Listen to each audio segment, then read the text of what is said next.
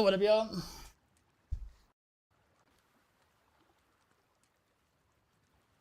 Mic check, cam check. Sorry about yesterday. I was dead tired, so I was like, you know what? I'm not gonna force it. I'm just gonna you know, take the day off, I guess. I also want to pull this over because I kind of really want to watch the rest of this. Lima versus Mia in grand finals. This is very rare you ever see a Bayonetta in grand finals. Sorry, I'm still a huge Smash fan, even though I don't play as much as I used to. So we'll put this kind of right there for me to kind of take a look at.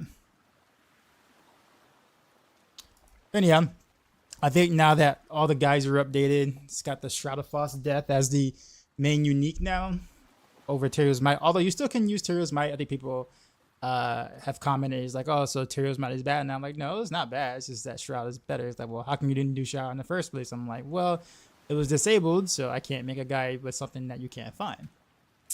But anyways, all guys are updated. And I guess it's time for me to actually focus on a main build now and actually get good gear now. Because I've been so focused on making sure that everything focus or it works the way it should. And then that's kind of, yeah, it's time for some me time, I guess, if that kind of makes sense. I'm trying your Barrage Rogue build, and it's hard to hit pit 60. If that's the case, then it's just some room to improve in your gear aspects, or maybe rotation, making sure you hit all your buffs and things. But a 60 with decently okay gear should be really easy, actually.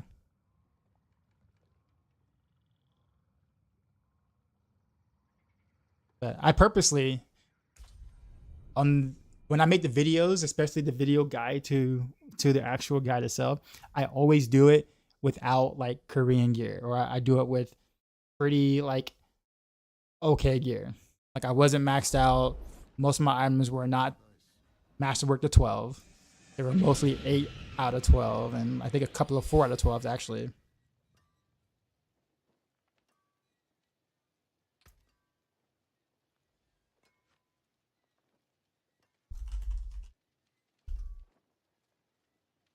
So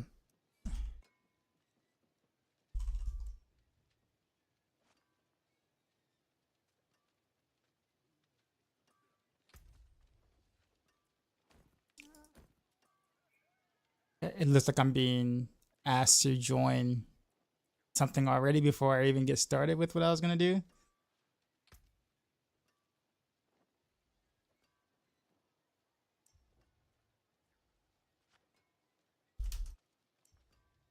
All right, so I was gonna actually gear into my other build, but because I'm being asked to do a thing, I'm gonna hold off for a sec. I think my spec is basically what was it? Me trying to do the whatchamacallit bug thing or whatever. Now I gotta figure out how to spec out of that real quick. What was here? Cow traps? Cow traps, and then I don't remember. I don't remember everything I had. I don't remember. Was it that? I don't know. I don't remember, but that's fine. I'm gonna spec out of this anyway, so.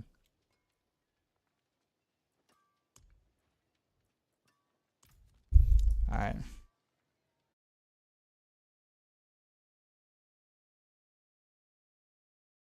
Okay, so why is that?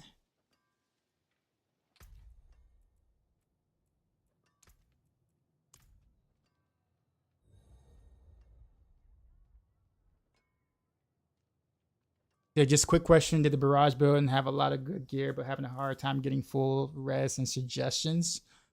Do you have the ancestral gear, or do you have the mythic gear suggestions? Am I doing bosses? Not right now. I've been asked to do refinement rotas. So I'm I'm learning what that means because I still don't really know exactly what that means, but I'm going to pretend like I know and then do the thing with the max rollers. First mythic to craft for Rogue. It depends on the build. Peach, what's happening? When you kill Barrage, that boss, what makes him melt so fast? Umber Crux. If you don't plop down the Umber Crux totem, then you're not killing single targets pretty much.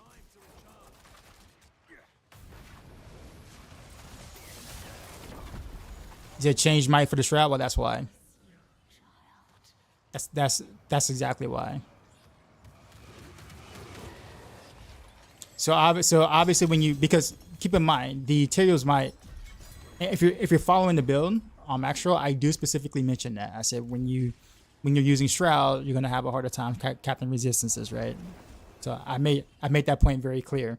With that being said, you're gonna have to follow the planner and make the adjustments as well as the Paragon board to kind of take a look at where the points are.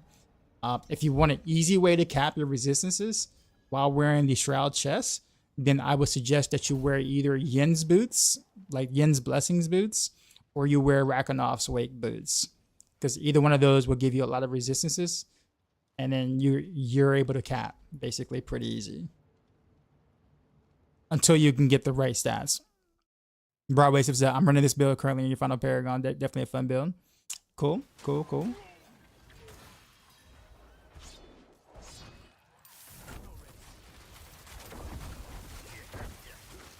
You're running Dance of Knives? Okay. Well, in that case, you're going to have to follow whatever Mippy tells you. Because I don't know which one he recommends first. My assumption is Shroud. But...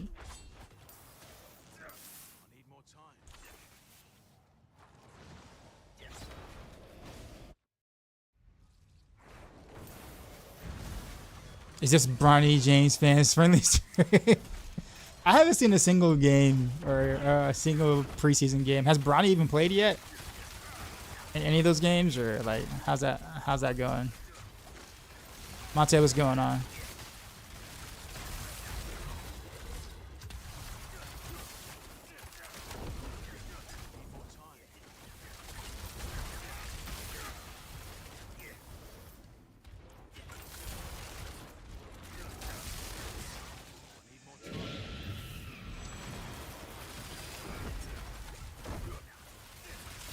Appreciate the follow.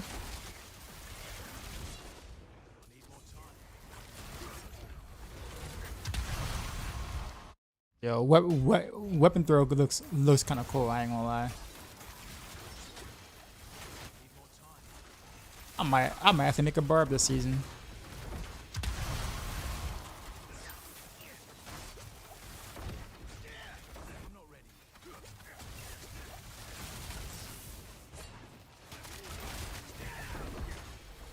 You play every single game cause dad? Okay.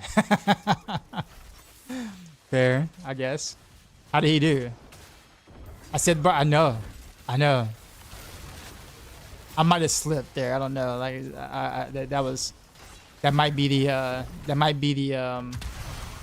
the cran grape juice talking, man. Sorry about that.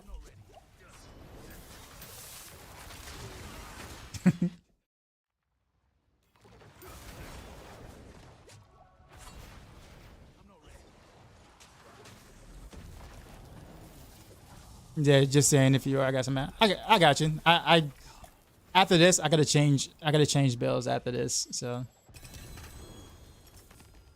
I'm doing rotos with friends, and after that, I need to change out to a different build, and then from there, I need to figure out what to do because I don't even know if I have the right gear to be able to run the shroud with the other build I'm gonna play. So I mean, it's gonna be a while before I think about or be able to do boss runs. I didn't play at all yesterday, like legit, not at all. Twisting Big's build win, probably towards the latter part of my rogue journey, I guess. Like maybe a week and a half from now. I'm thinking about actually playing pin shot next. But I want to min max a build, or I want to start like getting good gear for a build, which I haven't done yet. Like I have yet to like sit down and just farm because I've been so concerned about making adjustments and making sure the builds that I'm responsible work first. That yeah, I haven't sat down and like did me yet. If that makes sense.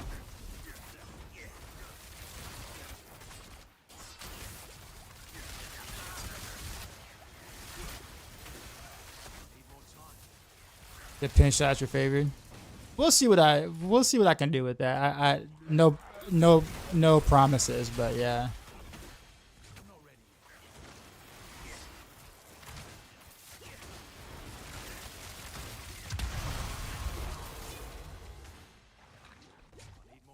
Pin shot, yeah.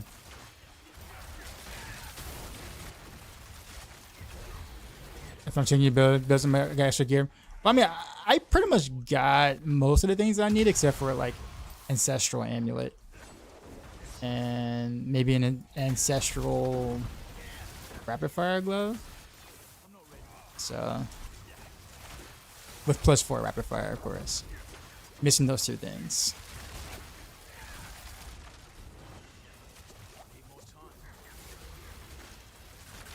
About to put Rogue above Necros in the leaderboards. Where's Necro right now? Like what? 110? No, higher than that, right? 115?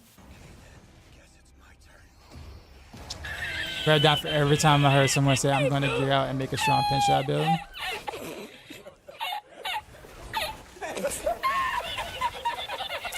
Well, I've never said such a thing, so you will be getting no dimes from me, sir.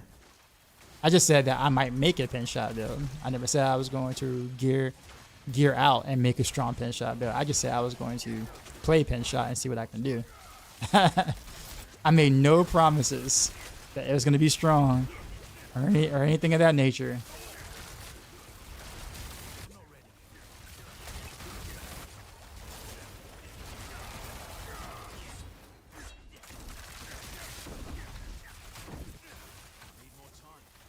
But anyways, Crafty, if you could do it, Crafty, if you could figure out a way to surpass Necros, right, then we would technically have an S tier build, basically, maybe. I can't really tell you what our metric is on how we do our rankings or whatever, but because it's usually not a good idea to really share that information per se. But yeah. If you can outdo what we have in S tier, or what we have in S tier for Necros, then kudos to you, sir.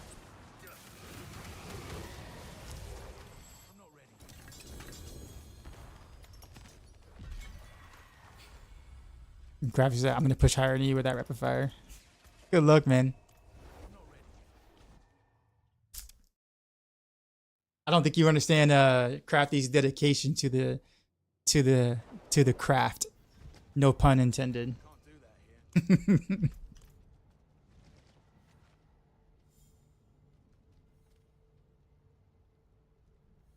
Speaking of which, we do have the updated tier list, by the way. I don't know if you guys seen that.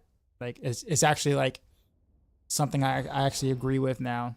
So something that is what it should be, what it should have been in the first place. But yeah.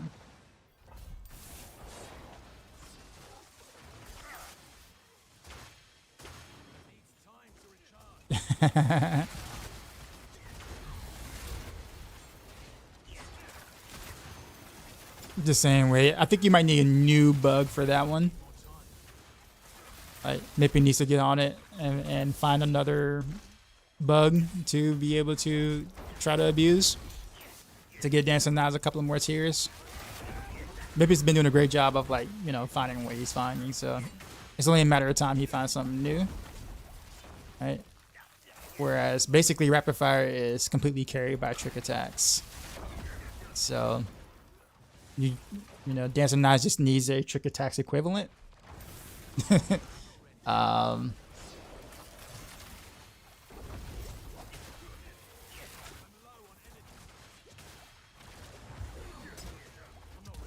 Another screenshot in this Discord hitting over 15.1 billion to overpower now. Very nice. You have pride there. Oh, you have pride in there now, right? I had to update the guide on Maxroll to also include the pride glyph as well. What pick can Heartseeker speed clear in 3 minutes? That depends on your gear level. So, I mean,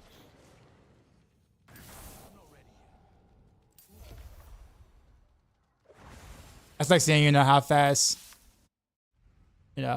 can you run like how fast can a human run a mile, right? And it's like, well, it depends. Are you Usain Bolt or are you like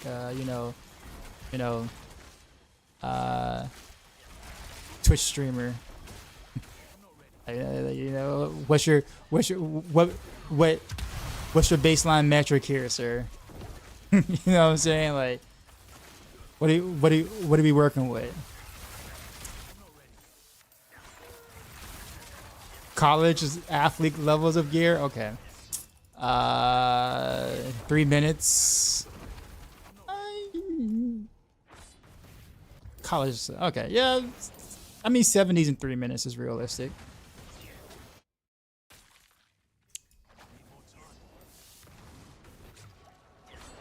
I would say 75, but that probably requires a little more than just college athlete level of gear, but so yeah, I'll just safely say 70, 72 maybe. Cleva, what's going on? Is Paragon shared across different characters? Yes. Why is Flurry lower tier than Dance of Knives? They both clear the same. Are we talking about overpower Flurry or regular Flurry? There's a very specific reason why I'm asking that question. Regular Flurry? From my understanding, Dance of Knives has done 99 so far.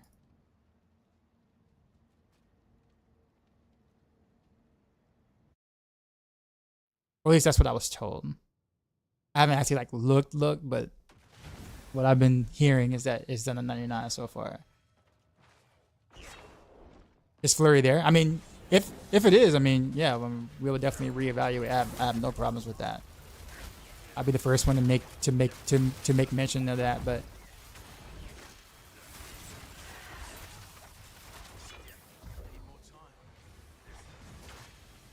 I think there might have been a better case before the grenade tech or whatever for Dance of Knives, but the new grenade tech actually gave Dance of Knives like a basically about a 2x multiplier now.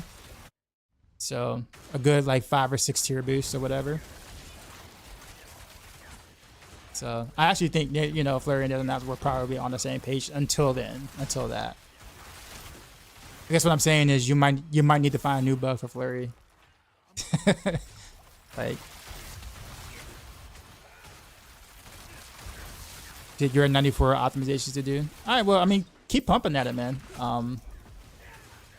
Obviously, you know, we need your data, so I'm enjoying the victimized Barrage builder. You're my SB clan members, so just still laughing at you. But you mean Spiritborn clan member? Oh, well, yeah, of course. Yeah.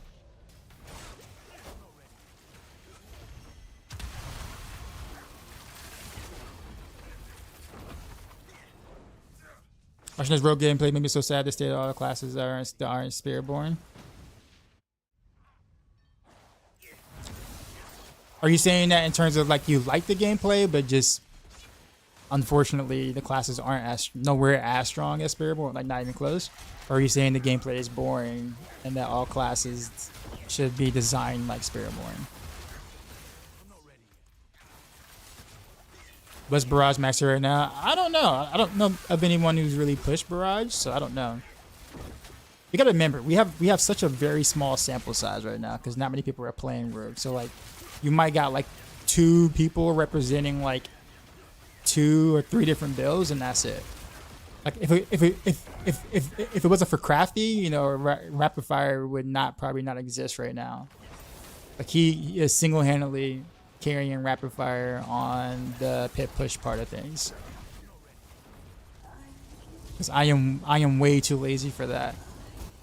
So like without Crafty, we would not know how far Rapid Fire would really be able to go, right? So like it's such a very small pool of people trying.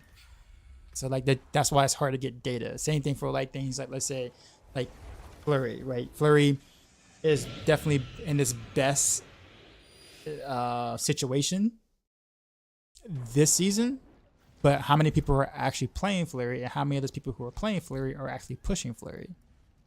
See what I'm saying? So like, you know, Peach is kind of almost on his lonesome with that. Maybe one other person, you know, and that's it. Like,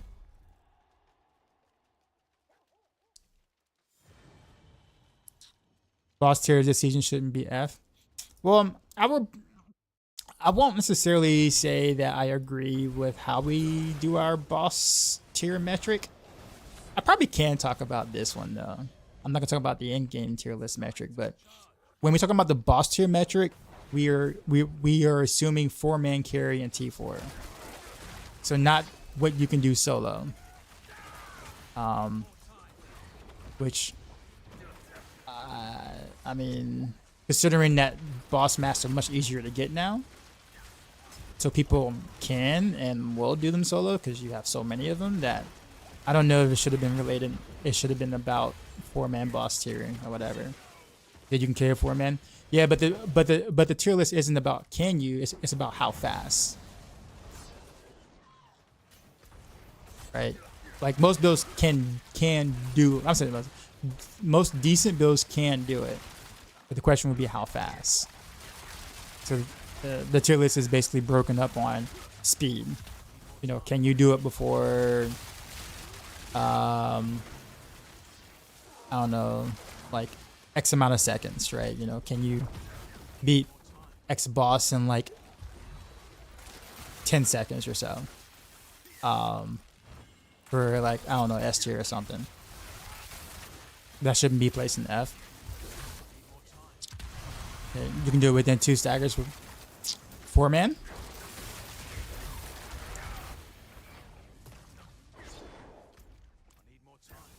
Oh, that's actually pretty impressive. Okay. I will make mention of that. I honestly don't even like the boss and tier list to begin with. I'm not even gonna lie, I don't like that. But yeah, I will. Yeah, I'll make mention. Until then, find another bug that Flurry can actually abuse, so that for, you know, they can get out of the whole ethical thing and come to the unethical dark side, right? And get the love that they deserve. You think class balance is going to be a focus on any upcoming patches? I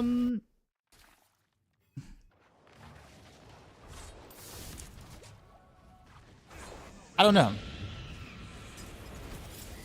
I can't really imagine they allow Spiritborn to be that much stronger than the other classes for an entire season. Maybe, I don't know. They allowed that in season 2, but they came out and said that they were going to allow that. But they have not said that this season, so I don't know. But the thing about it is that I don't think you really can buff all the other classes to Spiritborn levels, because then you just have everybody just invalidating content. So I think honestly, what the other classes are doing are kind of more so.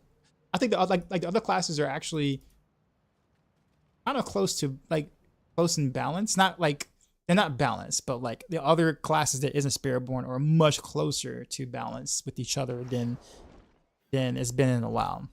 But we don't see that or talk about it because, you know, well, Spiritborn exists, right? Which makes sense. So my thing is, with other classes, you actually had to progress. Like you had to actually, work towards gear, work towards getting the T4. Like it took time. Like it took a little bit of time, some optimization and whatnot. You couldn't just, whatever, right? So like that's kind of where they wanted the game to feel like, and where they want it to be. If you just give every class 2 extra zeros or 3 extra zeros tacked onto the normal damage, now you just invalidated everything that they tried to do in terms of progression is concerned, which is actually, again, I think is actually kind of good. Like the filler progression is actually pretty good. You know, you just ruin all that just to give extra zeros to make people, other classes, invalidate the content like Spiritborn does. So I don't really think that that's the answer.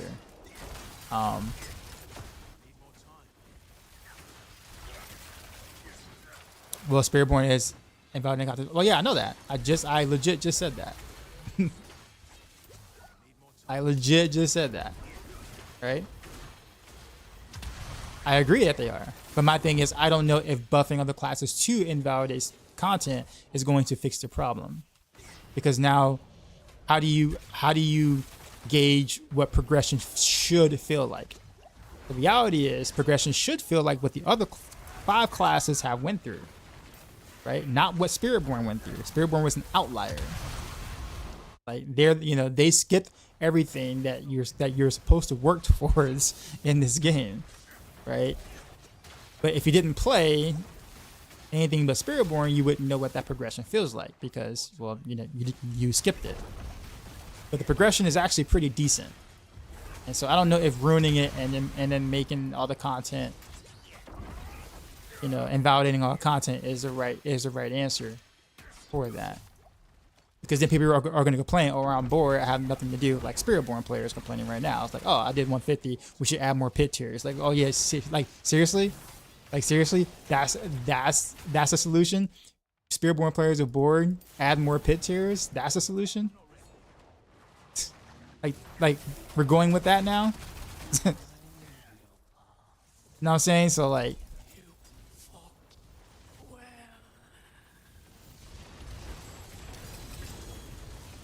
the question is for you: have they OP Spiritborns intentionally? No. So Spiritborns were definitely going to be the strongest class. I mean, let's be honest.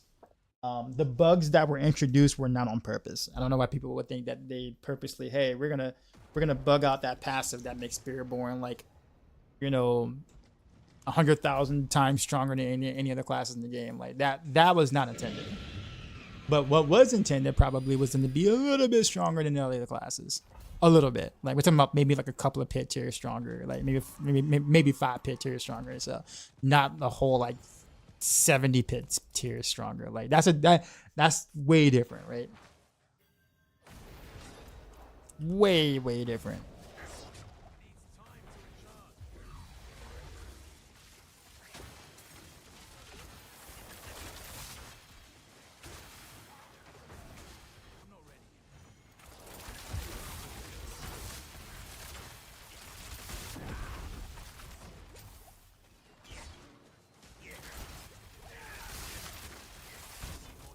Like there are people who were complaining about the evade Spiritborn nerf, right? Like, or the fix, right? Where it now works properly, right? And ironically enough, the fact that it now works properly is still stronger than like 95% of the builds in the game. It's still S tier. And people are complaining, oh man, my build went from S tier to S tier. I can't believe that. I'm so upset. Like, I'm so mad that one of the best builds in the game is still one of the best builds in the game. How dare Blizzard? I'm sure it's fun being OP. I'm sure it's fun being OP. Not many people don't really too much care about mechanics. They just care about like numbers and clear speed, right? If I'll put it this way, if all of a sudden Invigorating Strike Rogue starts clearing 150 hits or whatever, people are going to say that's fun. But not a single person here is going to be like, yo, I really like Invigorating Strike Rogue. I wonder if they're gonna buff that. No one. Why? Because who honestly really cares about Invigorating Strike? Very few people, if not no one that I know. But the moment that it starts clearing 150 pits, everybody cares. It's like, oh man, this is so much fun. Not because the skill is fun, but because of what it's doing.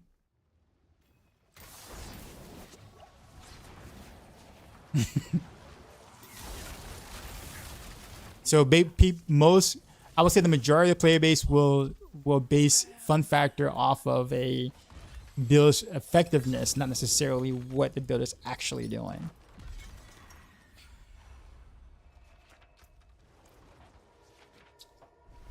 And I'm not gonna sit there and say it's not fun to be OP. I mean, no one's arguing or denying that fact, right? Of course, it's kind of fun to be OP, even if it is a little bit of, you know, for a short time frame before you get bored about it, you know, at it. But it is fun to be OP, right?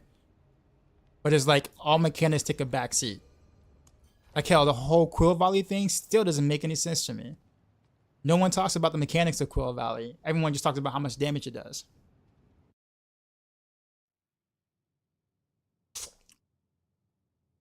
Quill Volley mechanically makes no sense to me. Why in the hell is shotgunning the best way to play something that is supposed to give you benefits for hitting something at max range? Or with the spread? Why is the only way to play that shotgunning all the arrows? In which the build mechanically wasn't really designed to be the main focus. But no one cares about that, right? Nah, man, I'm clearing 150s in 4 minutes. Who cares about the design part of that? Shut up, Dioxide. Ruining things. Getting all like realistic and logical about crap. You cut that out. Same does Barrage up close. So yeah, that's also a good point. But I think with Barrage, because it ricochets and there is a reason to actually kind of play at mid-range sometimes, it's a hybrid. You don't have to always be close, but on single target you do, and I'm a little weird about that, not gonna lie. But the only way to do Quill Volley is literally shotgunning, basically.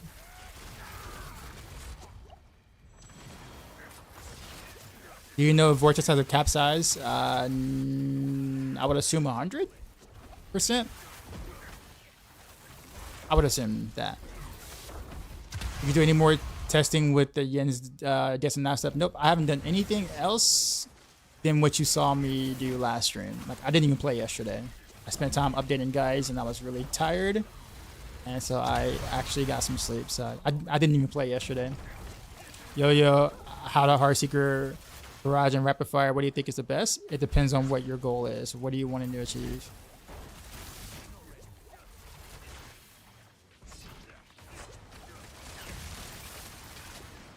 I'm assuming you're gonna say what's the highest pit, right? Is that's usually the next answer, right? But then the next comment.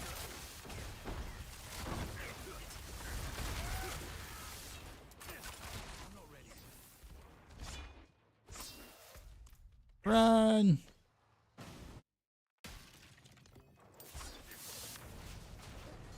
You said this cannot be saved by Barrage too? Well, I just said it though. Like, Barrage is like a hybrid.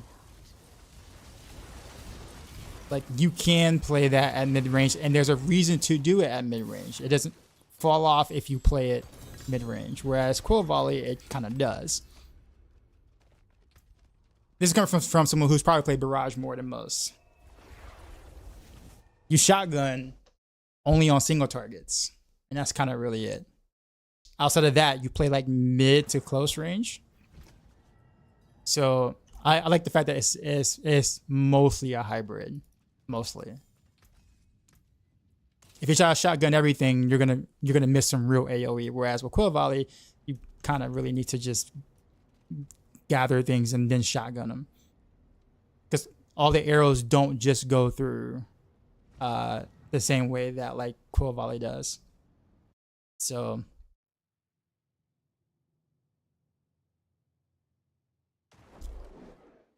But this is just knowing the mechanics of the skill, though. What's Rogue's highest pit? Don't know, but if right now, I'm pretty sure it's Rapid Fire. Like 100% sure it's Rapid Fire. Rapid Fire is probably gonna have like a 10-tier lead at the minimum over any other Rogue build. Because buff new class for selling DLC purposes. Yeah, but I mean, there's a difference between buff and then one class being what it is. Like, Spiritborn is more than just, they just made it better. Like, obviously there's some ridiculous bugs going on that should not have been the case. It doesn't take a genius to realize, okay, sure, they wanted Spiritborns to be very strong, but not to the point where they're invalidating all the years of that they spent trying to make content and redefining progression. I'm pretty sure they didn't want a class to be able to sit there and speed farm 150. Like, that is not what they wanted.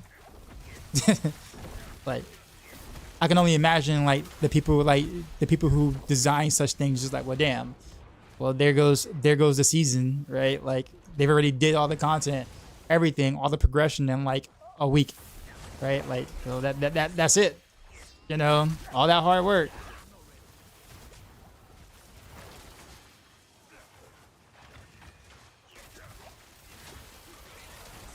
I'm sure that's not what they wanted.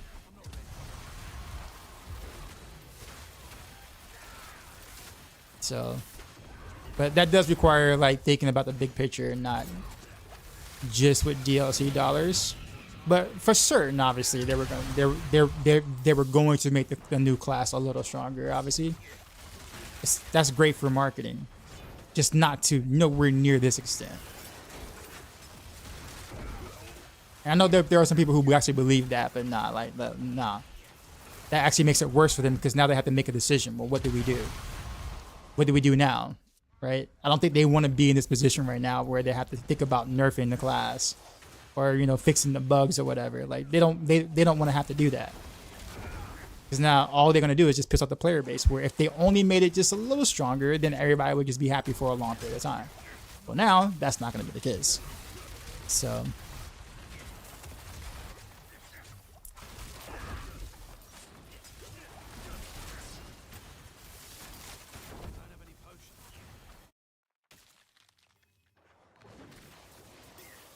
Damage per Dark Shroud scales without poison. I think that's what's causing the snapshot. No. Damage per Dark Shroud is just flat damage percent. That's not like a bug. It's supposed to buff everything. That includes your dots. It's flat damage. It's been that way since like last season. So that's definitely not the bug.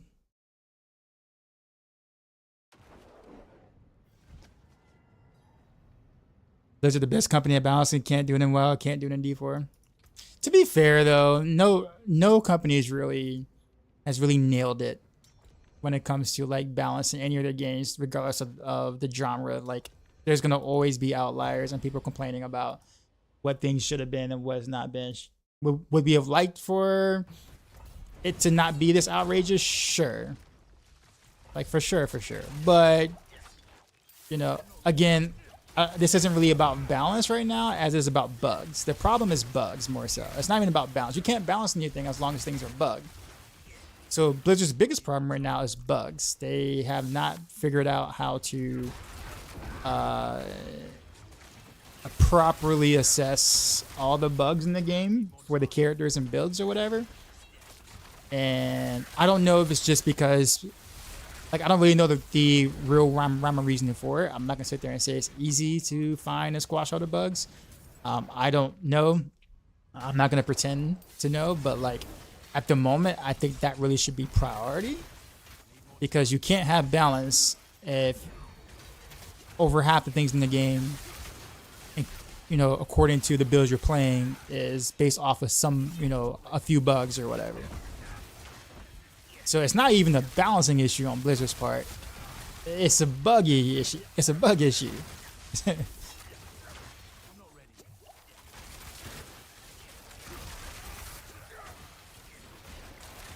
Okay, the devs just test various builds and similar guild level up to make sure that builds are hitting for similar amounts of damage.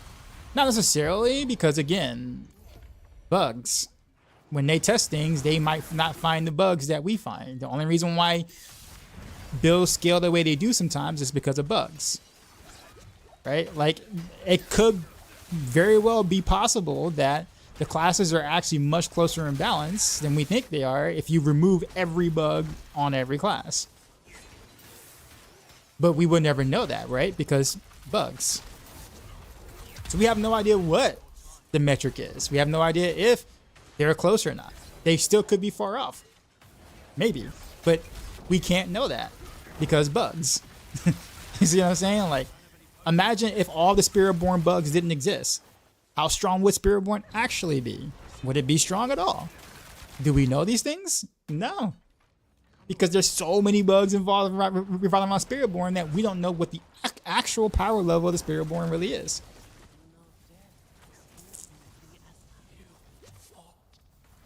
So we don't know.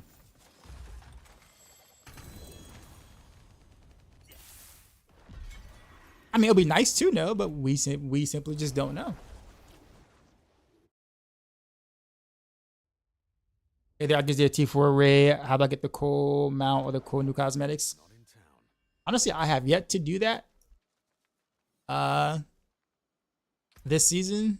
I say this season because I played the review build, so I haven't done that here. So I don't know. Honestly, I don't have an answer for you on that.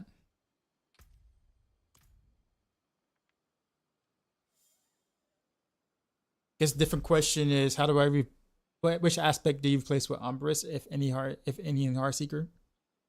Or do you manually just cast Shroud? Well, if you're following the guide, it should be with the Mott rune. The Mott rune gives you Dark Shroud. Now if you don't have the Mott rune or whatever, then you have to put Umbrus somewhere. Oh, you don't have the expansion. Okay, fair. All right, so the aspect you replace is concussive strikes. As Heartseeker as fun as it was last season. Yeah.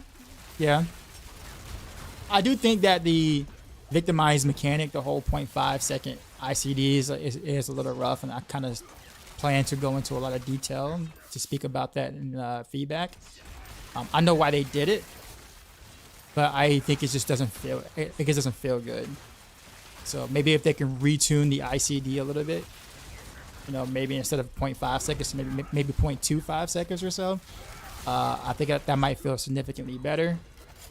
I don't know.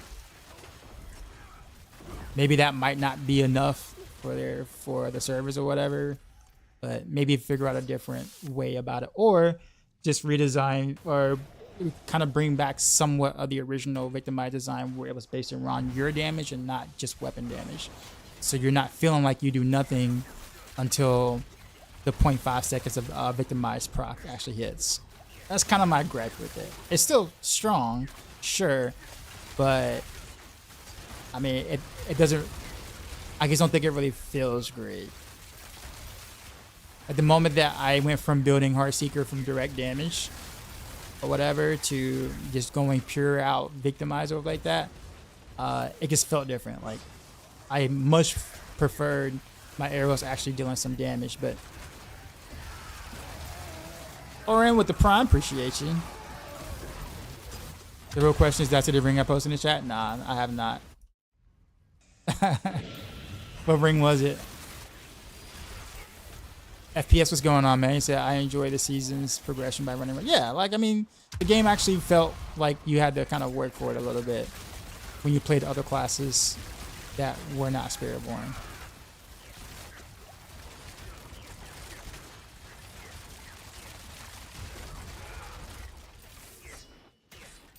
And I'm not hating on Spiritborn by any means, you know.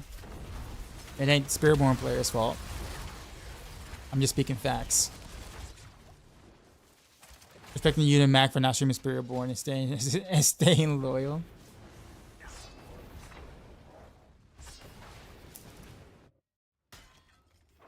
Yeah, apparently I think Lucky Luciano's audience is a little upset with it.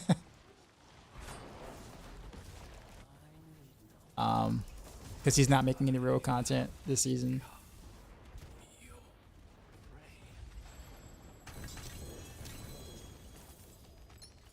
Letha, what's going on? Appreciate the Prime.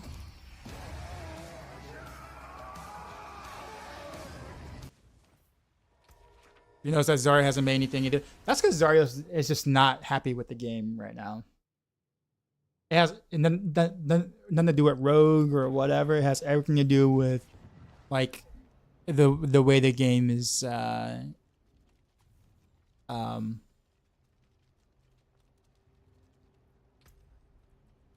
he's just not happy with the game. You got a question? I noticed that I don't have unlimited resources on Heartseeker with Beastfall anymore. There's not a patch enough to stealth fixer is mind buggy. It only works with cold clip. So if you don't have cold clip, if you don't have cold clip aspect warned, then it won't work. I would double check and make sure that you didn't change a piece of gear, because I do it all the time. Everybody does it. Okay, make sure that you didn't change out a piece of aspect or something like that on accident. And then try it again. So maybe it was a stealth fix. I mean, I'll test it. I'll test it again. But like the last time I did test it, when someone made that same exact statement before, that was like 3 days ago, and I tested it and it was fine. But unless they did something in the past 3 days.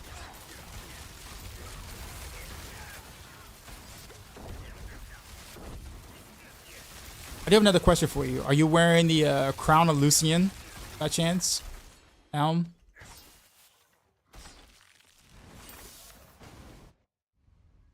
He tries Spiritborn and Rage because of how broken it is. Well, yeah. I mean, that's, yeah.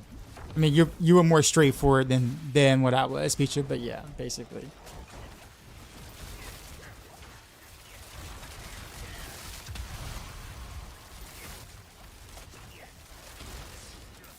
Yeah, the hair prediction. All right. Well, make sure double check and see if you have cold clip worn. Oh, not only cold clip. Wait, listen. Make sure that you actually have like cold imbuement. Like you have skill points into cold imbuement. Otherwise, it won't register as a cooldown skill. So make sure you do have 3 points in the cold imbuement. One in the initial, one in the middle path, and then of course mixed cold imbuement.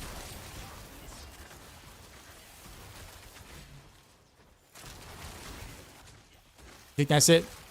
Yeah, bro. There's no reason to run cold clip if you're not gonna run cold imbuement. That's your source of vulnerable. Then, like your source of vulnerable. You can't make the mobs vulnerable. And if you can't make the mobs vulnerable, guess what? You deal no damage. And you get a 20% multiplier, which turns into a 40% multiplier when they are frozen. Gotta like make sure that we put the whole thing together. We can.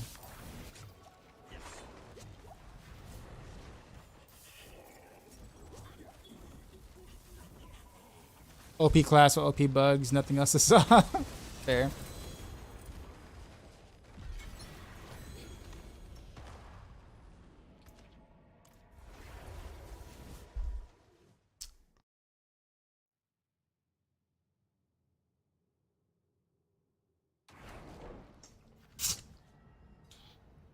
Yeah, Shudder Frost Death. You've seen every other mythic drop of that, but that's just RNG at that point.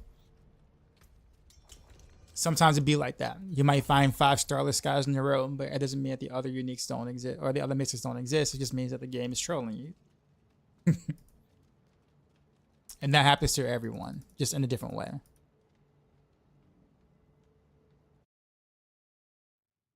I can see why you think that, because it's like, oh, I don't have the expansion. That must be it, right? So I can kind of see the correlation there. Yeah, there's plenty of off-meta builds to try with Spiritborn, plenty of builds that don't require bugs. Just choosing the bugs is on you. Well, I mean, yes and no, Mika, because people don't know what's bugged. Like, not everybody's gonna sit there and like follow, you know, a guide per se, right? Or be like scoundrels the internet to figure out what's bugged and what's not. Most of these bugs are kind of things you naturally run into that you don't know are actually bugs. You just think that they're performing the way they are. Like I would guarantee you most of the internet don't know that there are bugs on Spiritborn. They just don't know. They just see some dude doing what they're doing and say, oh, Spiritborn is just that strong. Right? Yeah, there are people, yeah. I know this because I have to answer that question all the time, even in the Maxroll Rogue chat, or even in my DMs, where people are just like, you know, how can I do damage like Spiritborn does? And I was like, well, Spiritborn has a lot of bugs. They're just that strong. Oh, wait, they're bugged? There's bugs? Right? And like, yeah. It's like, wait, what bugs? Because I mean, honestly, in content creator videos, they don't mention bugs. They don't mention what the bugs are. They just say that, hey, do this so you can be super OP like me. They're not breaking down, oh, by the way, this is bugged, that is bugged, and that is bugged. Like, no, they're simply not gonna do that. That's been said about 1-2 classes every season for every Diablo game. Oh, you're talking about the Peaches comment? Yeah. I mean, off meta Spiritborn is, you know, even if I mean, obviously it is stronger than other classes, but like the difference between like being a little stronger than other classes and being like infinitely stronger than other classes is the thing. Like Spiritborn wouldn't be doing quadrillions of damage with other off meta builds. It wouldn't be doing trillions of damage with the off meta builds. Like it would just be in the high billions, which is still a lot, but nowhere near quadrillions.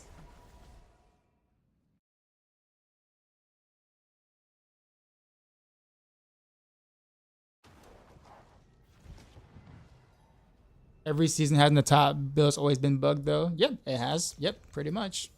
And that is the reason why I had the rant earlier about I think the problem with the game. You know, if we're talking about balancing, you can't balance if everything is bugged, right? So like, how do we balance classes, or how do we balance builds if all the builds are bugged? Is it bugs the wrong term? No, it's the exact right term. That legendary node on Spiritborn with the shield or whatever is bugged. The infinite scaling that just been found like what, a couple of days ago, that's bugged. That is the correct term, sir. Or I'll put it this way. Let's use a more blunt word. Okay? It's called BS. Okay? That's BS. Or if you don't like acronyms, bullshit. You can phrase it however you want to phrase it. It still means it's not working it's not working intentionally. Right? It was not the intent at all for whatever that the skill or node or whatever was designed to be at all. And therefore you can't have balance with something if something isn't working the way it was intended to work.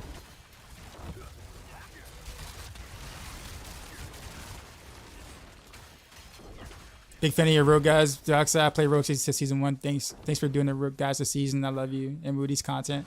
Thanks, man. I appreciate that. I'm not gonna lie. It has been a little challenging making content this season because of, well, Spiritborn. There's not much interest in other classes and stuff. So, having the motivation, I guess, to put in the same amount of effort in a season where, like, you know that isn't going to, you know, yield returns, I guess you could say, is a little challenging. It's different, obviously, the other seasons because they were just the same 5 classes or whatever. But like, we expect the Spiritborn to be popular, but with them being as broken as they are, it just makes it hard for people. Like, you get more comments about, like, on videos and stuff about why are you making these videos when you can just be playing Spiritborn and do, you know, 10,000 times their damage, right? And like, he ain't wrong. They're not wrong. That's actually true. I could be, right? But it's just like, you know,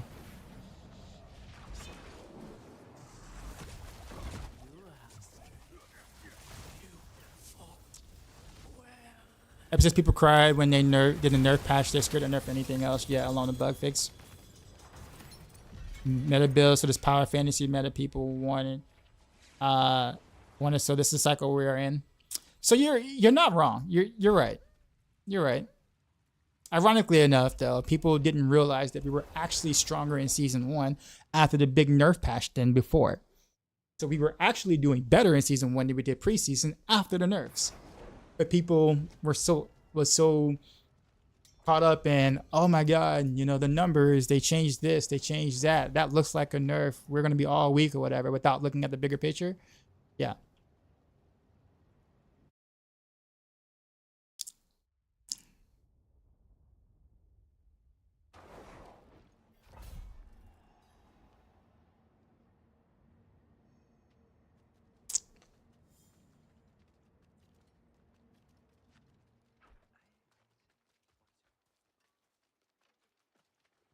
Says if it's bug, it got fixed. Now people don't want to play it.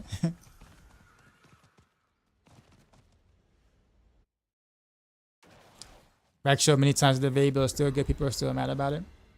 Of course they are. Because because people don't play builds because of the mechanics of it or because it's fun in general. Mechanically, they play because of how ridiculous they can be with said build. That's it. The moment that a build works intentional, right? And it doesn't make them feel as godly as they once were, even if it's still a top build, right? It's still a top Spiritborn build, right? It's still a very strong build. But they're not interested in that.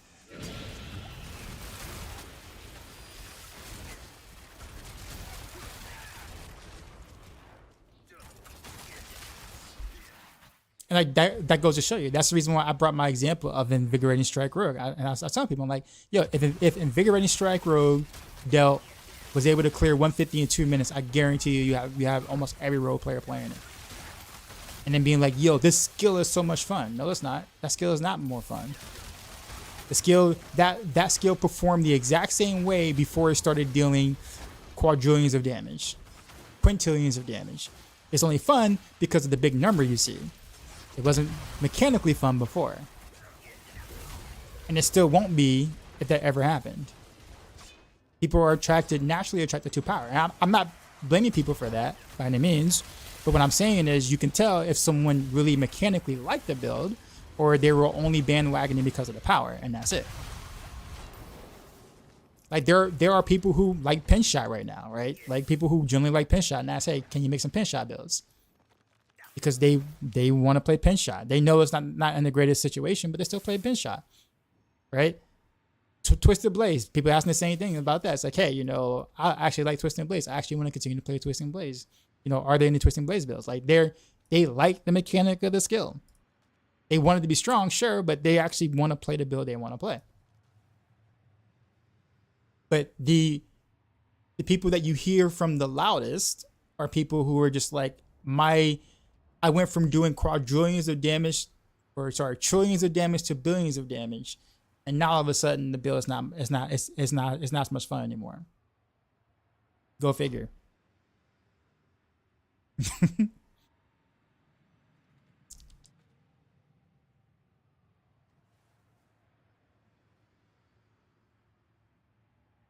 And like, I know not everybody wants to hear that, but I mean, it's the truth. It is the absolute truth right now.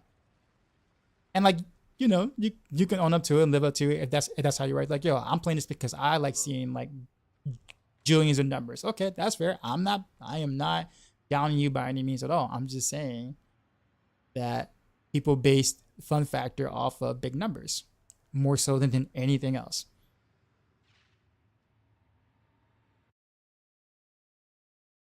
So ironically enough, the devs don't even have to make anything cool in the game. They just need to make everything deal quadrillions of damage. Like forget skills, like forget stuff. Like just make naked characters, have them run around, right? And just create like a blast wave that pulses once every second and deals quintillions of damage. And I guarantee you do that, you give that thing one per class, and the majority of the player base will be happy. Push no buttons, right? Just literally walk. You get like a little pulse every 1 second or whatever, and it deals quintillions of damage. And the majority of the players is like, yo, this is the most fun build I ever played. The most fun build. Yo, have you seen this build? Have you seen this build? I do nothing. And like, this is big pulse thing, right? I have 0 skills in my bar, and this big pulse thing happens once a second. And yo, have you seen my damage numbers, yo? You see my damage numbers? Bro, I'm gonna make a video about this, man. I'm gonna tell you, bro, this is how you deal quintillions of damage, right? Take off all the skills in your bar, right? You run around, hold left click, and bam! You know what I'm saying? You know what I'm saying? You know what I'm saying? Like, you know what I'm saying, y'all, bro? You gotta get like me. You know what I'm saying? That's fun. That's fun, right?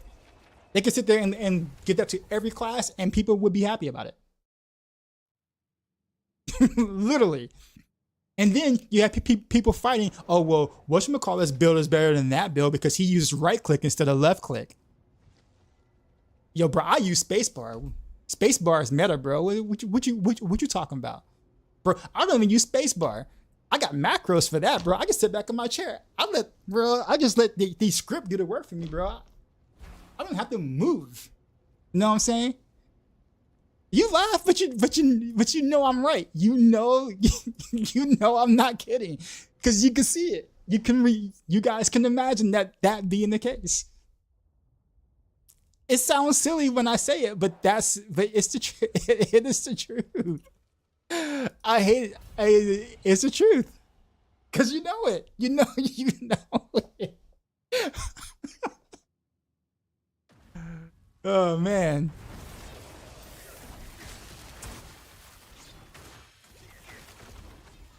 No, but like seriously though, that's why.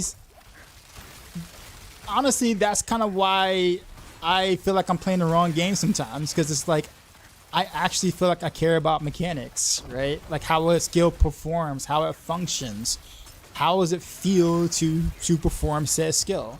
Yeah, sure, I want to be strong, and you know, who doesn't want to be, but like I actually care about what the skill feels like, and I feel like I'm an outlier for caring about how skills function in a game in which you push a button for a skill to function a certain way, so you have expectations. It seems weird to think about it, but that seems to be a minority thought process, right? And I'm just like, man, like maybe I'm thinking about this the wrong way. Like, who cares about the mechanics? You know, button go boom, right? Button go boom. You know, give dev feedback. Hey, I'm playing Rogue. Button no go boom. Other class, button go boom. Please fix. That's it. That's probably the only feedback anyone probably really cares that I give.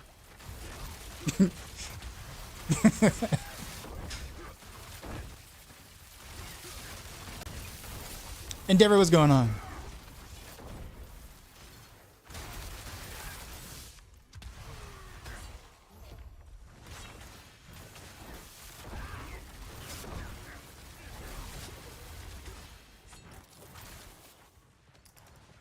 D4 is your first action RPG. Was it different than the other ones? No. Nope. The same ideology that I mentioned is literally the staple of the genre.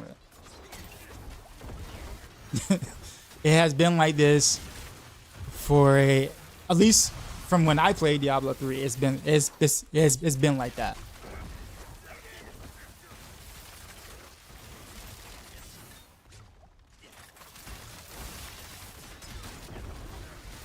Sorry, I gotta check out my my YouTube chat. I feel like I'm not getting it. Jack says the shirt is fire. Appreciate you, man.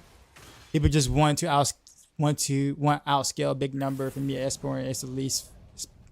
Spiritborn is the least fun class I play. I actually think mechanically that the Spiritborn has some really cool stuff. It's just there's no reason to do the cool things, or at least what I find cool. You know, maybe what somebody else might find cool, maybe different. But kind of what Mika said. Like Mika actually said it pretty profound. Like Spiritborn actually has some pretty cool, unique setups or interesting things. It's just that those interesting things don't produce the same amount of zeros that the other meta things are producing, right? So they don't get play or talked about because, you know, they lack zeros. Which I mean, understandably so. I mean, in the sense of feeling OP, I get it. In season 4, I stuck with Barrage, even though Heartseeker was meta for Rogue. But I was playing a build for fun, and I enjoyed not to just do the highest paid ladder. Fair. Like right now, I'm kind of at like I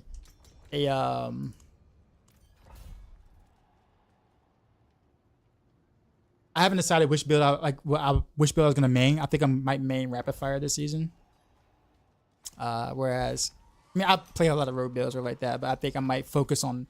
I need to focus on one build to actually gear, because all the gear for the 3 builds that I played and did content on are all mediocre gear. It's all mediocre gear. So like, I need to actually like start farming and actually like make a build and make it strong.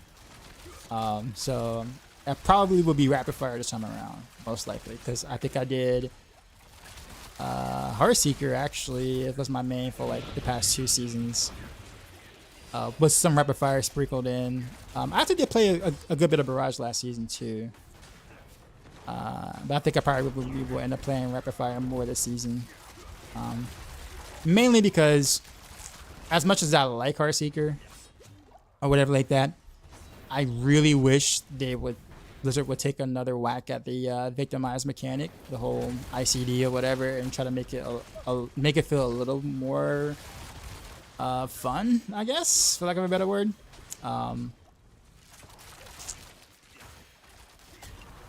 So I think, in that sense, I prefer to deal with rapid fire, I guess you could say, for lack of a better word, than I do the others at the moment.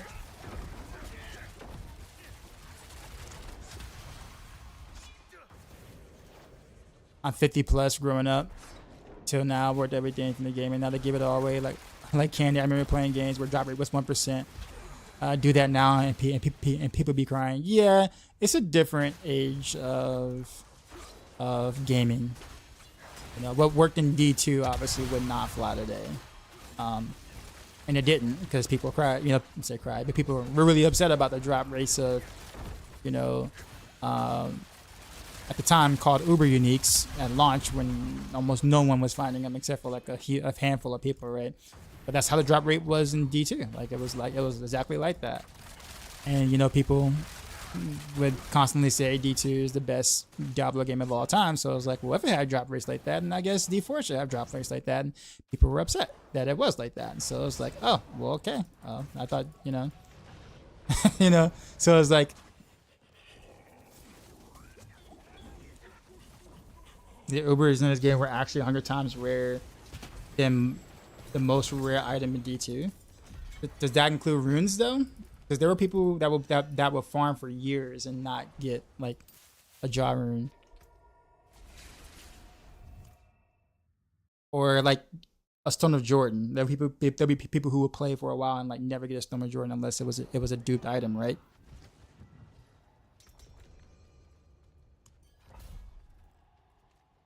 Yeah. I guess it's a fair point, but at the same time, though, D4, when people were complaining, D4 was only out for like a couple of months.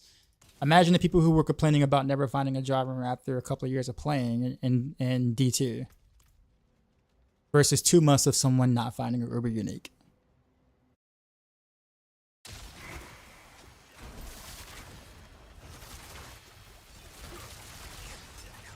And this is before the official numbers of how rare the Uber uniques really were in D4. Do I think yes or not is a good build for the season? Yeah, it is. Say rip to YouTube chat, just kidding. How's it going, homie? Enjoying new content. No, bro, I see you out there. I see y'all. My YouTube chat does kind of come up a little slower though, like at least on my OBS.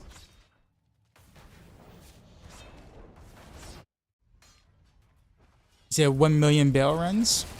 But yeah, we had that, right? And then we had nothing but like boss runs in like what, season 2, and like Blizzard got shit for that. It's just like, I don't know.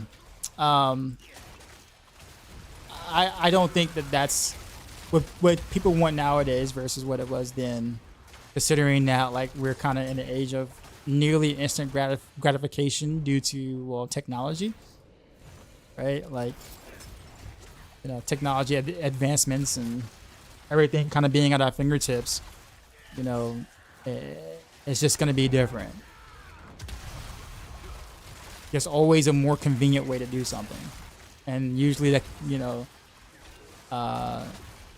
whereas then those avenues kind of like didn't really exist unless, well, you know, duping or, you know, D2 JSP or whatever. But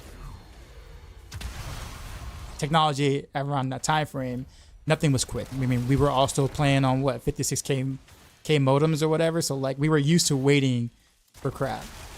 Like you have to plan your day around when you can get on the computer, because, you know, if your parents had to use a phone, that was it. That was it for your connection, right? So like, yeah, you know what I'm saying? Like the prep and stuff, you were used to, right? So not only you have to plan your day, you have to kind of wait a good, what, 10, 15, 20 minutes before you can actually game. Because you had to like get online, and then of course booting up the game itself took a while, you know. Like, yeah, man, we were a bit more patient back in the day, man. Nowadays we get upset we have to restart our phone because of an update. It's like, damn, I gotta wait a whole 30 seconds for my phone to update and, like, you know, relaunch and crap. Man, that's BS, man. That's busted.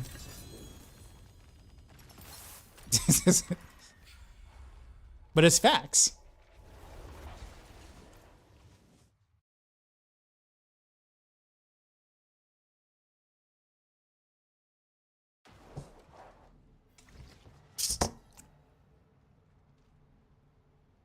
Blizzard will get the players the exact thing they're asking for, and the players will be outraged every patch.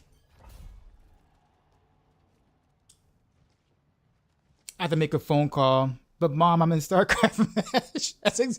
Honestly, that's exactly, not even gonna lie to you, that actually happened to me in high school. Literally, except it wasn't mom, it was dad, but yes. The time.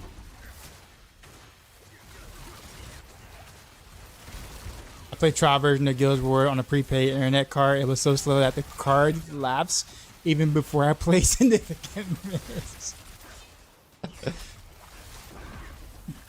Download speeds now are insane. The amount of data that we could transfer now is stupid. Oh yeah, but I'm just saying. I'm just relating it. You know, I'm relating to, you know,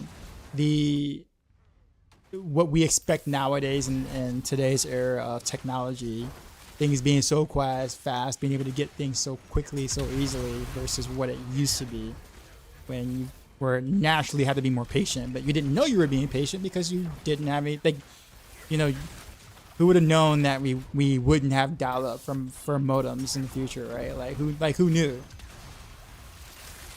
So like you just thought that was standard and like that was fine. You were just happy that you could get online. That online was a thing. Yo, bro, you get the AOL disc in the mail. You get that 30-day free trial, whatever like that. You were happy about that, John, man. You were legit happy about it. Don't like you have no idea what I'm talking about. All those AOL discs attached to like that magazine you never read. But the only reason why you opted to get those magazines was because of that AOL disc. Let's be real. It was always in like the little plastic package or whatever, with the disc always being in the front of the magazine, and then you just rip off the plastic, throw away the magazine, pop in that AOL disc, 30 days of internet, bro. And then when you run out, you just put another disc in. That's all you did.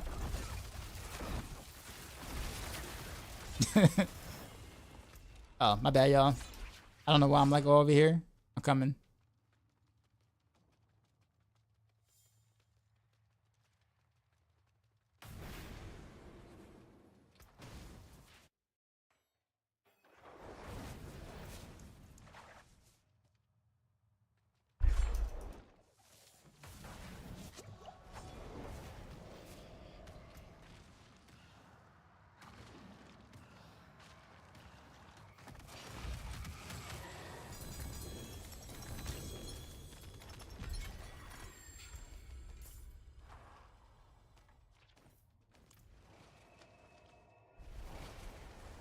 He said, wait, you never heard of that? No? That's exactly what I did, man. You have that, or what you could do is you could rotate. You could rotate, right? Like, so like, let's say like your magazine just happened to skip a month, right? Nah, well then at that point you just get Netscape. You just get the competitor. You guys remember Netscape, right? Right? Yeah, you just use the Netscape disc until the next AOL disc comes in. And boom. Y'all ain't do that? Don't tell me y'all ain't did that, because I did that. I don't think I would have had internet if I didn't do that. Just parents, what's going on? Only AOL for bro. I use whatever could get me online, man. Whatever could get me online. I did not care. I was not loyal to any brand, bro. You got free 30 days of internet. What I gotta do? What I gotta do? Things humans do. What's up?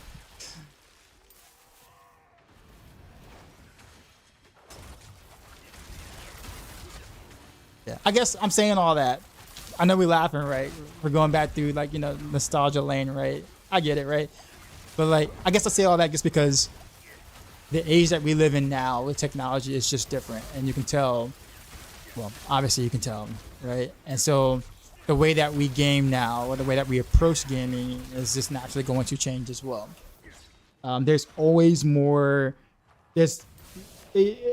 There's more emphasis on instant gratification than anything in general society in general now, because we have the tech for a lot of things that can grant us that instant gratification, right?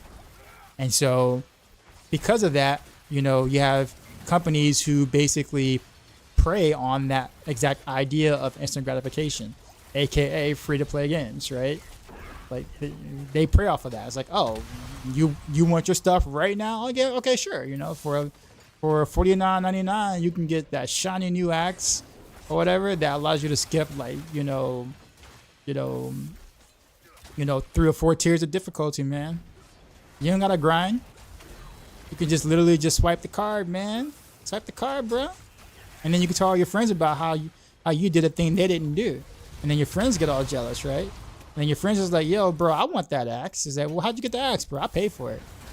And at $49.99, bro, and I'm like 2-chopping this boss's head, man. You know what I'm saying? Like, what are you doing? What? So now they're gonna sit there and they're gonna try to get their mommy's credit card, right? And it's like, yo, mom, my friend, like he got the thing, and like he doing the whatchamacallit, and then of course your mom says no, so you're gonna sit there and go behind her back anyway, try to grab the card or whatever and buy that axe. And then the company's like, smiling, you know, with a big smirk on their face, being like, bruh, this is how we do it. And we bring it upon ourselves, right? Because we want that instant gratification, right? So company's like, all right, cool. We'll give it to you for a price. Press white.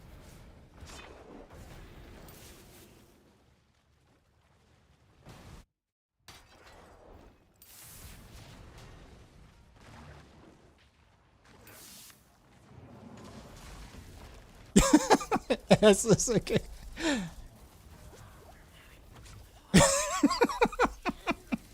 Yes, legit.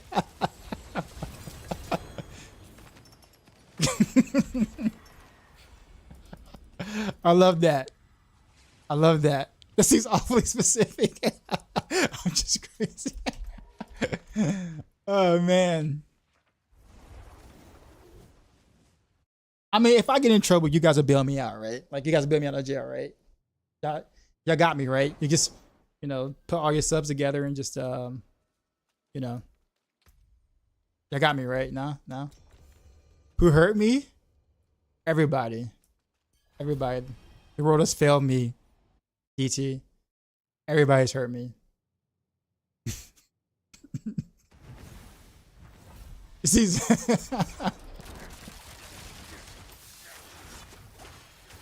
I'm broke, but I'll be here when you get out.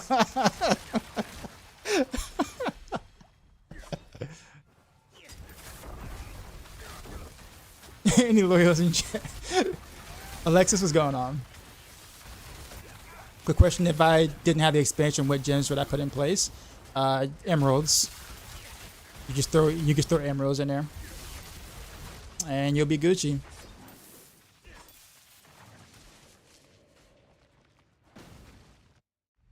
I'll make sure the kids call you, and I'll put money in your voice.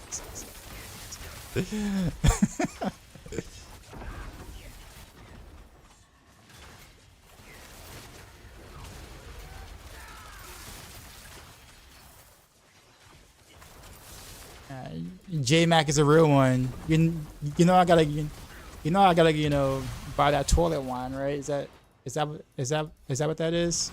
Yeah, that toilet wine. I need to get those high commodities in prison, man. So I appreciate y'all. I appreciate you. You know, y'all looking out for a brother.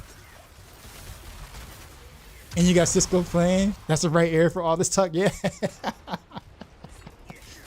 True, true. Make some bunk bag ice cream. Yes. Gotta buy stamps. That's currency. Fair. It's a good point, actually. Very good point. Chat would make free dog chat shirts.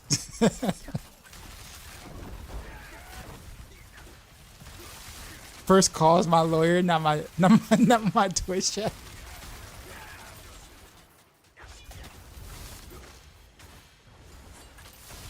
To be fair though, I might be able to find a more affordable lawyer in Twitch chat than like in reality. I feel like I'd be represented more fairly from someone in my Twitch chat if I'm like a regular lawyer. Especially if it's my fault. Like if it's 100% my fault, I'm gonna need somebody in Twitch chat for me, man. Just saying, because I'm not gonna be able to afford a good enough lawyer to get me out of this mess. Just saying. Representative, forgive this.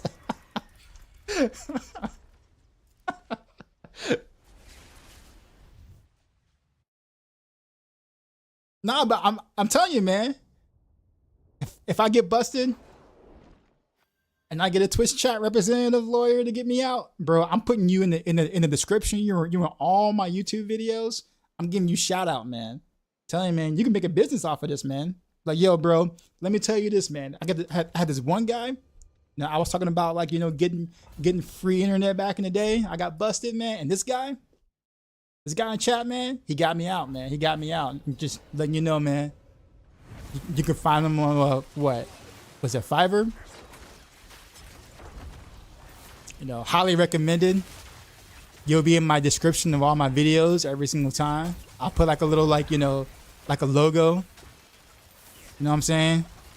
I got you covered, man. I got you covered, man. Marketing.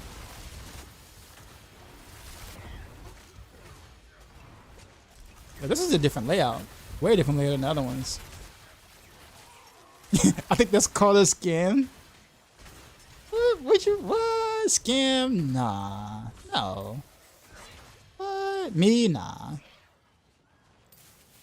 don't know what you're talking about.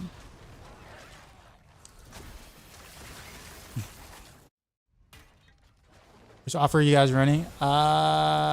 Refinement? Or something? Probably. Honestly, I'm just here to push buttons with friends. That is why I am here. Some friends invited me and I said yes. I have no idea what's going on. I don't even remember half the runs at all. I'm just pushing buttons and stuff happens, and I guess I'll see what the rewards are later. 300 is max Paragon, yes, but it's gonna take a long time to get to. Sid, you should run a raid. I've never seen them before. Sure. Yeah, sure. I will at one point.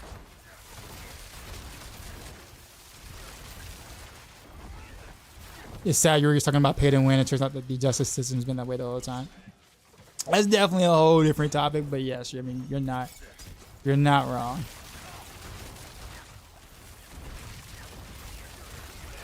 Yo, has anyone else figured out how to cast Death and Knives without casting Death and Knives? Yeah, I know about it. Definitely know about it.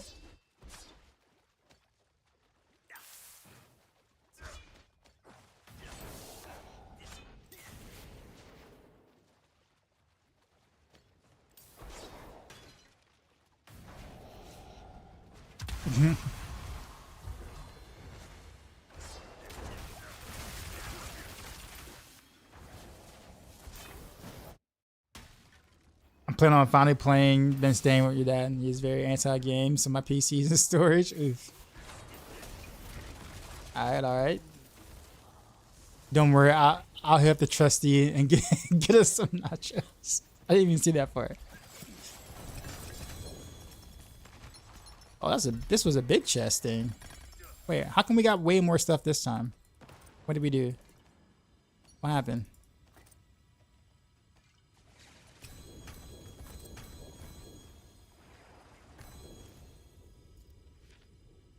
Don't AK for it. Don't get it nerfed. It's the devs already know. They've known about this like a week and a half ago. Is Andari's Barrage good this season? Andari's is not in a good spot in general.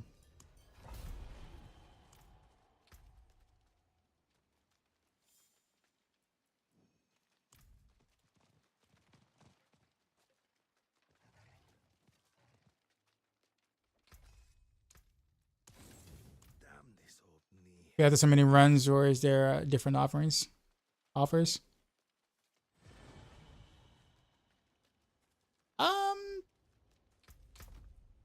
Oh, all this gear I'm missing. This crap I'm missing. I've seen one gob, you didn't realize there's more as possible. Yep. You guys. It makes rogues feel a little better.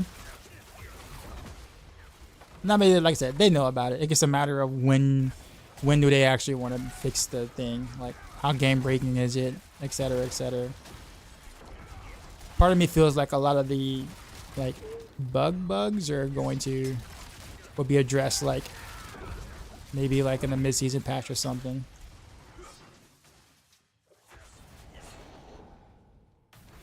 Gun rogue this season is how I level to 60.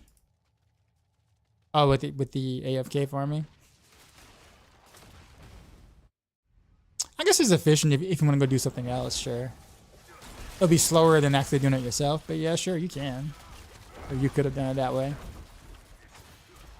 But then again, I guess it kind of like defeats the purpose of playing the game in the first place, right?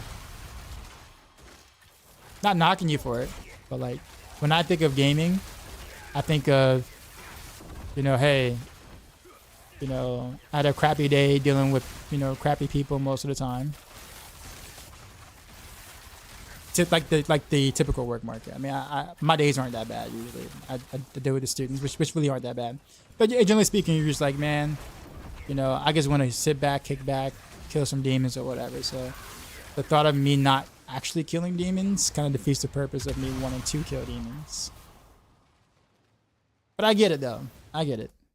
Like, you want to sit there, AFK farm or AFK XP and then like watch some YouTube videos or something. You for certainly can do that. Wouldn't recommend like, publicly necessarily announcing that, but you can certainly do that.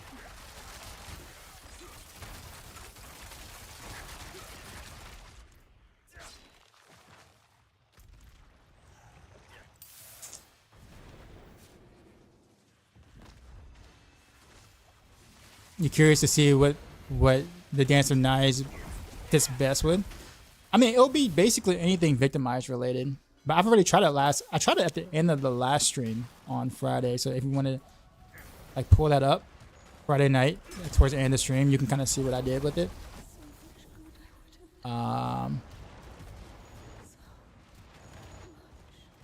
But in all reality though, it's like maybe it ends up being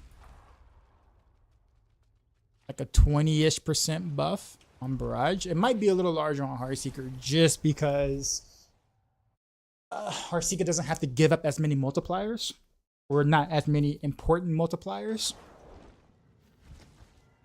Whereas Barrage you do, because you have to give it 2 massive multipliers to be able to make it work. So instead of it being like almost a 2x buff, it ends up being like 20%.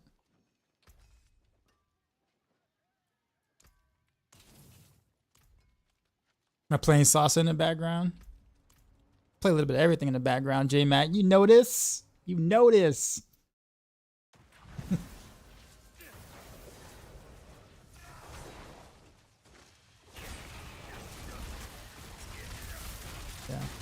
Yeah. Crafty, I think you're keeping the slot open for someone else that was trying to join a little earlier. I don't know if they're still trying to join. Otherwise, I think they would have probably filled the slot by now. But I noticed that they were trying to get someone else in, and like something happened. So.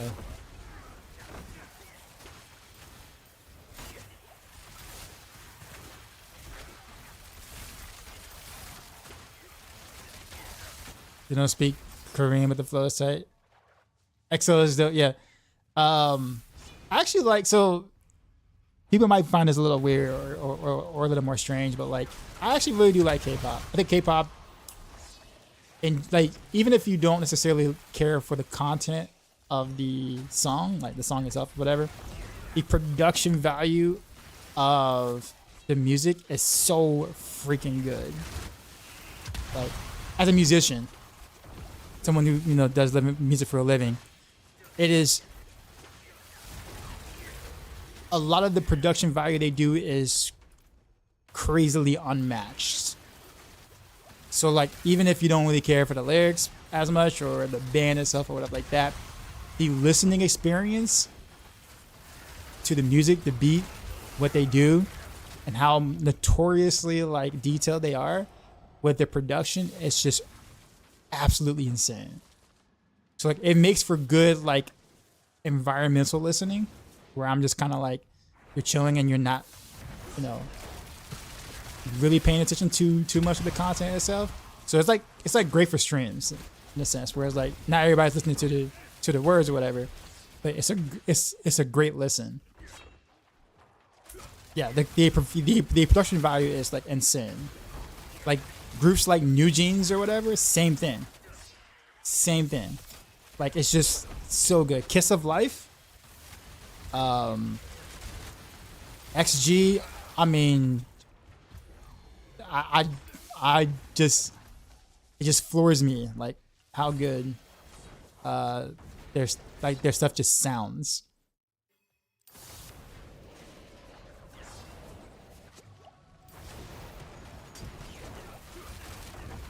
Kind of where's what's going on.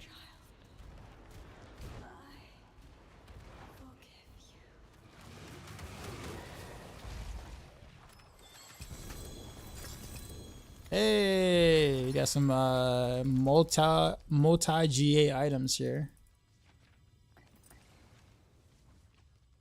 I mean, they're like the wrong stuffs, but you know, they're multiple GA ish.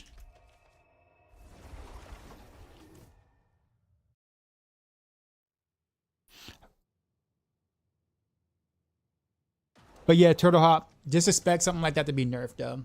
The whole like Dance of Knives, the free Dance of Knives cast, yeah, like that ain't lasting. Which is why I'm like weary to make content about it, because like I don't want to put it out there and then like people are following the video like, you know, a couple of weeks later and it's no longer right there, and it's like, yo, I tried this, you know, I geared for this, I put this together, whatnot, and it's like it doesn't work like you said in the video. What happened? What's wrong? I'm like, oh, well, that they fixed it, and it's like, oh, okay, so I wasted all the resources on this. I'm like, yep. You know what I'm saying? Like, I don't want to be that guy. Now, if I can get confirmation on if that's gonna like stick around or something, then maybe we can talk about it a little bit more. But I doubt that's something that they will probably leave for a bit. But I mean, it is beneficial though. I think it would be more beneficial to Heartseeker than like Barrage though, for sure. I think.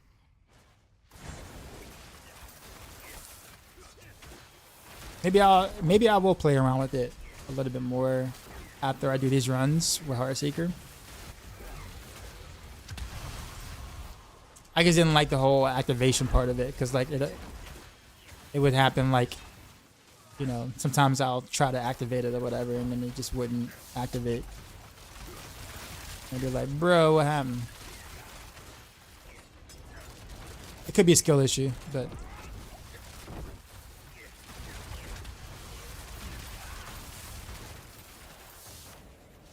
I figured out how to make it really consistent. Make sure the last charge of the Dance of Knives is a cast that you channel.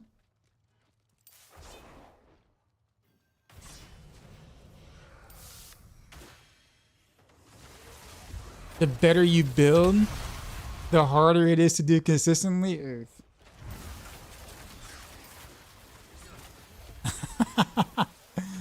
Oh man.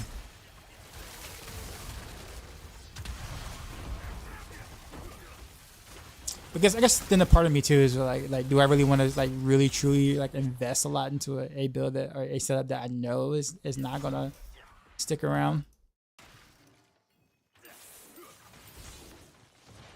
Then again, like I said, if I can get like some sort of like confirmation that it might, then maybe.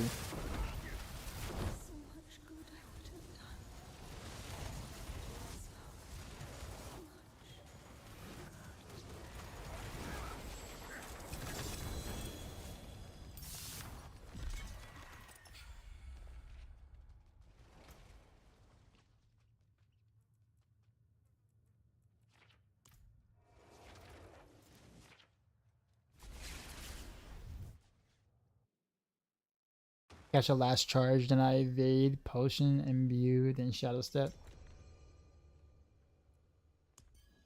So you do all that at once?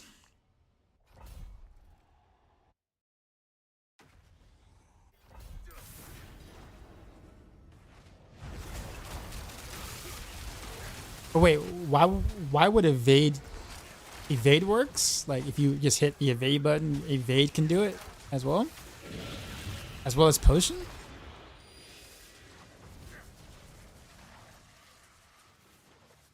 Oh, it's a buff. Okay. I'm like, I thought you're using it to like trigger it.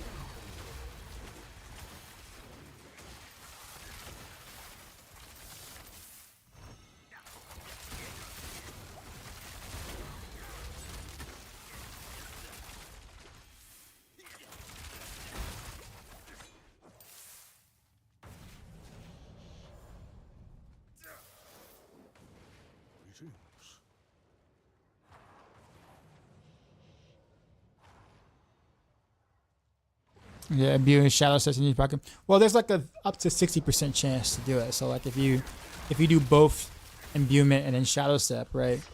Then technically speaking, probability, you know, basically says that one should work out of the two. Should. You could get unlucky and then both don't work, but like there's a high chance that one should work, I guess. But it won't be always.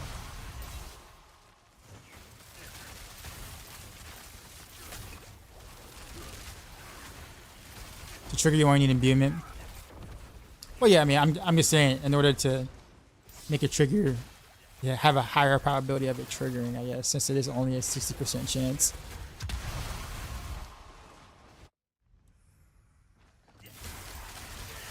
That you can also proc it on the totem. So it gets like smoke grenade. Is that what you're saying? Or like on the actual totem itself?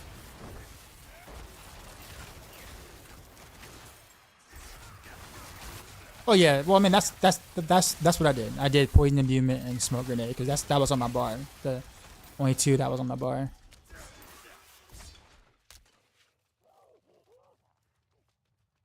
Is that? Well, I can't believe it's gonna get so much popularity. I'm just saying, canon words, just don't expect this to last for very long.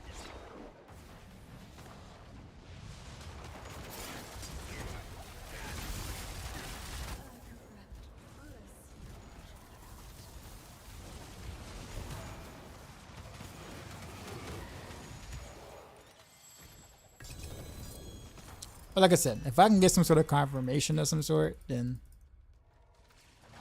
But I seriously doubt this is gonna be a case for a bit, just because of how the bug is.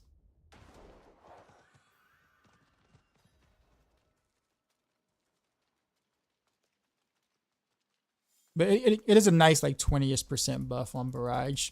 Might be a little higher on Heartseeker.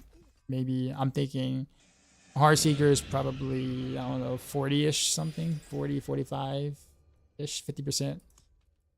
Considering that the aspect that you would lose is not that important on the, I guess you could say, the ring slot. Like, you can totally give up Moonrise or whatever and be okay. Even though you're doing it for the attack speed buff, but like that's like 1-ish breakpoint. That's okay. Yo, Dark Side, we just got raided, son. Guess I can do that. You know how we do. The dance here, I'm at the beginning of this. What's up?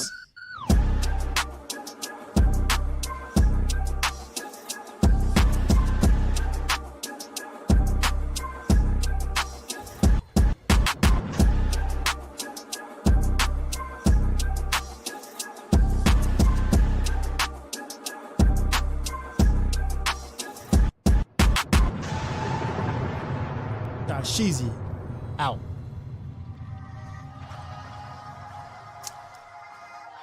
Hey, What is you going just on? underscore rated my stream with 21 views. What's going on, Jess? How's it going? I'm about to catch up to these dudes. Probably waiting on me. Oh. That was insane. I've had plenty practice over the years with with the raid dance. It's fun.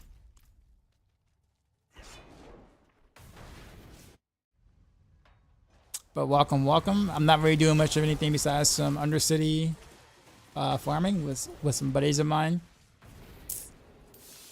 But on a Rogue, I know that's, you know, not many non-Spiritborn streamers out there, but we're doing a little something on this corner of the internet. Celebrating you hitting 800 followers. Okay, congrats. How long have you been streaming?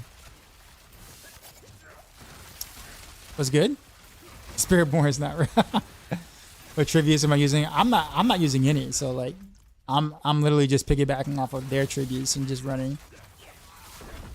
They put in different ones, it seems like.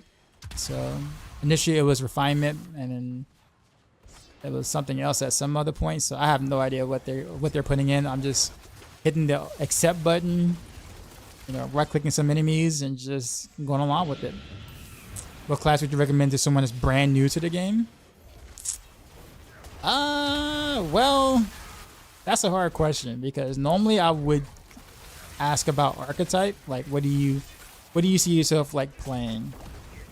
I wouldn't go so much on like what class is the easiest to understand per se, but more so of like, what do you like to play? Like, when you think of action RPG fantasy, what do you think of doing in the action RPG? Like, are you someone that likes to jump in and like crash skulls with axes? Or are you someone that like to weave some like, you know, magical stuff from like a semi-distance? Or are you someone that likes to, you know, raise the dead and let the dead do your bidding? You know, like, you know, are you someone that likes to, you know, be really nimble with a lot of finesse? Like, there's the play style matters a lot, I think, because all classes can do everything in the game, everything that's relevant. Let me make sure I say that correctly. Everything that's relevant. Probably not Rogue. Yeah, I'd probably say not Rogue. In terms of difficulty, Rogue is not an easy class to get into.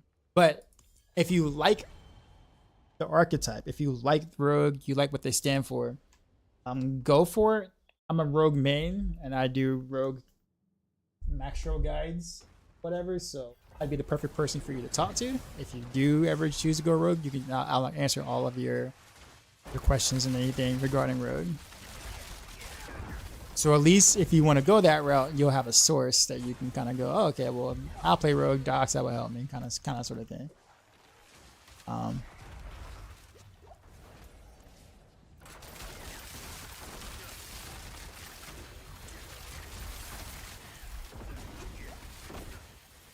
Pip 150 just cleared. I wouldn't say it just cleared. It's been cleared since last week.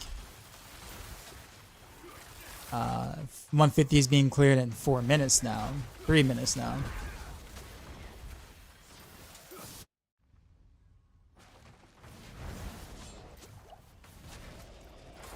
So, no longer is it just being cleared, it's being speed farmed. By one class only, of course. Oh, okay, you did. Okay, I thought you were making a general statement. I'm like, oh no, no, bro, that's so last week news, man. Your hardcore rogue is at level 99 Paragon. Now after tonight, oh, cool, cool. Rogue and hardcore, that is ballsy.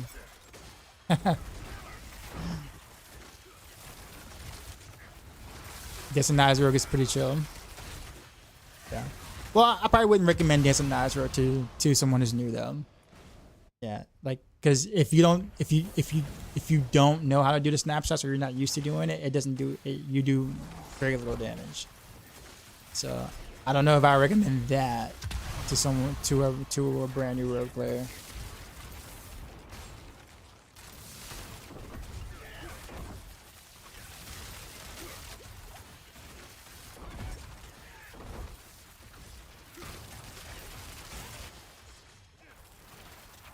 Which build would you go for hardcore? For hardcore, honestly, probably Flurry. I'm not gonna lie. Flurry's naturally more tanky.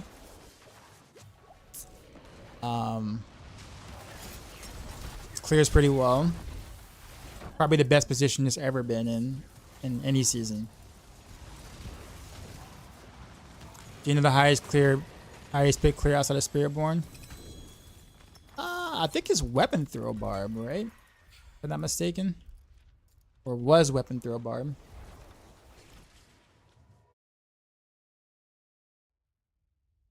What road build would you recommend you start off? Like I said, probably Flurry or Barrage, honestly. Those are the two easiest rogue stuff to start with. And also understand. How high has a Bone Spirit Necro done? I don't keep up. I don't too much keep up with the pip pushing stuff unless people have told me.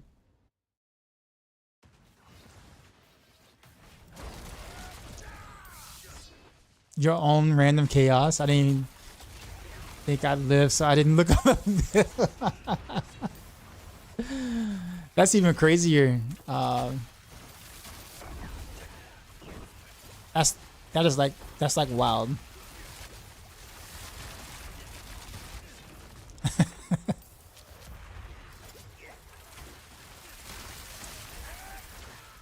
Yeah. I always keep telling myself like I might actually like run a hardcore character at some point, but I can't really ever trust my connection. Like I still kind of like I'm on like a what? Roughly average 2-time disconnect per week sort of thing. So I can only imagine how many rogues I would have in the graveyard at this point. Like my mods have to tell everyone else, oh yeah, Darkside will be back, don't worry. It's just his net. Because everybody's like, yo, where'd it go? It's like, oh, this is the quota. This is the first of 2 disconnects this week. Don't worry, he'll be back. It's just like it's just clockwork at this point.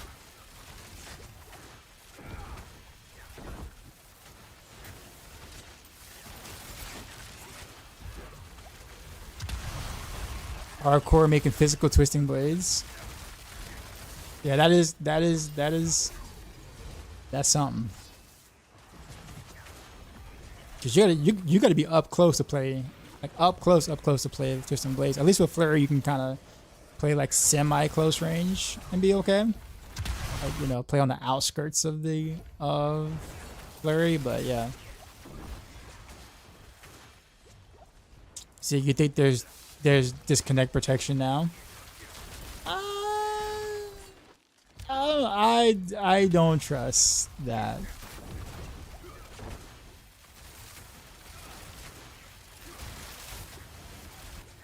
I don't think any company has ever been soundproof with their disconnect protection. Ever. I am not gonna be the one to try to find that out and be like, yo, let's see if it works this time.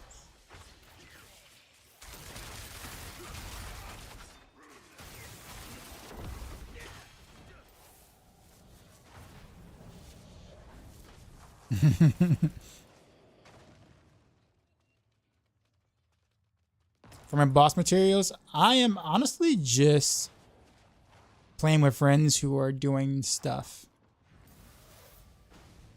So whatever tributes that they're putting in, I am just tagging along, pushing buttons, and talking to you guys. Hey, how was Heartseeker this season? It's decent. As in, like, you'll be able to do all the Torment 4 content pretty easily once you're pretty well geared up. So if you like Heartseeker, you'll have fun with it this season.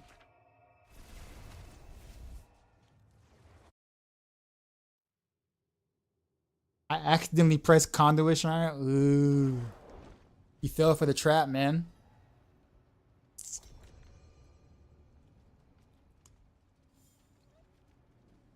It might be faster for you to like leave game and then come back and just like, you know, just rip the run, like rip the area that you're in and then just log back in. Because you might actually be able to get back to what you were doing faster than if you just let the conduit pylon just run this course. You lose your elixir and whatnot, but I don't know, man. That's worth the sacrifice for me.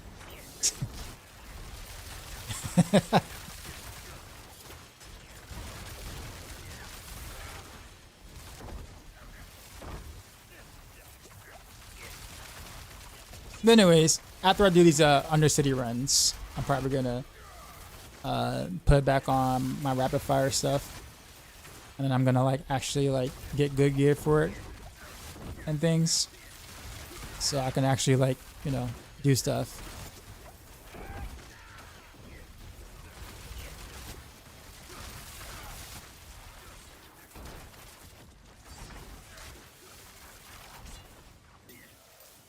What is the clone I'm getting? I'm not using Shadow Clone.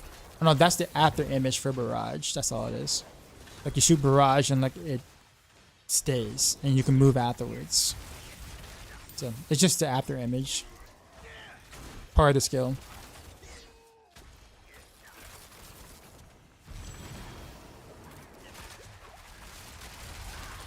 Wish I could save builds instead of having to go through 200 points.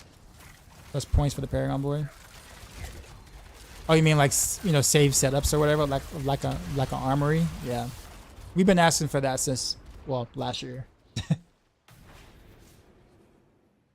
They said it's coming, so.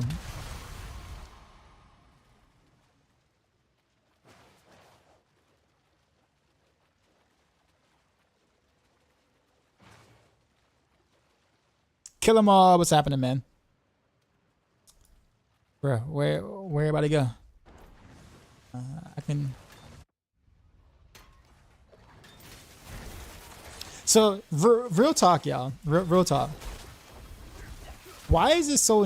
Where did it come from? Why is it so natural that when people are like just kind of sitting around waiting or doing nothing, like the natural instinct is to go to the person and just rotate, usually counterclockwise, and do like circles like this or whatever. Why is that the natural thing we do? Like, where does that come from? It just seems like it just seems like the unspoken rule that that's just what you're supposed to do.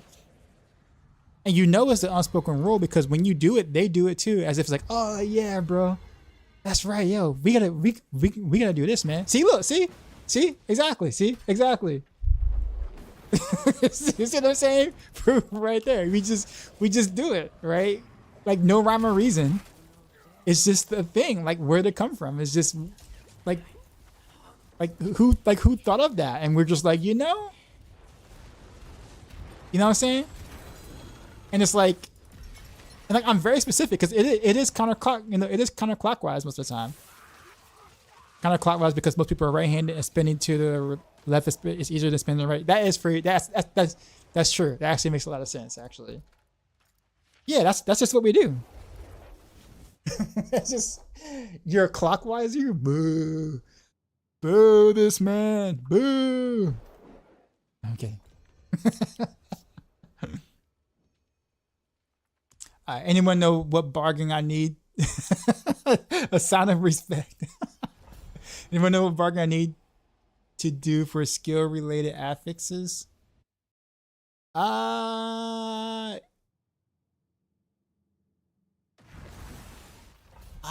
honestly, I forgot. I think it's not nearly as expensive as the passive amulet one, but I forgot the name of it. But you do need to have a legendary tribute though, I think, for it. Think, right? No? Or no?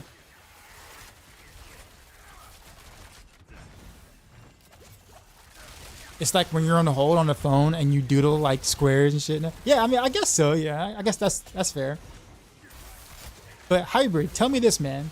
Tell me this one, man. All right, tell me this. Why is it that anytime that you're on hold, right, they usually play like the whole music is usually pretty whack, right? And so you're on the phone for like, you know, 30, 35, 40 minutes on hold, right, with really whack hold music. But the moment that the whole music is actually good, and you're like, okay, I can chill with this, you're on hold for like 15 seconds. And then you're like, bro, nah, man, put me back on hold. I was enjoying that, man. We could talking about 3 minutes, put me back on hold, man. They never want to actually have you on hold when they got the good shit playing, right? It's always the bad stuff. It's always the cringe music, right? The cringe jams, right? But the moment that something's good playing, he's like, yo, yeah, this is my jam, right? It's your jam. And it's like, it's like, how you doing, Dioxide? Bro. I did not ask you. I did not ask you to take me off hold. Okay? Put me back on hold right now. What's wrong with you?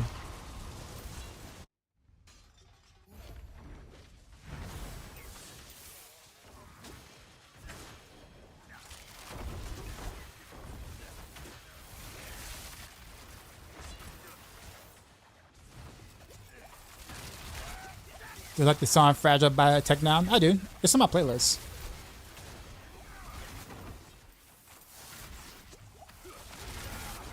For your Heartseeker planner, why do you take Fist of Fate over Pain Gorgers?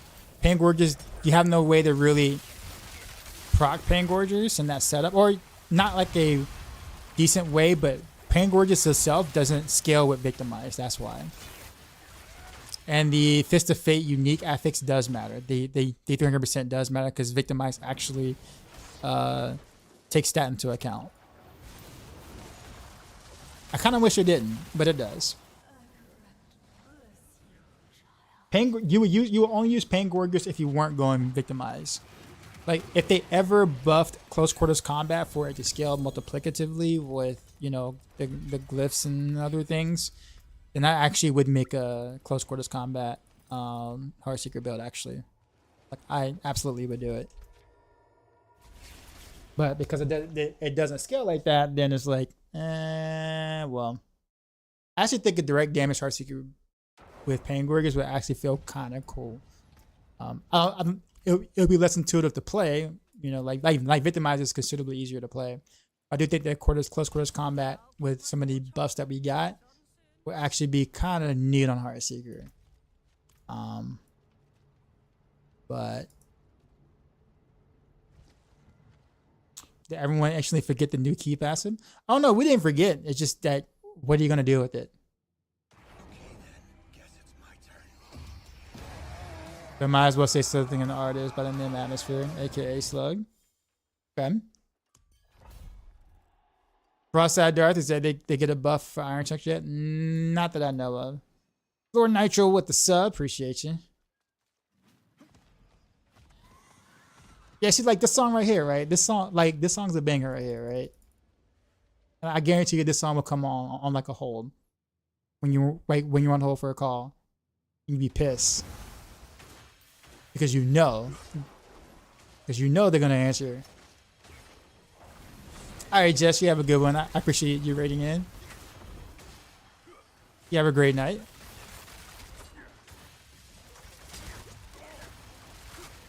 But yes, everybody forgot the new key passive because the new key passive is pretty much dog water for anything that isn't poison related. And it's hard for you to really scale poison in this game right now. Because I'm gonna say scale poison per se. It's not really, I'm gonna say it's difficult, but let's just say it's not potent. And you can't do it with cold imbuement nor shadow imbuement, so there's no point to using that key passive.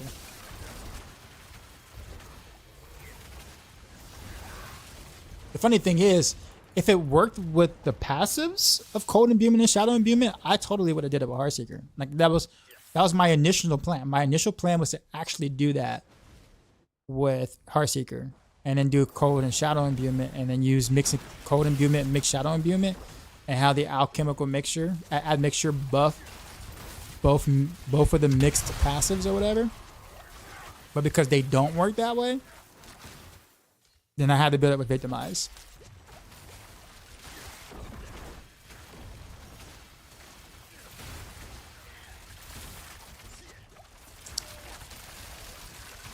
I like how they plan to execute it just in main stat. Distribution on the class basis to account for additional weapon slots. Only to put Spiritborn out doing 50x damage is the next best. It's probably more than 50x, but sure. Like a lot more than 50x, but I get your point.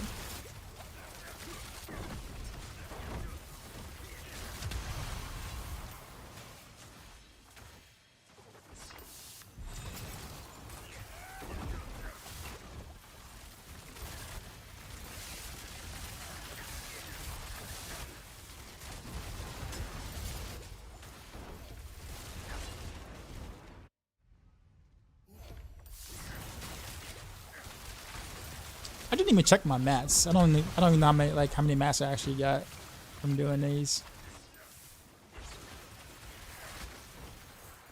We can just go straight to the exit. I'm going. Watch this. Come on, Wario. You want to do it? Come on. Okay, he did it for a little bit. Come on, do it. No, man. Don't be going doing stuff. Come on, bro.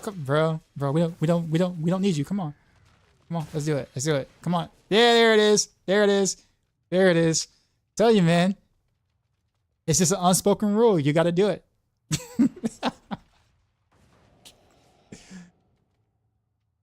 And it's counterclockwise. It will never. See, I got to do it now because he did it. Yeah, see? Got to do it. I should totally do like a video series, like a YouTube video series on this. And just like go to like random like places on the map and just follow people and then just do that and see if it works. I should totally do it.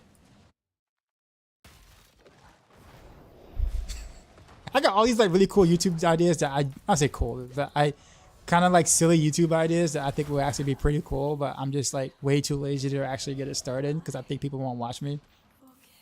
So it's just kind of like, but it's cool, right? I mean, that'd be something that you'll watch, right? I mean, obviously, like not 10-minute video, but like, you know, like a YouTube short or something. I don't know. You know, like a minute and a half of me like trying to go find people to do that with. I mean, I'll tell people like it works on all levels, right? Like, I mean, just, you know, do it at like Paragon 250 and then make another, you know, and then like go into like Torment 2 or like that, do the same thing. You know, find a different character, like, you know, like, yeah, it works on all classes, right? You know what I'm just saying?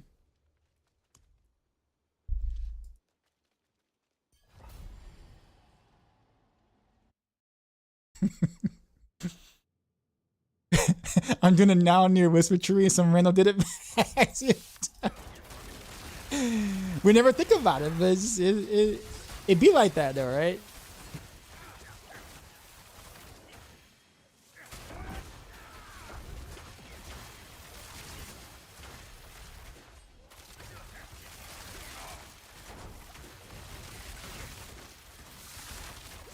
It's like crouching and jumping and first person shooters, yeah.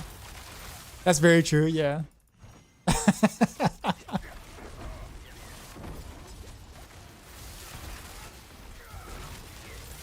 But I mean the crouching is more so teabagging, right? I mean that's sending a different signal, for sure. Right? No, yeah. Or has it just been a while before since I played first person shooters? I mean, yes, when I used to play, that's what they did.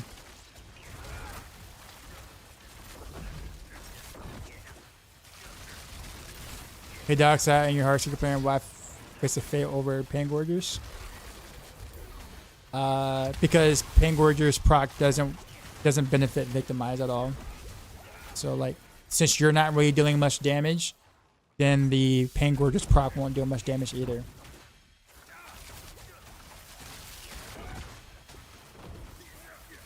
And yes, the 300% roll on the Fist of Fate does matter for sure. It absolutely matters. Have they announced anything about events this season for holidays? Halloween is near. It's actually a very good question. I wonder if they're going to do anything for Halloween. They might do something for Christmas, I think.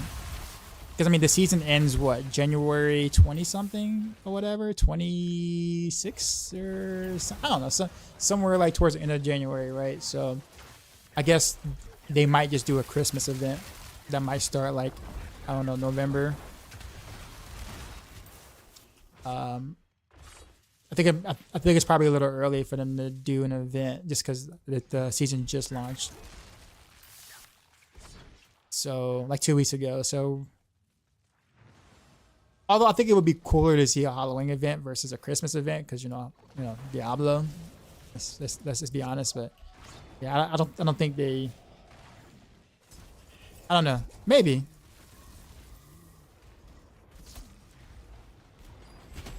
Yeah, season's over the majority of players.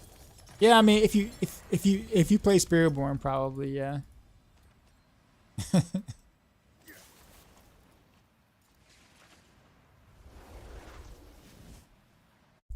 fact, it was probably over last week in a serious manner.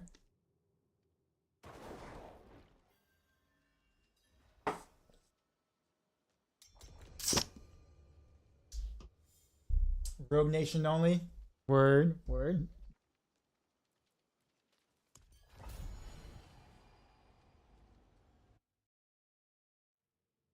All res and GA, that matters most.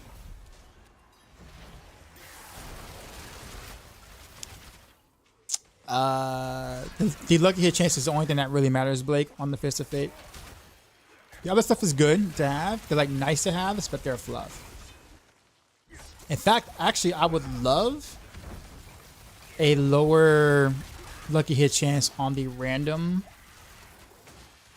crowd control effects or whatever. I'd rather for it to be a low roll than a high roll, to be honest with you.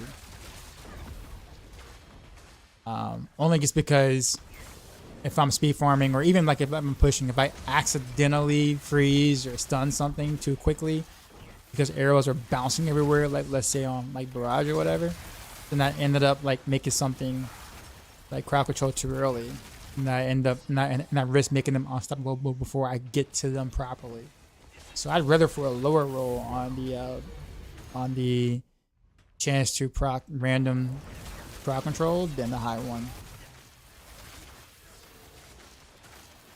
I'm gonna proc a lot anyways because I'm having a lot of lucky hit because of the Fist of Fate. So I prefer a lower roll. What's the highest pitch you can run with Rogue this season? So far the highest that's been done on Rogue is a 109. I think the person who did that, Crafty, is working on the 110 as we speak.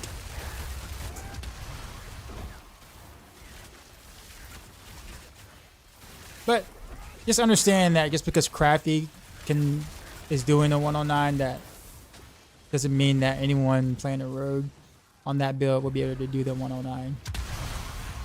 Like most Rogues playing the same build and the setup, especially Rapid Fire, will not crack 100.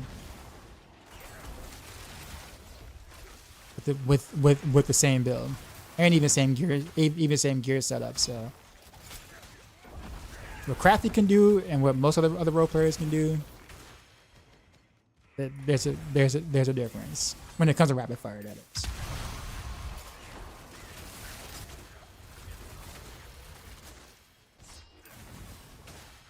I wanted to answer the question, but I also wanted to make sure that the expectation is realistic. I'll put it that way. Is he built different? He pushes a lot.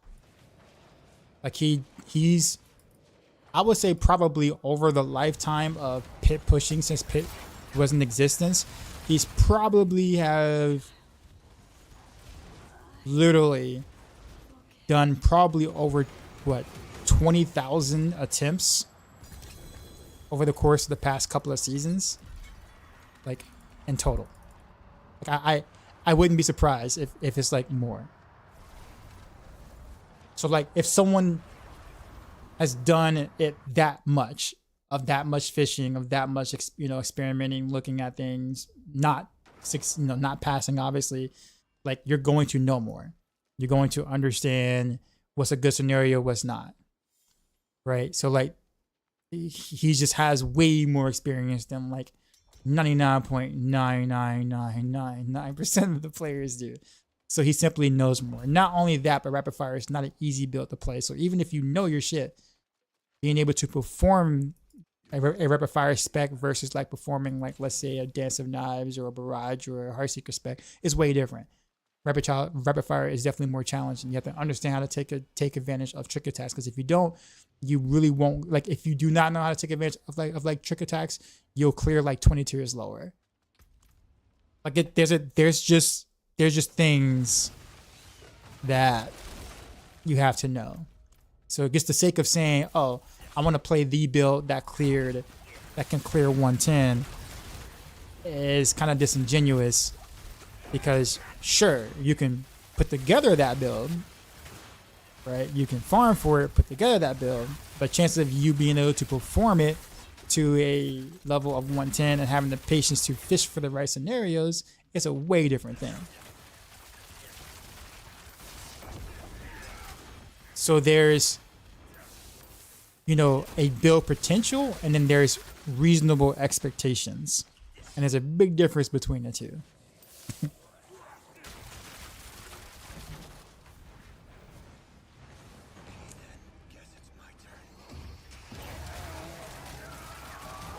You hear the conduit shrine uninstalling? That's probably faster to uninstall and then reinstall, honestly.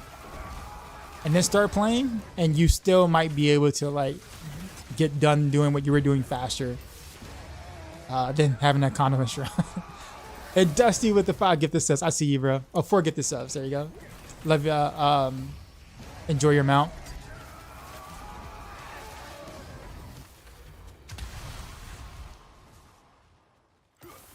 Russell Darf said, "Ever experiment with lucky hit like you're saying the other night?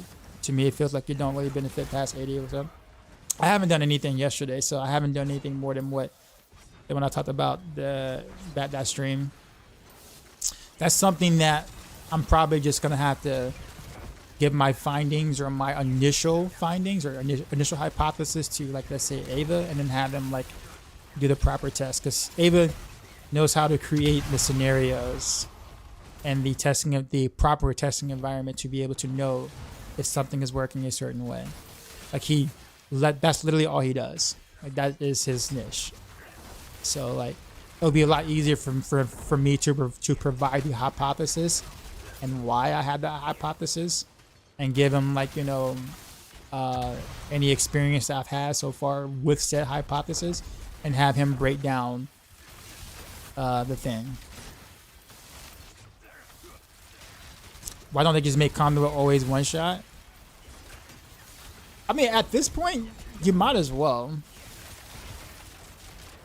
I mean, since they're not in the pit, so it's like, sure, why not?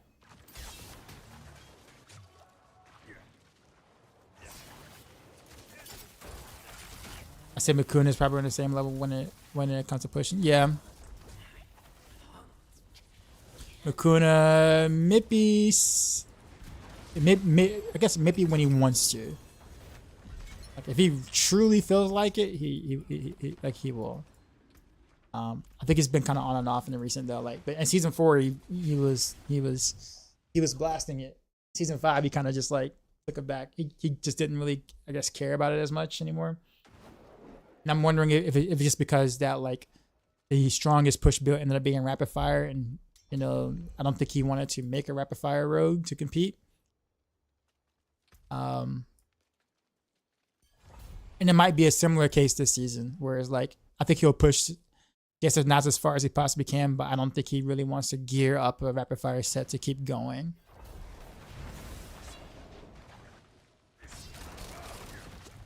However, if Dancing Knives was the best, like the strongest push build, I think he would take it more seriously. But he simply doesn't probably have the time to sit there and like gear up that way anymore.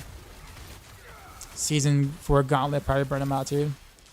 I told him to take care of himself, man. I totally told him. I said, bro, like you got to take care of yourself. I mean, great stuff that you're doing, man. But like, I can only imagine the amount of hours you were putting into, you know, doing said thing. And I mean, he's a blaster. I mean, I'm sure he gets it, but at the same time, it's just kind of like, you know, I feel like the reward for doing it is significantly less of a thing than like, let's say like Diablo 3.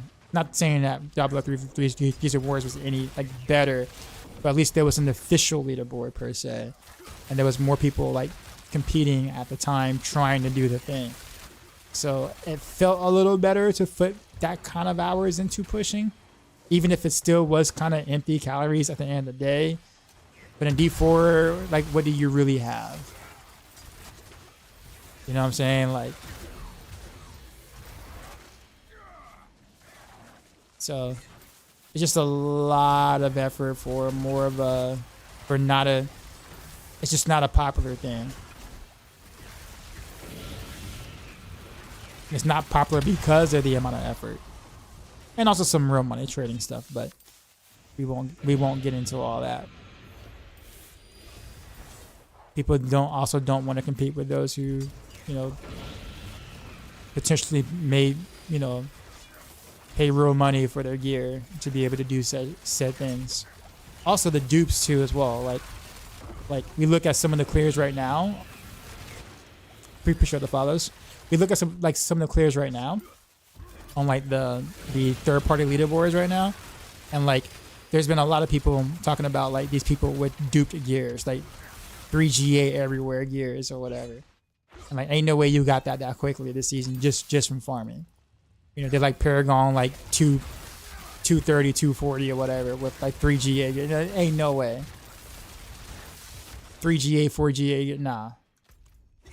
Right. So like that's another wrench where it's like, do you want to spend that kind of hour to compete against people like that? So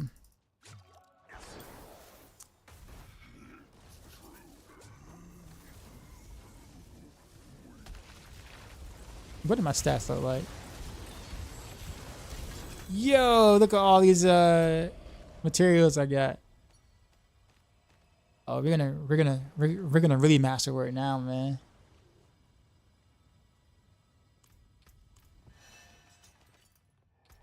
Gonna make my build good now.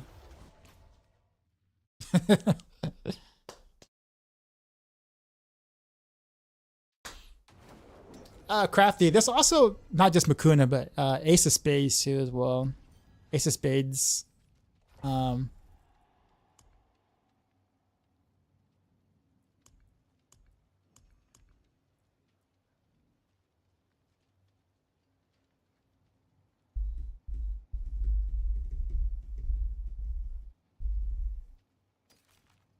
I almost want to save that just because I don't really have good amulets, so.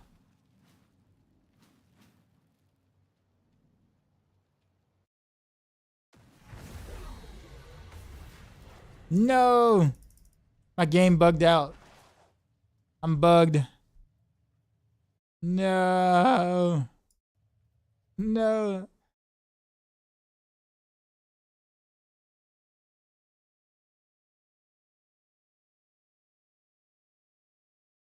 Is that bugging D4? Not. Yeah, I crashed. Locking the D4 so on the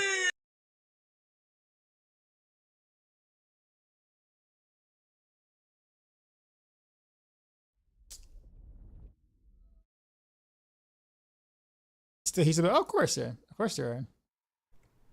If you have iron and active guild, it'll be easier to collect 3 GA items. Not necessarily. I mean, there was a dupe bug that made it extremely easy to get those items. It's not just that. The game crashed again. No. No, it's crashing. Yeah, there was a time frame where you had, let me tell you this, man. Let me tell you this much. N7, what's going on? Let me tell you this much. I was told by Sirach, because he was like, hey guys, be wary of fake dupes. I'm like, what the hell is a fake dupe? And he's like, an item that doesn't, that looks like it exists, but it doesn't. And I'm like, what the fuck is a fake dupe? Like, a dupe is technically an item that isn't, like, you know, that's copied, right? So it doesn't really technically exist. It's just a copy of an item that been copied, you know, so it's not really like the real item. So if a regular dupe is considered a faked item, then what the hell is a fake dupe? It's just like, I don't really know how, I don't know how it works, but apparently it's like phantom items. So like basically like the item you see that you're being traded doesn't exist. So like once you hit the trade button, that's it. It's gone. It just disappears. So we have dupes. So we have dupes in this game and we have fake dupes. That's how bad we're at right now, man. That's where we at right now. You gotta watch out for fake dupes. So even if you're down with duping, like if you're just like, you know what, bro, like, you know, we're a little more legit than the fake dupers, you know what I'm saying? At least you know you're getting the item that you see in the trade chat. Where all these fake dupers though, like they're, you know, they're messing up the business, man. They're messing things up for the real dupers out there, you know what I'm saying? Like a fake counterfeit, yes, basically.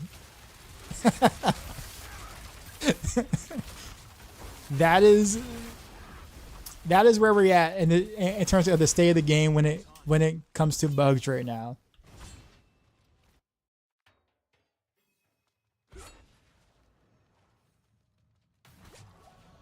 Need more time.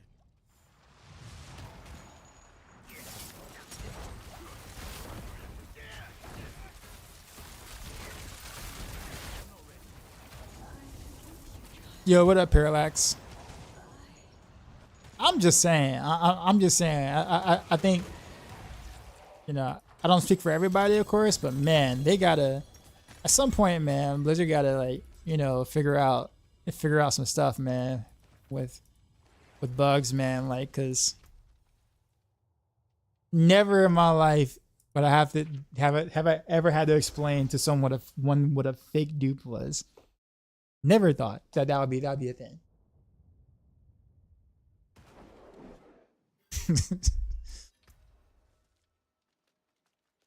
Balance the game. It's not even balance the game, man. You have to fix bugs first. You can't balance stuff if things are bugged. So we gotta fix all the bugs first and to see what's actually the problem. Like what is good and what's not. Until they do, we do not know what's good or not. You can't balance things that, you know, that don't work properly. I'm just saying. That's why they just need in just one entire season where all they do is fix bugs. Just tackle bugs. Spend all your time tackling as many bugs as you possibly can, so we can get an idea of how the game is supposed to properly work. Okay.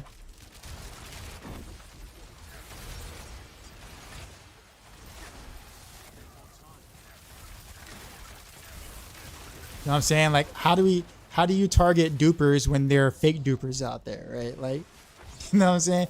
How are you supposed to know who the legit dupers are so you can target them and, like, you know, ban them, right? Like, you know what I'm saying? I don't know, man. Just, I'm over it, man. I'm over it. I'm over it. I'm done. I'm done. I'm done. Ghost dupers.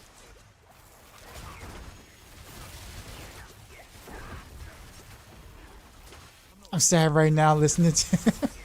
I think, like I said, that's my biggest gripe with Diablo 4 right now. Like my biggest gripe with Diablo 4 is literally just the amount of bugs that exist in this game, because it really hurts the potential of what the systems that they design, and even class, balance or ability, like what it could look like, because of all these bugs. It is the root. Honestly, it is the root cause of a lot of misery in this game.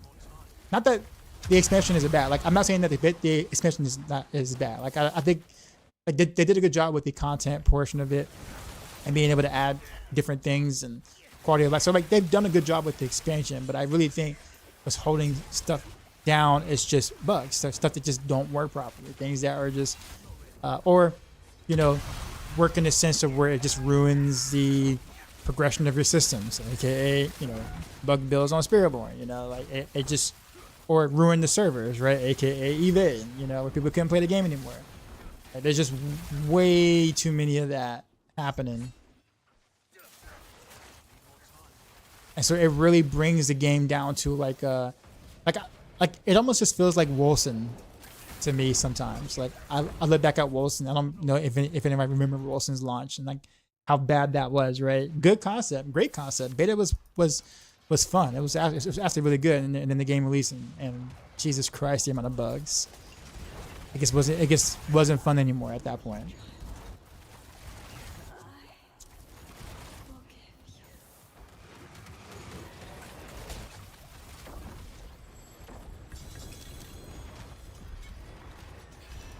What number comes after 999 trillion? Oh no, there's no Parallax. There is quintillions now.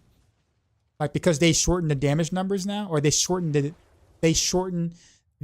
how do I call it?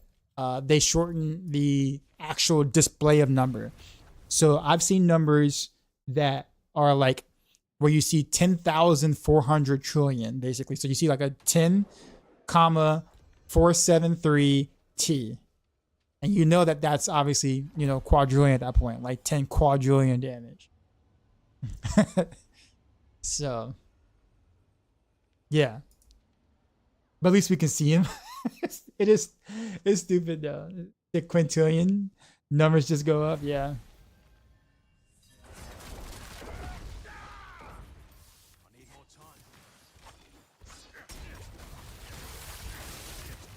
I lost my mythic chest after a bug, switching world tier. Screen froze and had to restart. Chest was empty.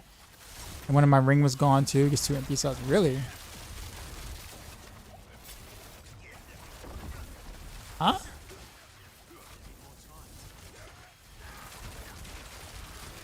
Were you wearing these items, or?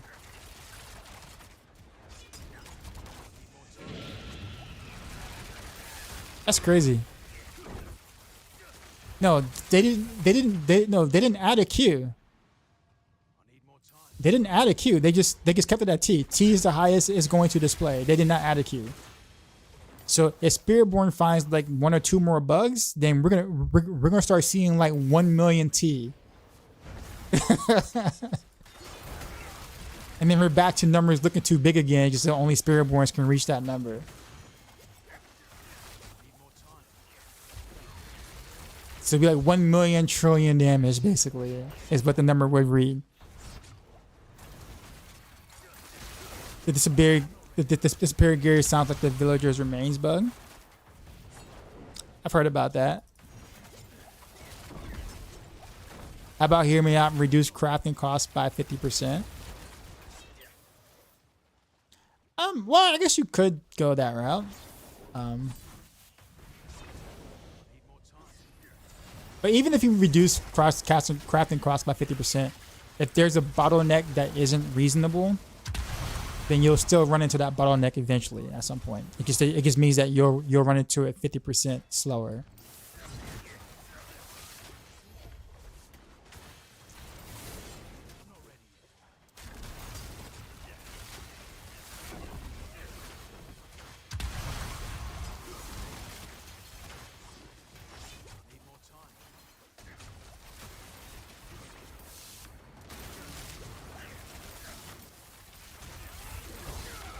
That's why back in D1 days, there were role-playing guilds, add your own content, makes the bugs go down easier.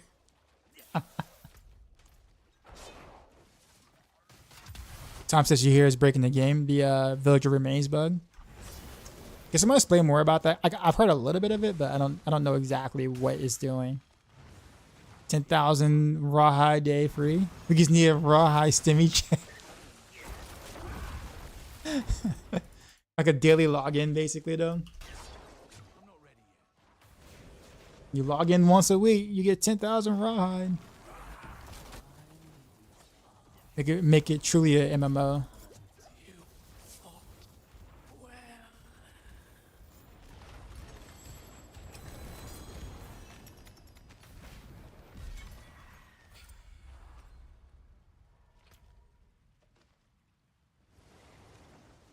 Hey man, not for nothing. Why not a login bonus?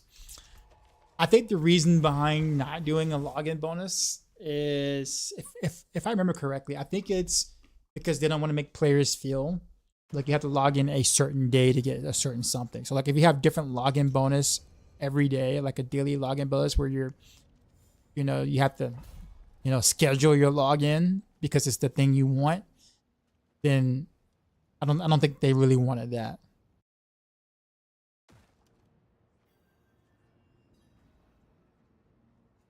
Because like, what did they miss it, right? And it's like, well, now they're kind of screwed. It's almost like the whole Helltide thing. Like remember, you remember the whole Helltide thing where where it used to be it was up for an hour and then it was down for what, 2 hours or an hour or something like that. That's like an hour. I think it's like an hour in between Helltides or something, roughly. I feel like it's been a while. Like people didn't like that because it meant that if you only have 1 hour to play, there's a bug again. If you only have 1 hour to play and it just happened to be in the downtime of that hour and you need Helltide for your match, then you were kind of screwed, right? So like that's kind of where that came from, where it's like, oh well, now we need to make Helltide kind of very active, right? So that's kind of where that came from.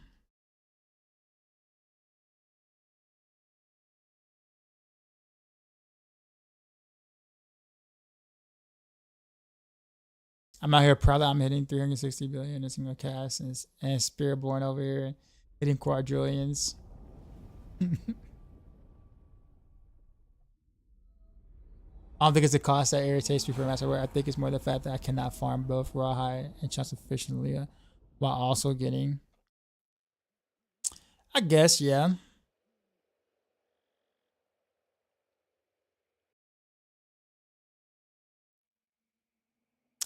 Meanwhile, Die is having a nice game. I think the thing is too, though. I think crafty. So it's a situation. I think we had a kind of like an argument, not an argument, but I think there's been like some different opinions on this, and from amongst the partners, I guess. And it's a matter of how much of a problem is it, and is it a problem that needs to be corrected? So like what I mean by that is that like, let's say if you're a blaster, right? You're a blaster and you are going to reroll your weapon like 100 times, right?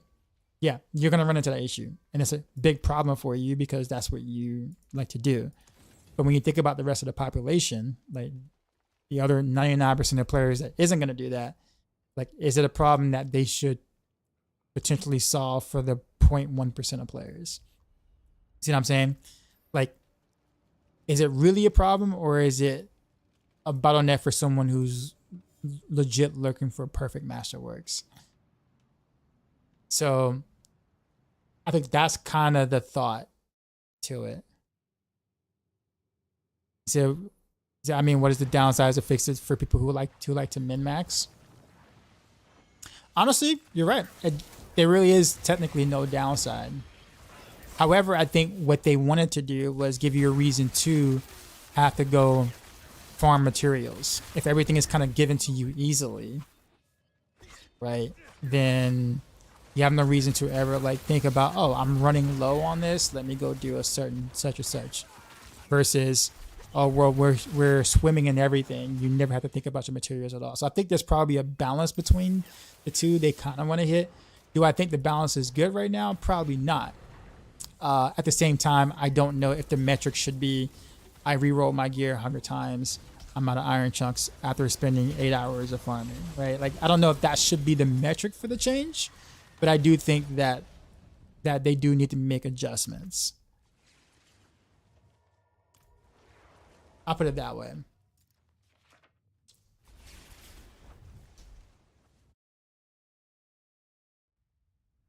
So like how do they make ordinary people feel like they have to think about their mats without making it swim in mats, so therefore the 1%ers can master work freely, I guess.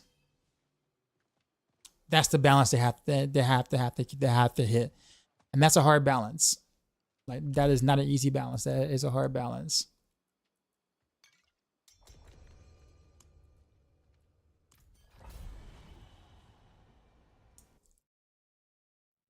Do your drops lots of rawhide? I'm running out of iron like 3 extra day.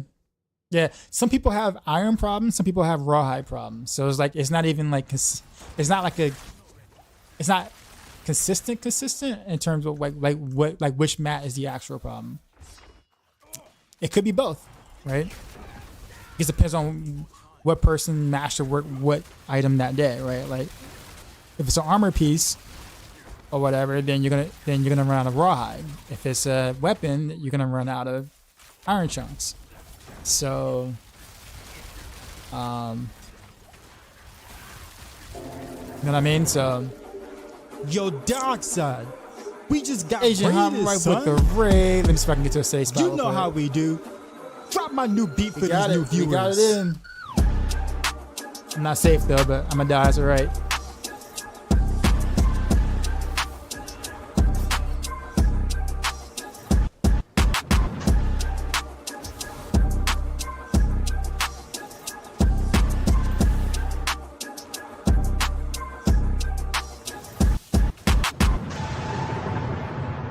Sheezy, out.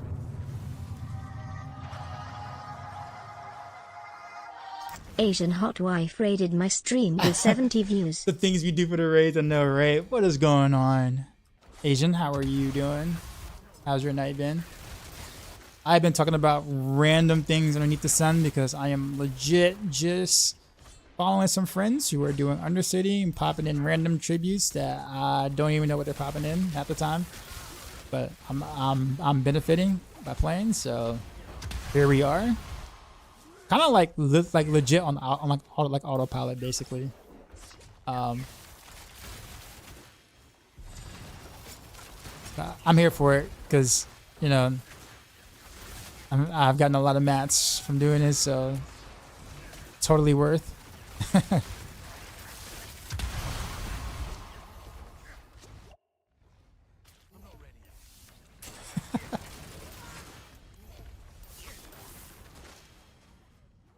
I get to play on weekends. My issue is getting the runes to craft. I finally got the sparks. Yeah, so like, yeah. Some of the activities need to be more versatile on what they drop. Like, I can rotate through some of the activities, but sometimes I feel like I'm wasting your time. So yeah, so in 7, that is, so yeah, true. I guess the thing is, how would they, because we had the opposite problem before. In 7, keep in mind we had the opposite problem before, where, like, let's say season 1, right? Season 1, where Nightmare Dungeons was everything. It was the only activity worth doing. So all we did was that, because it did everything. You know, you got your XP, you got your, you know, you got gear, you got lift levels. Like, it literally was the only thing to do, because it legit gave you everything but souls at the time, I think, right? No, Angel Breath, I think it was. So you would do some Hell Ties sometimes for Angel Breath, but it really wasn't a bottleneck.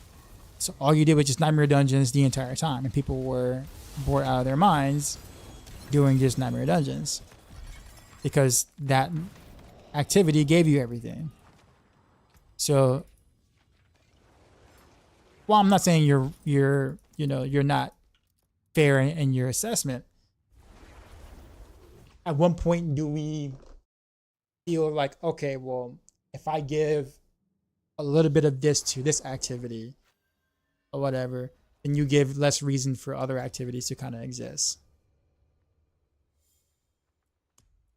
You said it was literally the only thing to do. Well, technically speaking, there was more than that. Like, we just don't acknowledge it because we thought it was crap.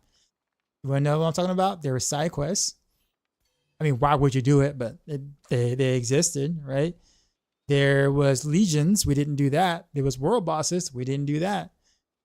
Like, there were, and this PvP, we didn't do that. So there was like 4 other activities we could have did.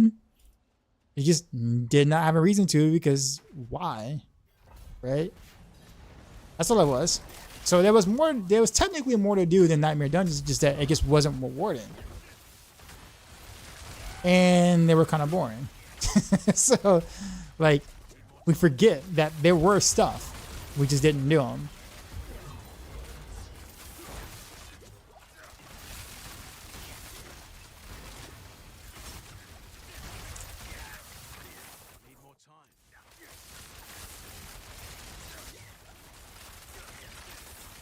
After doing literally nothing but boss runs and just boss runs. Yeah. Should add certain crafting chests in Helltime that scale with cinders. I mean, I'd be down for that. Honestly, they should really make legions like give an effective amount of like ironhide and like raw, like not iron chunks and rawhide, like they used to. Like legions used to be the rawhide activity last season, right? I think they also need to make legions more fun too, because I mean it's not content you kind of really want to do, but you're doing it because you need the mats. So they really need to like make legions a little bit more interesting. And then also make that like the place to get like the common mats or whatever. Ironhide transform. Yeah, I don't know why that was in my mind. I have no idea why I said that. I like to max Rogue, but I'm not a streamer. I'm a streamer and I haven't max Rogue. My gear is like 8 out of 12 masterwork. You know, half of my items are 1 GA, roughly.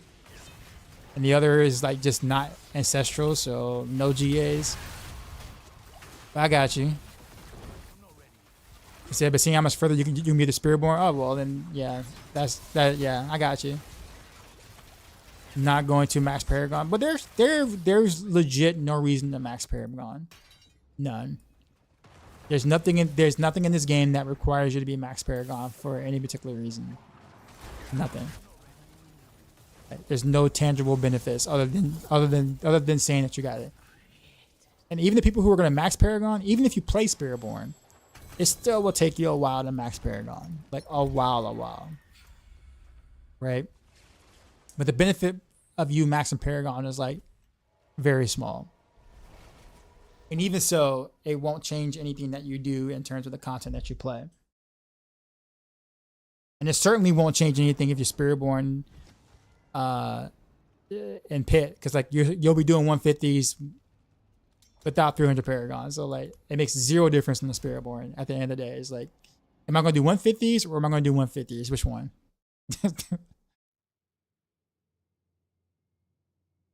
You get new armor or horse or something? I don't think so. Do you get a new like cosmetic for getting 300 Paragon? Like, is it like, do you? I mean, maybe, I don't know. That's why I'm asking. Purely the challenge. I wouldn't call it a challenge though. Like, it's just playtime. Like, what was challenging about you playing more often? Besides, like, maybe the challenge is figuring out, like, you know, life priorities, right? You have to be like, you know, or sacrifices. Like, I was like, instead of going to the bar with your friends that night, bro, no, I gotta play some D4, man. Why, man, bro? Hang out with us, bro. I gotta get that 300 Paragon, man. You know what I'm saying? I mean, I know you don't understand. I get it. You don't get it, man. But man, the challenge of getting that 300 Paragon, man, gotta make it happen, man. And then your bros are like, all right, man, I'll see you when you get it.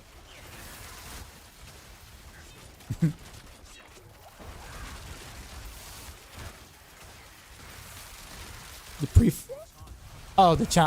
prefix. Oh, that. Oh, okay. Like literally the achievement challenge. Okay, I got you. The title. I see. I actually didn't even know that was a thing. I'm like, wait a minute, what? What? Okay, fair. Okay. All right. Well, I guess achievement hunters. Yeah, that's fair. Like completionists.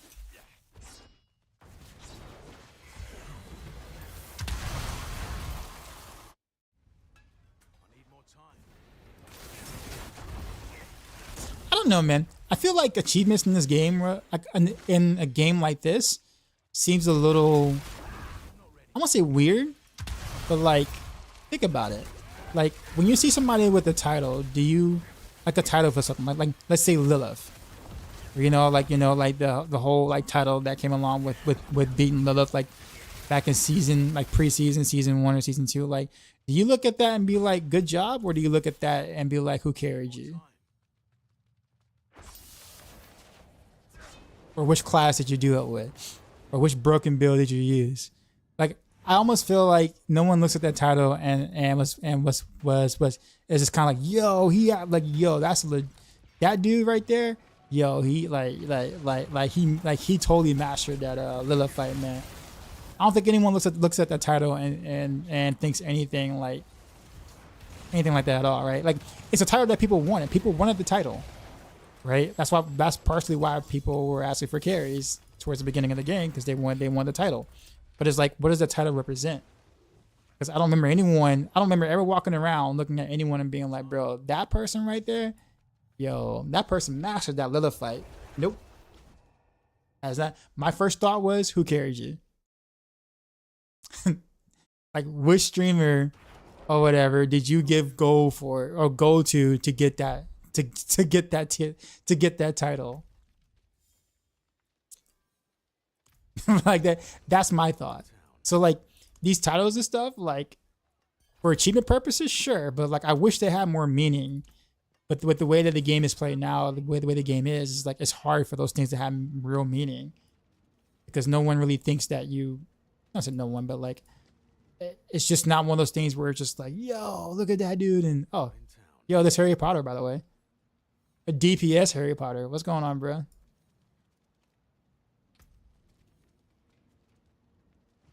in town.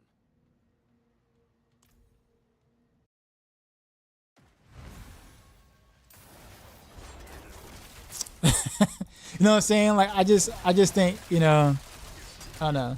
So anytime Blizzard comes out with like a new title or a new whatever, at the end of the day, it's just gonna be the same thing. Right? Like, I think that's when people were saying, oh yeah, we need a new Uber boss, right? Like a new Uber Lilith type thing. It's like, yo, give us a new Uber Lilith. I'm like, well, why? I mean, don't get me wrong. I would love a new Uber Lilith type challenge boss, but many people don't like.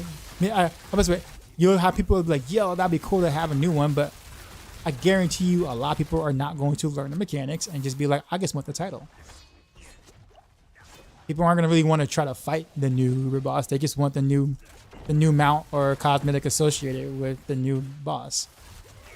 So it's kind of like, in my opinion, why like if I was a game developer, why would I even bother? Honestly, it just seems like a waste of time and effort to try to put cool mechanics in there for people to skip it.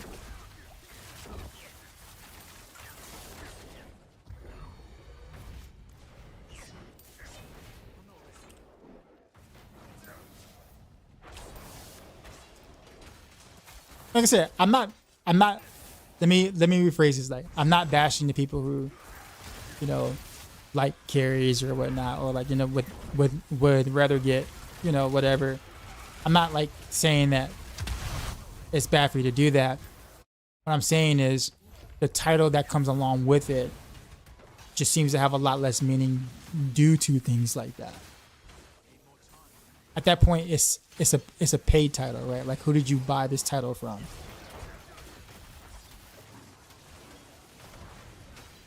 And in more cases than not, it's probably a streamer, right? You know, where the guys are saying, I'm doing Uber carries for X amount of gold. Well, then you bought your title at that point.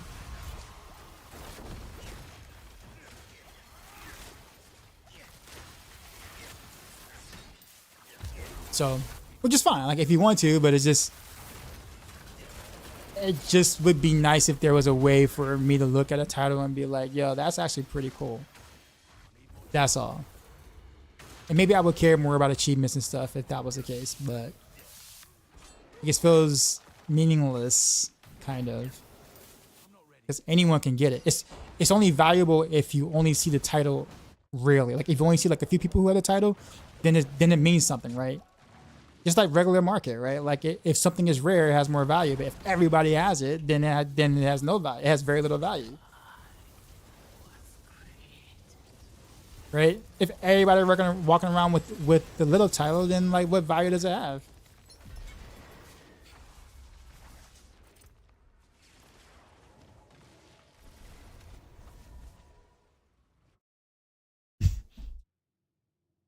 You know what I'm saying? Like that's all. That's all I'm saying. Like I think that's kind of my argument for like a solo self-found mode kind of thing. Like that's kind of why I wanted a solo self-found mode. Because then like players who choose to do solo self-found, you know they had to do it themselves. Like there's no question on how they got it. They just like, because you're playing solo self-found, you know they had to do all the things that they did to do the thing, right? And then there will be a little bit more, there'll be probably more respect for that particular game mode. Or people who don't care for that, it's like, well, screw that. I mean, like screw that whole solo self-found mode stuff. Can just not worried about it, right? So like, that's partially the game crash again.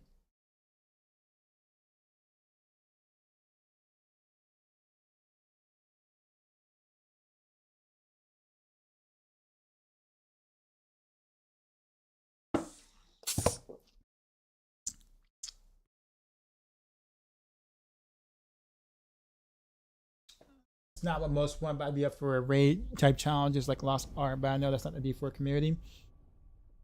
I think, honestly, I'd be, well, I mean, we have the Dark Citadel, quote unquote, which is actually a pretty neat thing. So I hope we get sets back green geared. I'm not, I put it this way, Varix, where would you fit set pieces right now? Look at your character right now. Look at your character and his build right now. Where do you think you would fit set pieces at? Nowhere. We already have trouble fitting in uniques as it is, and even the mythic uniques in some spots. Where are we gonna sit there and like have like 3 or 4 pieces of gear to make a set somewhere?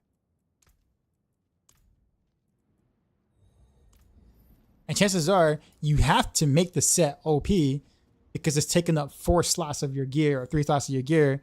Because think about it, if you have to give up 2 mystics and a unique just to be able to make that set because it only rolls in those slots. Imagine having to give up a helm slot, a chest slot, and a ring slot.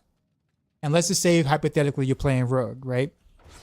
And let's say you're playing with the Perdition Helm because the build you might be playing, the helm is best in slot. And then the Shroud of False Death is best in slot chest. And then maybe Starless Skies is a best in slot ring, right? But the set that you want to wear requires you to give up a helm, chest, a ring, and then maybe a sword. Like how nutty would that be? Like how crazy strong would that set have to be for you to give up all those slots? And then now we're back to Diablo 3 again, whereas like your Barrage now deals 100,000% damage for just because just for existing, and it's just like, okay, well, great, we're back to that again now. Great.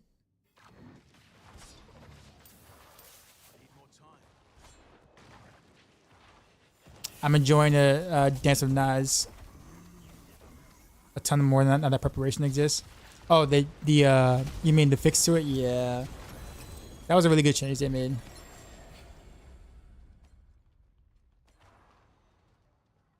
The sets could be like how you change skills like last. Well, I mean, technically speaking, they somewhat did that in Diablo 3 sometimes. Like they did, some of the sets did kind of change the way some of the skills were designed and what it does. Like God 6 obviously is a very good example of that. Like your strafe is now shooting hunger and arrows. Like that's a set thing, right? So like they had ideas. It's just that the whole point of it was like it just took up half your gear slot, and I think people didn't like that. I'm one of them, by the way. I did not like half of my gear being based around one particular set, and that you had no choice but to do that, because it made gearing really, I'm gonna say weird, but it's just like I feel like half of my slots is being dictated by how Blizzard wants me to play that said skill. So I only have half of the slots for any sort of semi-creative options. I'm not ready yet.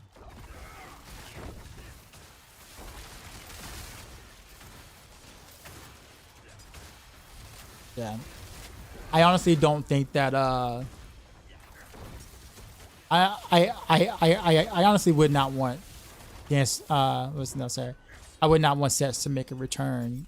I do think that bonuses for having several pieces of stuff is pretty neat, but I don't know if gear is a way to do it.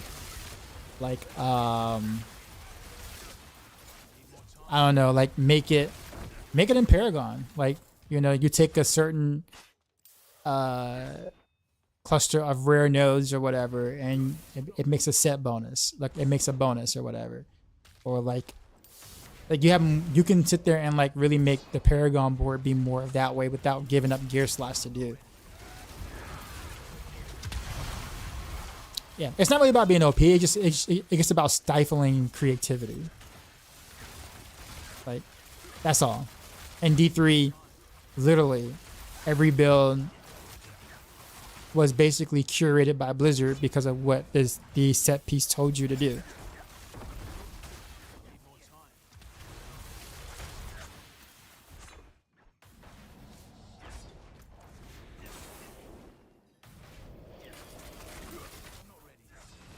One thing I noticed is that it's much more difficult now to get max level apps. Oh yeah, wait, yeah, that's been a challenge all season. Yeah, so the max aspects only drop on ancients, basically.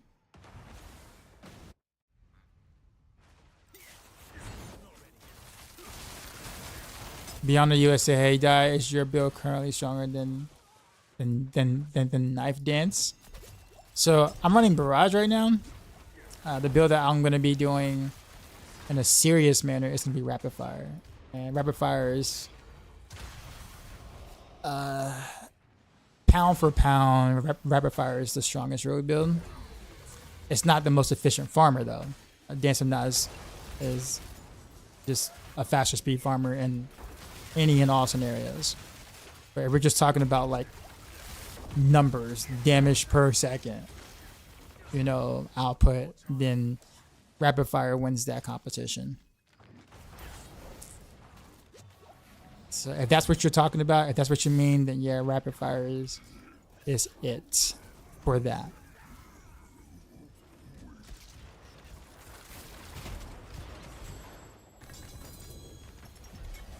So, okay, that's a good idea. That's really clever, actually. Wait, what idea did I? What clever idea did I have? I don't remember what I said. Any build for melee rogue? I'm using physical flurry. However, I'm stucking at pit 80.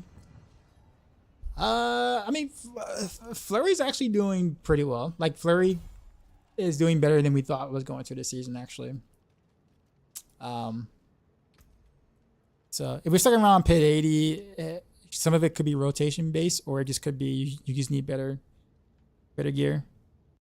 Can Barrage Victimize farm 1-on-1 pit? No rogue build can farm 1-on-1 pit. In fact, no classes can farm 1-on-1 pit as in like speed farm. Like we're talking about like 4-minute one-on-ones, other than Spiritborn.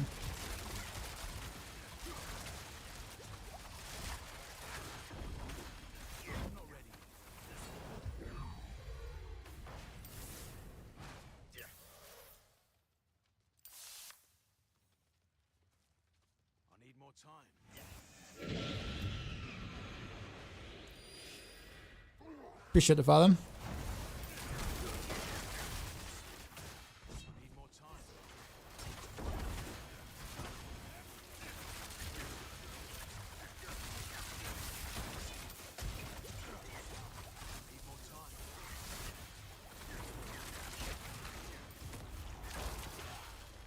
Oh, whoops. I should just finish this thing over there. Spiritborn farmers 101 like there's nothing. Well, yeah. I mean, they're basically farming almost farming 150s now, like it's nothing.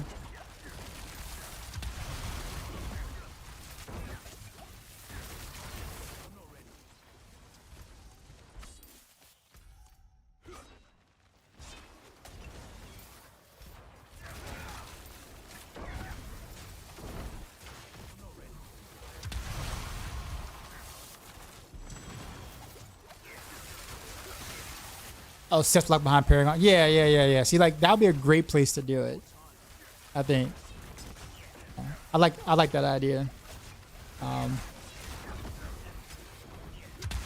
Just because it doesn't mess with your gear, and it gives you something else to kind of like put together a build or whatever, other than just more additive or multiplicative damage.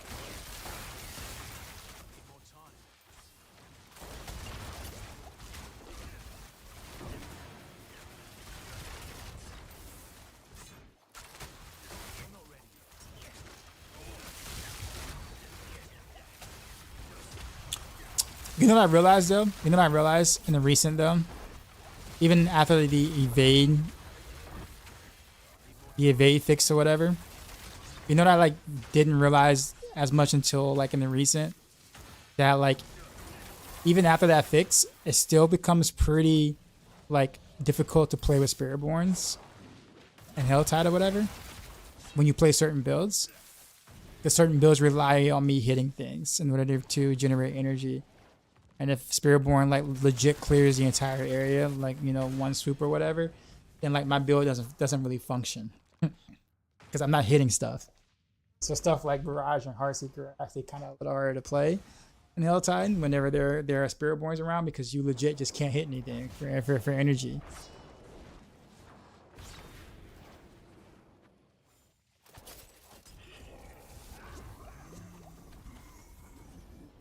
Which is funny.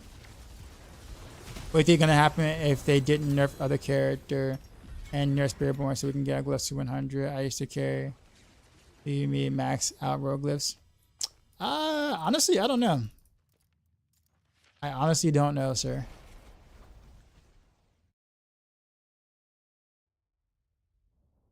Yeah. I ever actually have a good one. You too. You too. You too.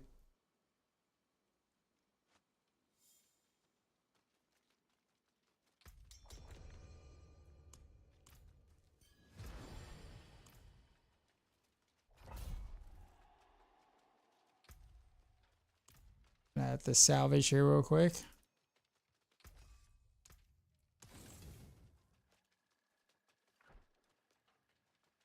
Hey Jay, what's happening, man?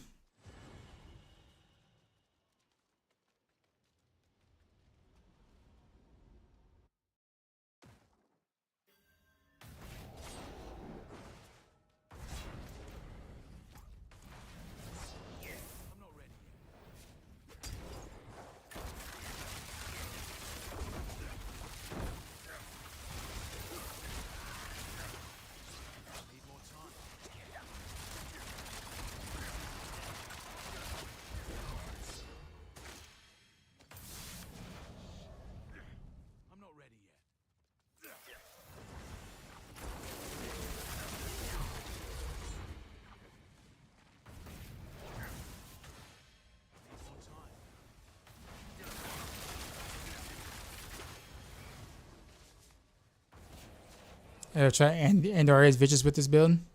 There's no reason to, because you can't like slot that in and expect it to function well, because how you build around Andarios is, I guess, it's similar to Victimize, but not exactly the same, because you're not trying to scale your poison damage like you would with Andarios. Now, not to mention Andarios is actually a pretty awful helm right now. It's in a pretty bad spot on rogues, that is.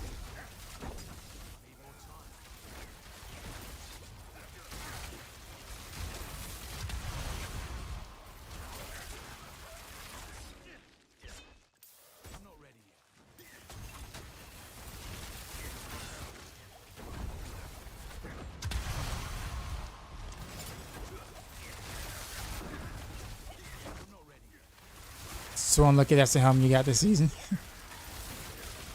Yeah, it would have been a banger last season, right?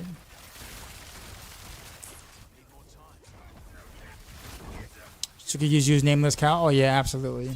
Way better than the Andarios helm for this setup.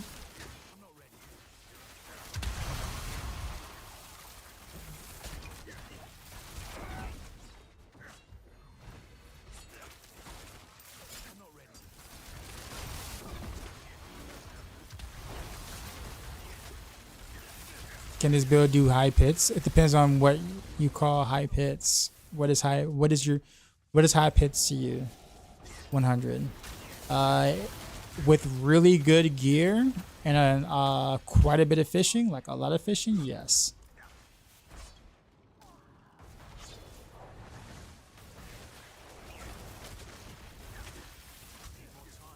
I mean, that's kind of to be expected on Rogue though. Like basically all Rogue builds are gonna require quite a bit of fishing and really good gear to reach that 100 thresh mark.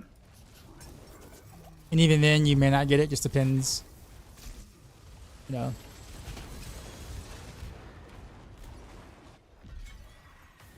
Yeah, so just a matter of if a build can, doesn't necessarily mean that a person will be able to do it.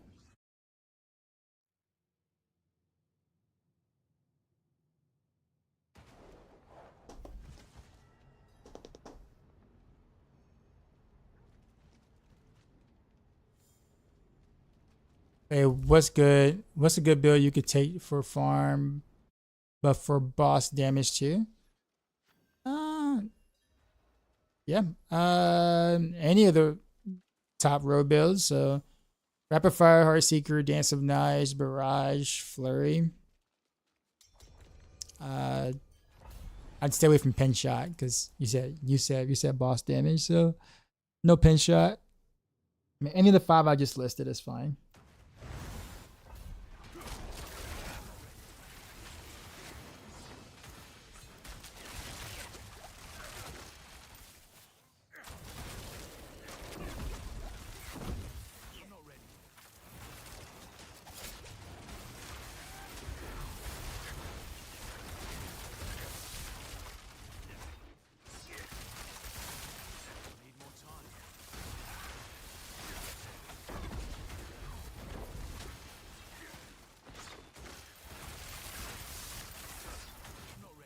Why they have to nerf Victimize with this that it would be Cringeborn? Bro, not even close. You know the nerf is only like a 20% nerf, right? They did fix a bug that it was scaling twice as much as they was supposed to, but that bug was fixed in the review build. So like we didn't even know that they actually fixed the bug when we played it in the review build. But the actual nerf itself, not the bug fix, but the actual nerf itself is only like 20%, which is nowhere near enough to even be on par with Spiritborn. Like not even close. I don't know where people kind of get the idea like, oh, if Victimize was what it was in PTR, you know, it'll be almost as good as Spiritborn. Like nope, not even close. Like even if it was the way it was in PTR, we still wouldn't be on par with like even like let's say weapon throw bar. So we're not even talking about Spiritborn. We still got other classes that are good, you know, 10, 15 tiers above us in terms of victimizers is concerned. Now, rapid fire is the only one that can challenge that. But it has its own set of bugs. I ported my tombstone ported to the next level.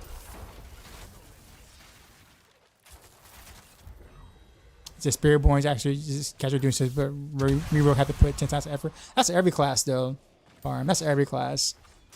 I mean, I feel you, but that's kind of how it's supposed to be. Like how we are playing the game, like how the other classes have to progress and take time to get from torment to torment to torment is how it's supposed to be done.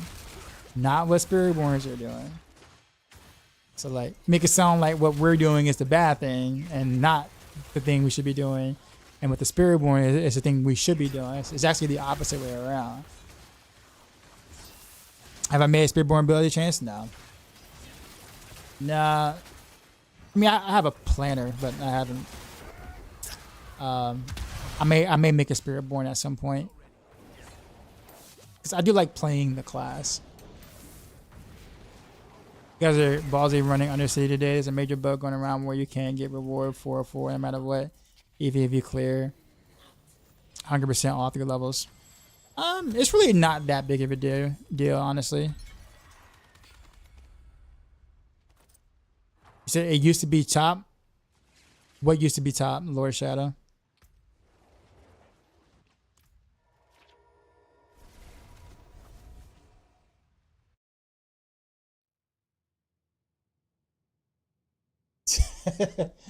Spiritborn is some accelerate. I say some is an understatement. Not accelerated. They legit skip. They basically use the game genie to skip progression.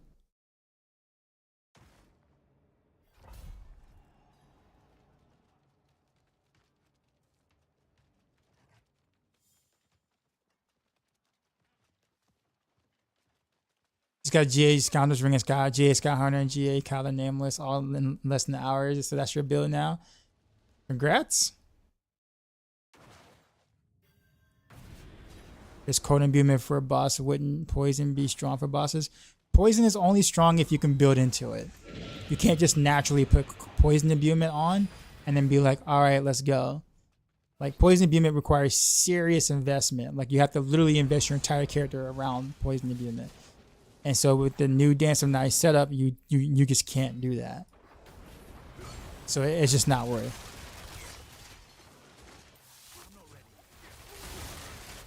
I'm kind of squishy in Torment 2. So the armor cap is always 1,000, but every time you go up in Torment, you get a penalty. I think it's like a 25% armor, like penalty for armor and resistances or whatever per Torment. So it's gonna always be 1,000, but the moment you jump to T3, you're gonna be penalized another 25%. So if you're at 1,000 in Torment 3, you'll be at 750, which means that you got to go to 1,000 at that, or gain more armor to get to 1,000.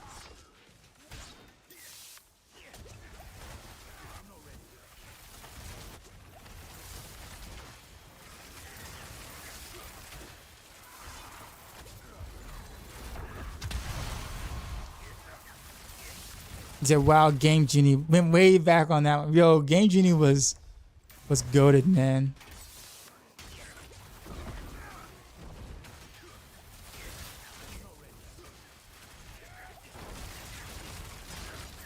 It was I mean, Game Genie was like rather efficient too, man. Like the amount of games it had. But the problem with Game Genie is that like you couldn't really update it, right? So like when you bought it, the time you bought it, it only had the cheats for the games that were already out at the time. So, good luck on any games past that point. What's new with Pinshot Rogue? Nothing really. Pinshot is just pinshotting, which means, good in packs, bad on bosses. Kind of the normal.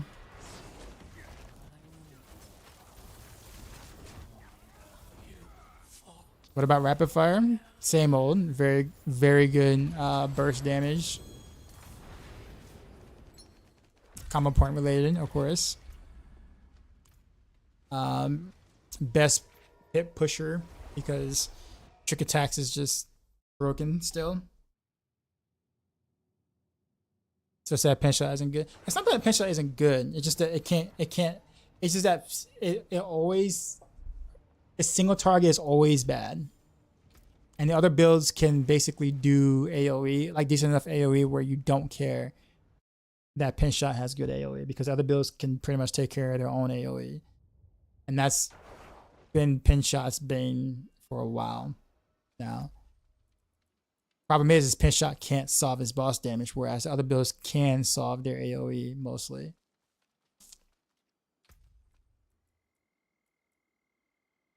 So I guess you could say that it does make it bad. Yeah, sure. I think from a design perspective, they probably need to think about that differently going forward.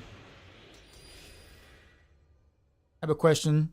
I'm seeing numbers pop up like 3,000 million, 9,000 million when I'm hitting. Is that 3 bill? That's 3 bill. So 3,000 million is 3 bill. 9,000 million is 9 billion.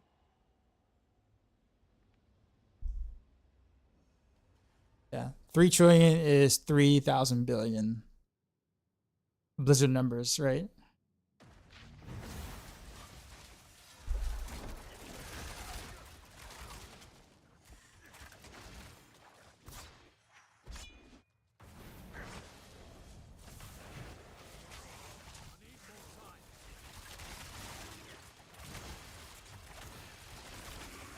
Yeah, Crafty, that's nuts, man. The fact that I'm missing +1 trick attacks on my Kyle the Nameless Helm like makes me cringe because of how much damage I'm missing out on just by missing +1. Cause I have a +6 Kyle, and I'm like, damn, so close, but still so much damage missing.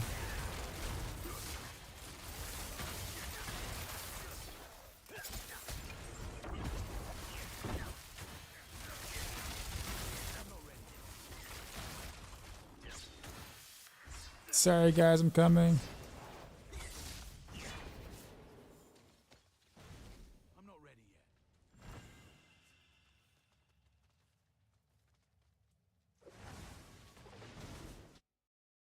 Your abbreviations are dumb. Just say 1 billion if you really want to shorten it. I know. I don't know why they don't do that. I agree. I'm losing a lot of farm. If I farm Undercity at T3 and T4, not really. Honestly, not really.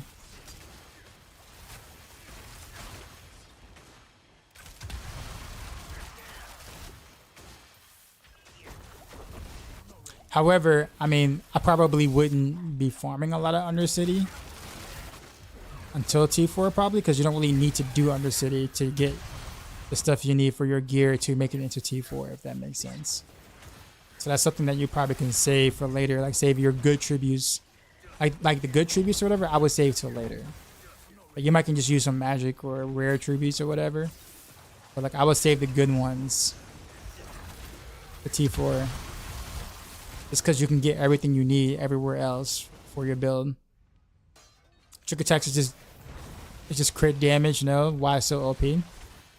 Because it scales with itself. And then scales with precision. So we essentially call it double dipping, but it's not exactly that. But it's the easiest way to like describe what's happening.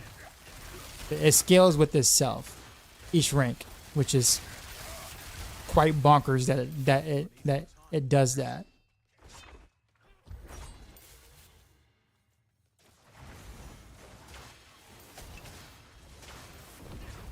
Is a Rawhide Chunks hotfix live? I don't think so.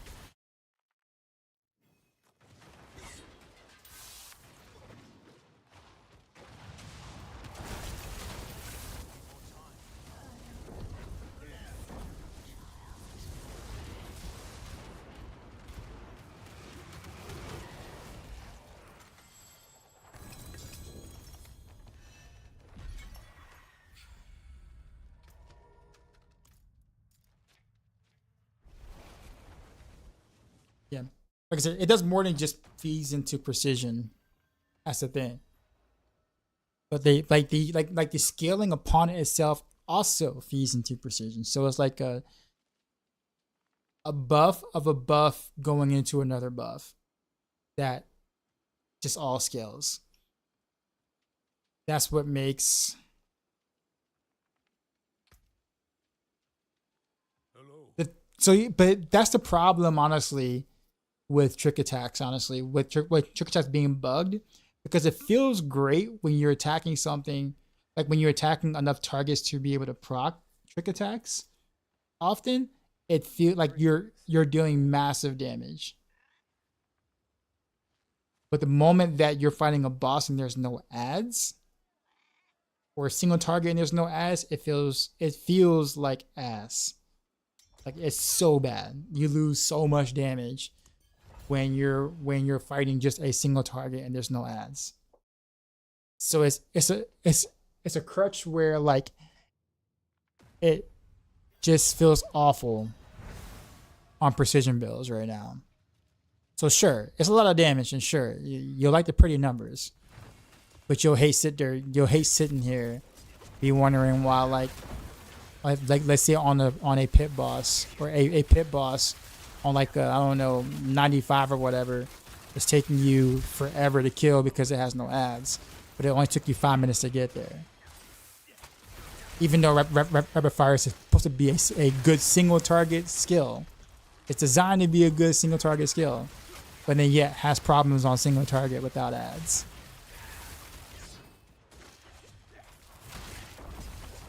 That's the only thing I don't like about precision. Well, I say only. That's one of the two things I don't like about precision builds right now. But that's like the main. That's like one of the main ones. I hate that so much, to the point where, like, I want to wear the Helm of Perdition to not have to build so much into that, but you can't. The damage loss you lose along the way is just too great.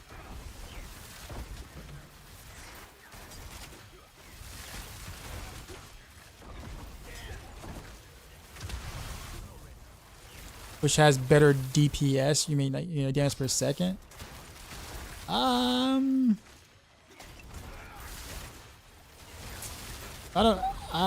honestly don't know. I mean, we don't have like a DPS meter or anything, so I don't know.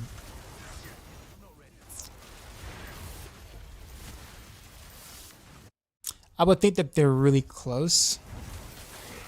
If we're talking about, like, completely 100% spec'd out gear or whatever, I would think that they're really close. Especially if, like, you go Barrage and you put on Kyle the Nameless instead of the Hero of Perdition, and you're not attacking the boss, then yeah, like, it's like very close.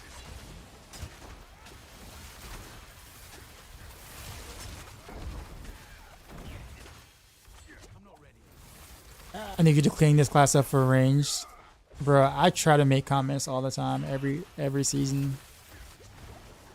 I be trying.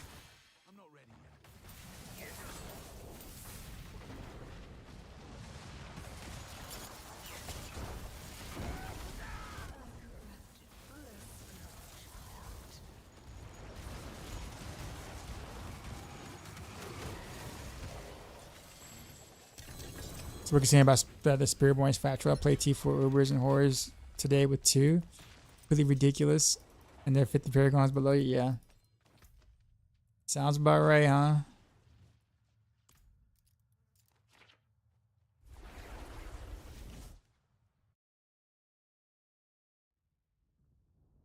So your only issue with D4, honestly, I just hate the imbalance. Feels like every build I like isn't good.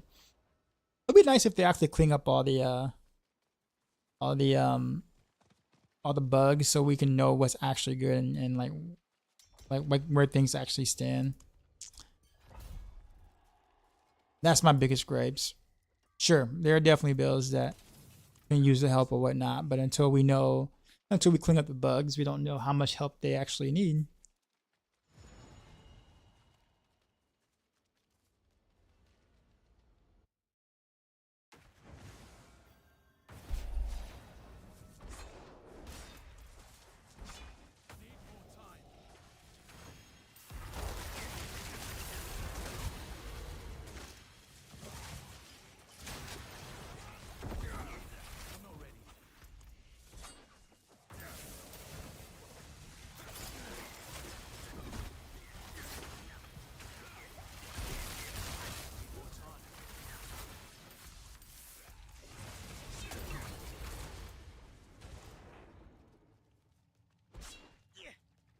Just guy here, Hair Perditionist guy, Mythic Ring.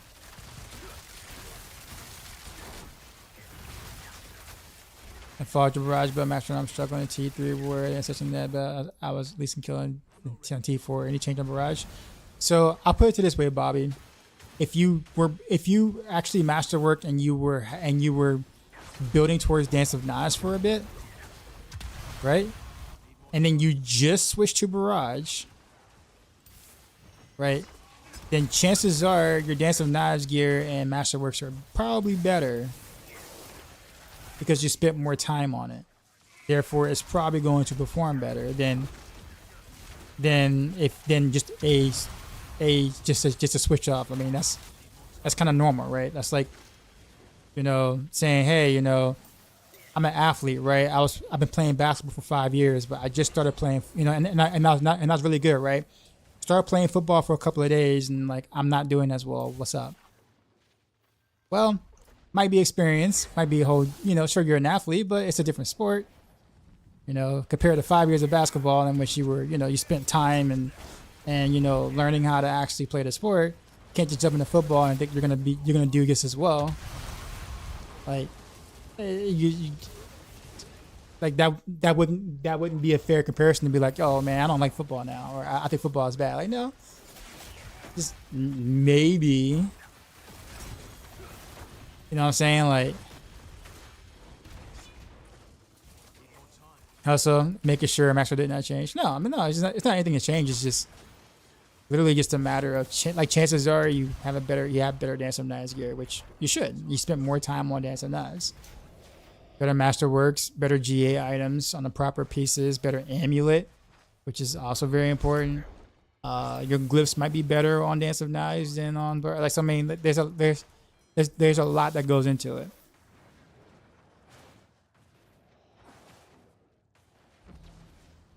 Not unless you're Bo Jackson. Okay, that's fair. So do you want Dance of Knives snapshotting fixed also? If it's not intended, I'll put it that way. I don't know if the snapshotting stuff is intended. They claim they didn't want any snapshotting in a game like that. So if that's the case, if it's not intended, then technically yes, because we need to know how to build fields without the snapshots. Like, if the build only functions because you can snapshot, then that's awful. Right? Like, it should be a choice if you choose to do so. If you want to try hard, it shouldn't be, oh, if you don't snapshot, you don't do any damage, which is kind of the state that it's in right now. Like I said, my thought is no matter what build I play or whatever like that, all bugs need to just die. Fix all the bugs, see what a build is supposed to play like, and then we go into like, and then we go and go, okay, well, what do we need to do? What skills really needs to, like, you know, like work or whatever. Not in town.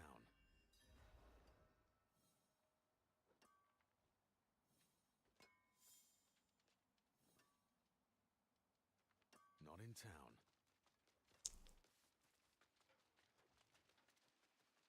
How would I fix pin shot? I have to probably start with the unique bow, man. The unique bow is just terrible. Like, having plus ranks on Malice for Victimize is incredible. But the bow itself, the unique affix or whatever, is doing no justice to it at all whatsoever. They probably just need to honestly just figure out how to compensate for the issues that Pinshot has currently.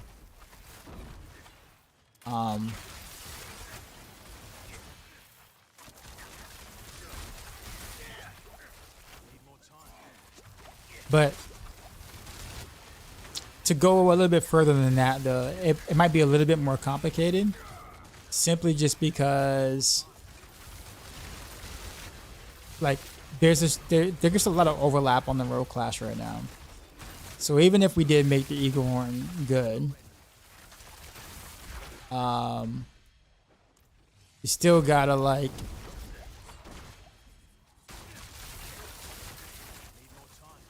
you still have to, like, figure out why you want to play Pinshot over, like, let's say Barrage. Whereas Barrage can give you really good AoE, and you can shotgun for single target. So whereas, you know what I'm saying, like, I think it just needs, and either think about the other rogue skills and like figure out what kind of an identity we're trying to do on rogue for these different skills, or we need to kind of like make pin shot just considerably better at AoE than the other skills by enough of a margin where you're not caring as much about the lack of single target. Because right now it ain't like what we have right now. It just ain't it.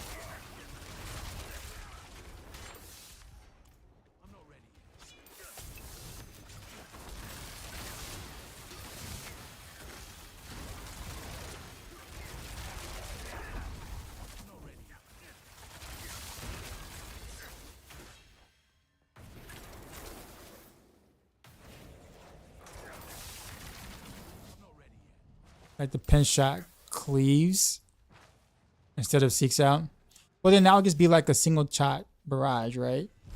It'll kind of look like barrage, just with one shot versus several arrows. And that's kind of the problem I have with this class, is that so many things either ricochet or pierce. Like, how many ricochets do we have in this game? Barrage ricochets, Heartseeker ricochets. Rapid fire with repeating ricochets. Dance of knives, star shards, ricochets. Like, it's just not really creative to try to buff something. And if it doesn't ricochet, it pierces. Like, I feel like there needs to be more creative ways to be able to offer a skill doing something better than just, you know, oh well, yeah, the skill you playing right now, well, now it ricochets to do more damage. Like, come on.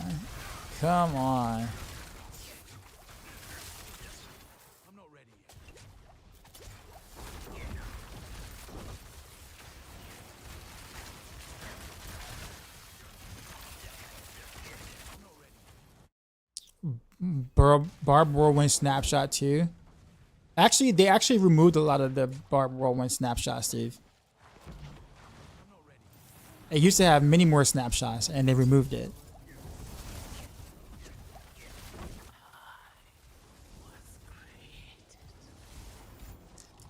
This counter's kit should just be made rapid fire arrows, penetrate 100% bonus damage as it is now. Actually, no. Well, so personally, I wouldn't like that. In my opinion, I think that they should have just got rid of the lob effect and just make the arrows explode. What's the point? Why did it need a lob? But I will say that the whole lobbing effect of Scoundrel's Kiss actually did make it different enough from Barrage, whereas before it just almost looked exactly like Barrage but just shot in a straight line. So I will give it that it now looks like it has its own identity, kind of, sort of. But honestly, I'd rather just remove the lob and just let it, and just keep the explodey part of it. Like, that's what I would have rooted for.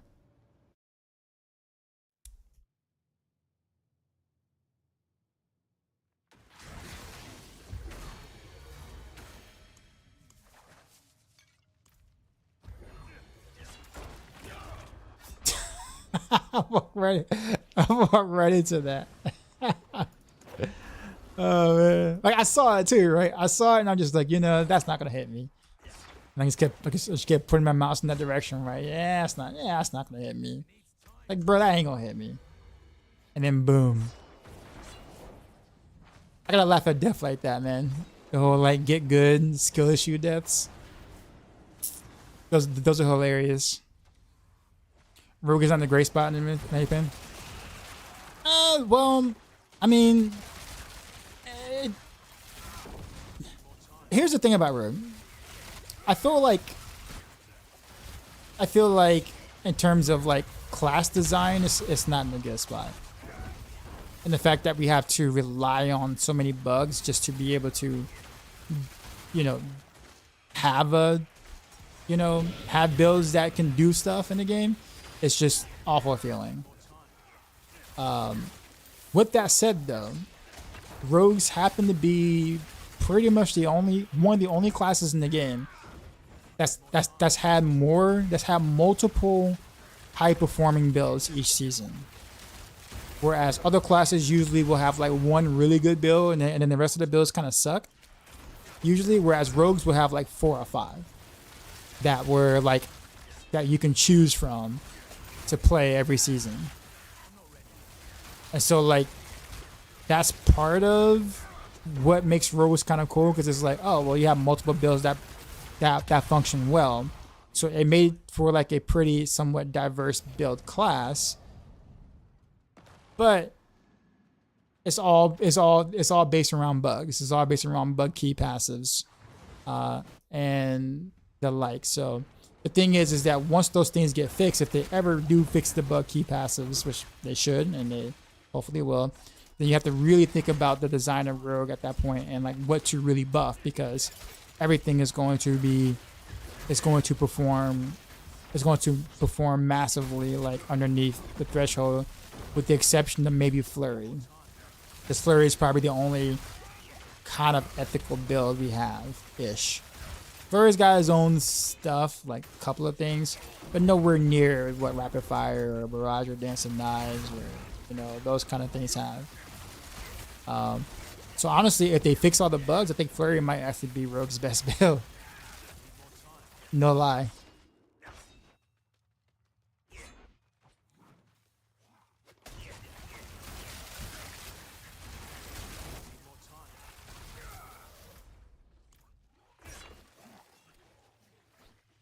I'm coming.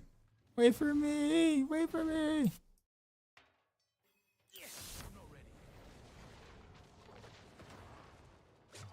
See, that's the issue. People, when it comes to the class, don't want unattended mechanics, fixed snapshots, overlap system bugs. Rogues always have multiple bugs built that live for seasons upon seasons, while Barb got fixed every season until they actually could nerf it to the ground. Now let's trickle it down to the new shiny class. Well, I mean, that's fair. Like, I'm not biased in that sense. Like, when it comes to bug fixing and whatnot, I am not biased. I'm not class biased. Like, I'm talking about everybody. So like, I always advocated for bug fixes on my class every season, whether I benefited from it or not. Perfect example of that is that season 2, the whole like rapid fire multiple combo point bug or whatever. Like, I hated that.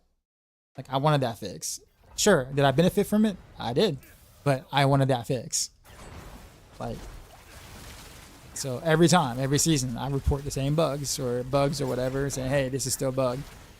Needs fixed. Season 4, same thing with Heartseeker and the victimized double dipping stuff. Like, same thing. Like, sure, I played Heartseeker. Did I like Heartseeker? Yeah, loved it. Hate, dislike the bugs. You know what I'm saying?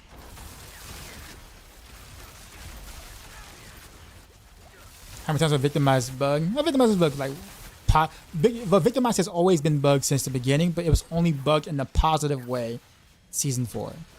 Like, it was only bugged to our benefit in season 4, but it's been bugged the opposite way around since preseason.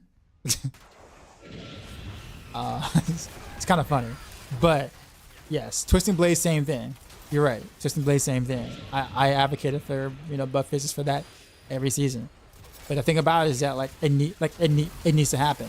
And you're right, people they want to see every other class's bugs fixed except for their own. Usually, not everybody, but I would say a larger portion of the player base is just like, yo, don't say anything, keep it quiet or whatever. And it's just like, bruh, like, we're never gonna get anything good that's gonna feel good to play, or whatever like that, as long as these bugs exist. And then we have people who only bandwagon a build because it's bugged, but not because it's fun to play, but because it just does like a jillion damage.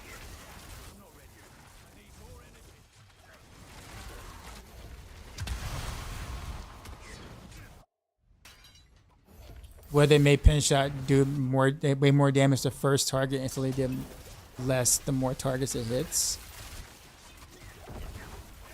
So kind of like the opposite of its passive, like the opposite of its like mechanic effect.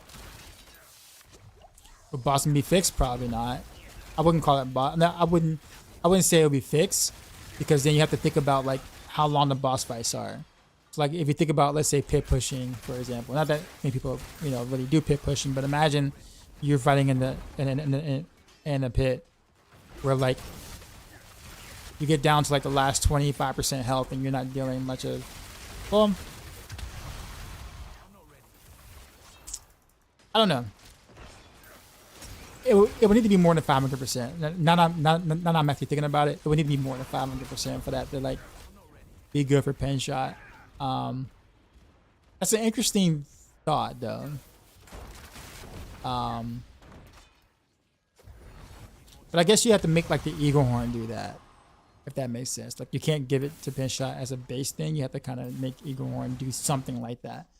Like you have to be like a unique affix to, you know, kind of give it that type of functionality. I'd be down for something like that, though. Honestly, you just gotta kind of have to make it. Yeah, you gotta be careful though to not make it like, let's say, better than rapid fire single target, because then now you have the opposite way, where all of a sudden pen shot's AOE is better, but then it becomes better single target than rapid fire, and then now you're overshadowing rapid fire. So like, there's a balance that has to be had there, but I don't dislike the idea. Because at least I think more of us would probably play pen shot if we could actually boss a bit better. So they brought that AoE heart back for Twisting Blaze builds. That was so much fun. What was it called? Oh, the Barber heart. Well, technically you can you can do that with Victimize. Technically, you can get that explosion on Victimize, but then Twisting Blaze lucky hit chance is so bad that, well, yeah, I'm gonna just leave it at that. It feels bad when you charge up a massive pinch shot and hit. Well, that's also too with combo points too, right? Like it's kind of funny. You build combo points for you to like literally like see 0 results for it, right? Like you're just like, why did I even do that?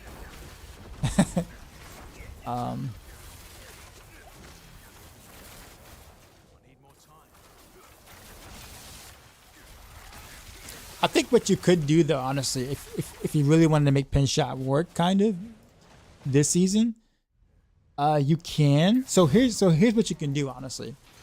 If you build pen shot the same exact way you built Heartseeker, like 1 for 1, like literally all the same gear, except obviously no Moonrise or Deathability, whatever, but all the same gear as a, like, you know, mythic version of Maxroll. Build that exact same thing, but with pen shot but use pen shot instead.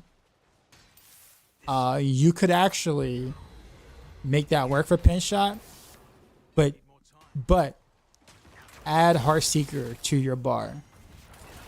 So when you get 2 bosses, you just switch to Heartseeker, while you'll basically just use pen shot for everything else. So you can kind of do like a somewhat of a hybrid thing like that if you wanted.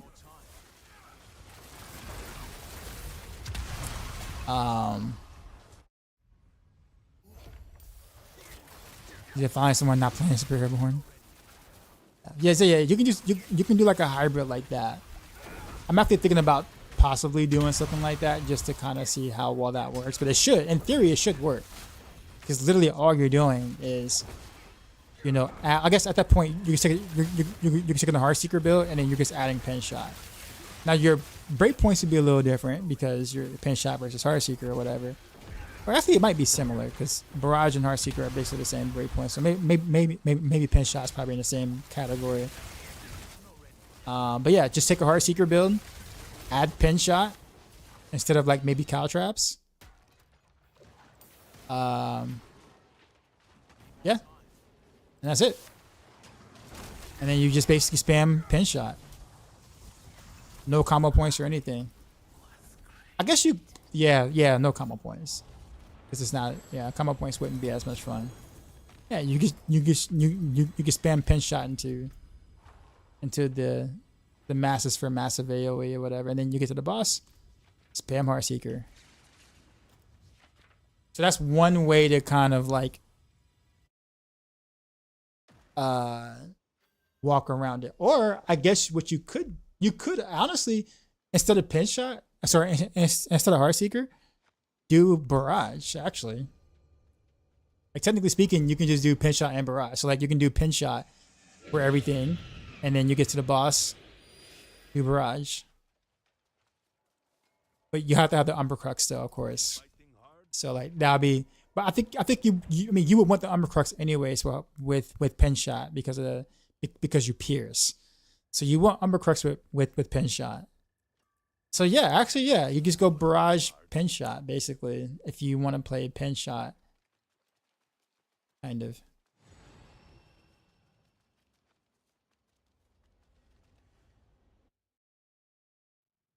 If I beat 110 with pin shot on your bar, can we say if 110 was beat with pin shot? Sure. You can say whatever you want to say at that point because no one else did it but you.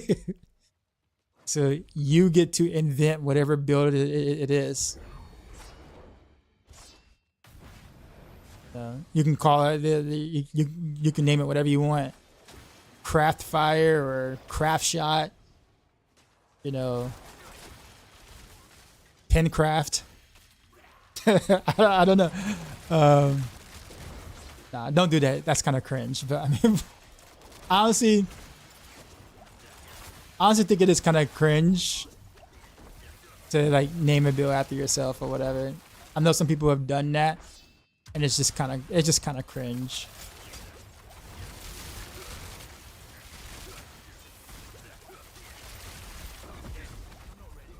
No pen craft. Not crap, like pin craft, you know, crafty, the name, yeah. Craft shot, yeah, that's what I'm saying. Yeah.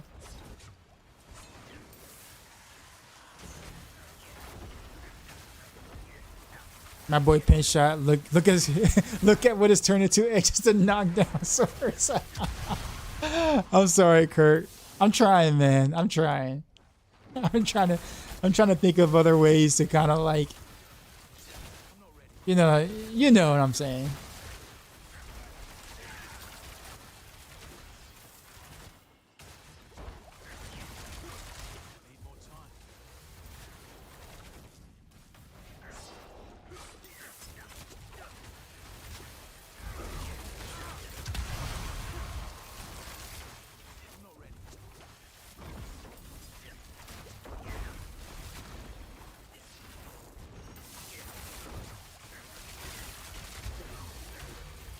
Six build.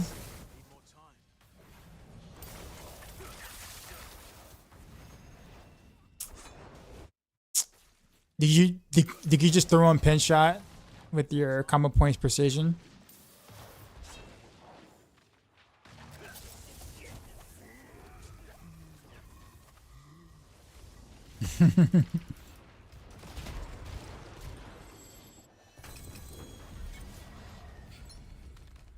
It's kind of unfortunate though, because like even if, yeah, that's the thing. I was going to say that, Kurt. That's what I'm saying. Like, you know, even if that happened, like you can do that on rapid fire technically, and you have like 30 something arrows.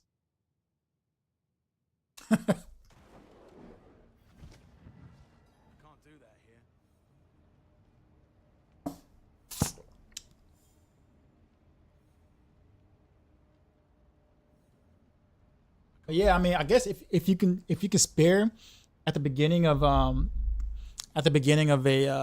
run or a beginning of your rotation, crafty, if you can just instead of like doing like puncture, rapid fire in the beginning of a rotation, if you do pin shot, puncture, rapid fire, puncture, rapid fire, etc. Then you might get benefit of the knockdown. I don't know, they'll like be like worth it, but I mean, it's an idea.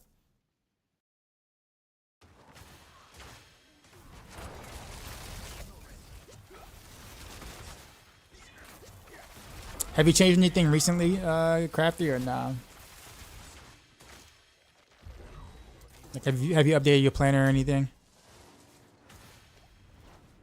There was a season where pin shot was really good. No, I mean season 2 with the like in terms of the what was it? Abattoir Azir. But I honestly, I thought Pinshot was kind of average outside of that though. Like Pinshot for season 2 and season 3, outside of the Abattoir's year was kind of average. But there was some gear swapping stuff you can do that became really popular. And I hated I hated that. Like the whole idea of having to switch gears and skills for it, like during a run, just to be able to do certain things was just awful. So Pinshot was good if you did all that, but without it, it was like really mediocre. The idea of telling people, you know, by the way, you know, make sure you have 5 pieces of gear in your inventory, and then while you're fighting, switch these 5 things around, or you know, when the butcher shows up, you know, right click these 5 things or whatever. I just thought it was really just an awful way of like piloting a build, in my opinion. Can we get loadouts? Yes, please. I would love loadouts.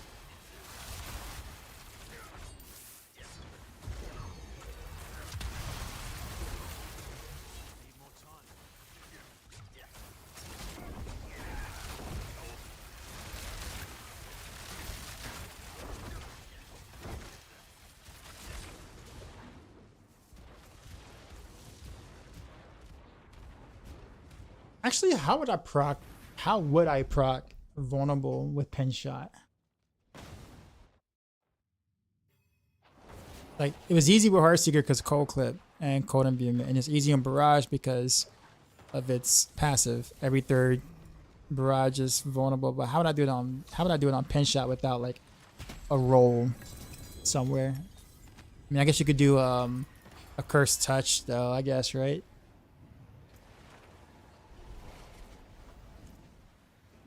Only thing vulnerable with Pinshot is your mental.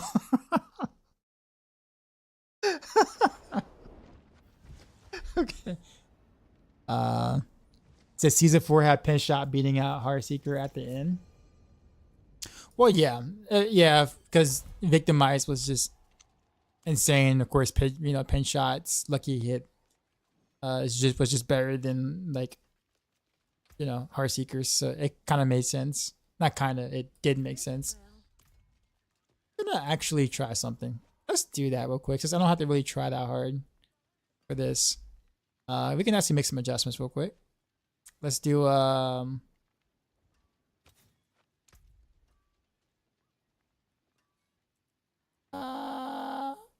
wait a minute, I have Dance of Knives on still? I had Star Show. Oh, because I was doing the thing the other time. Bro, I didn't even have all my aspects. I'm missing 2 aspects.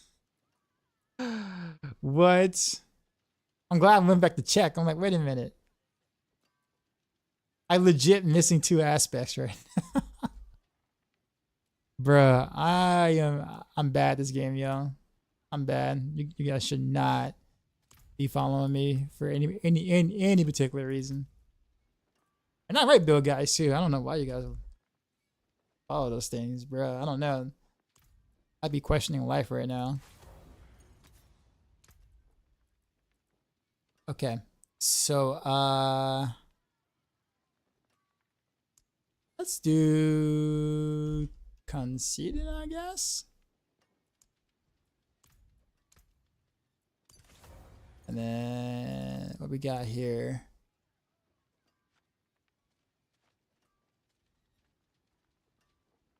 Trick shot.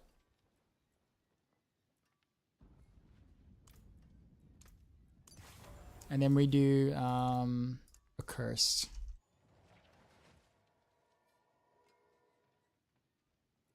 And that's it, really. Well, I don't have the double pin shot though, so that's the problem. So I can't I don't have the chance for pin shot projectiles twice. So that's gonna be rough. Because yeah, that's gonna be bad. But just the idea what it feels like. At least I'll get an idea what it feels like, kind of.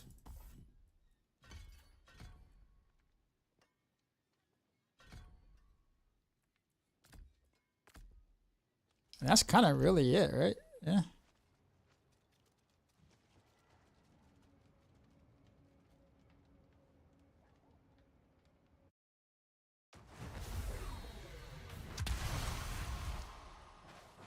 Uh-oh. the game broke again. Game broke again, guys.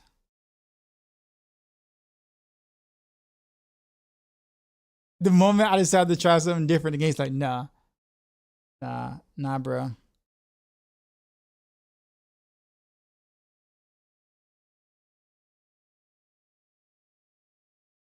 The game since pin shot auto insta logout.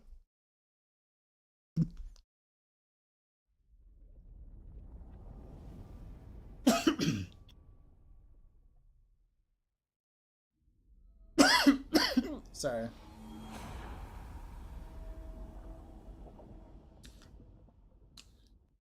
Did rapid fire on each Yaks Cax cast, and then and pinch on every non-Yaks cast every rapid fire cast, and CC would have to knock down on them. True. Very true.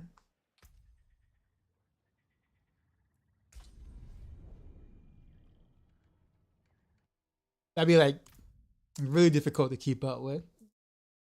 I'm sure it's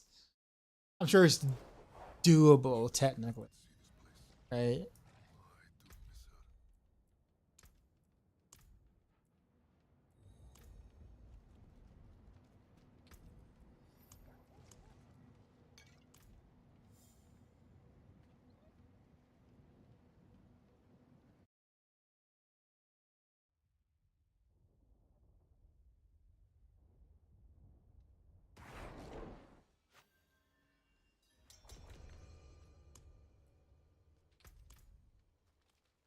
All right, boys, we're pin shotting, but without the double cast a pin shot, which is gonna kind of feel bad, but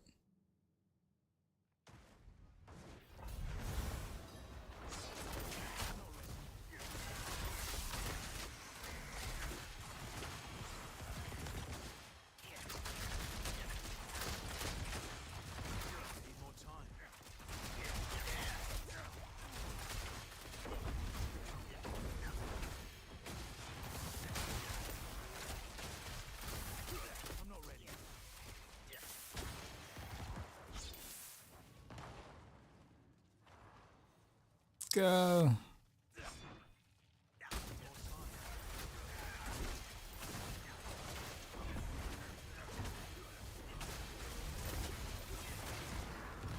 I forgot how much attack speed that high velocity gives Barrage. I can totally feel that in these pin shots.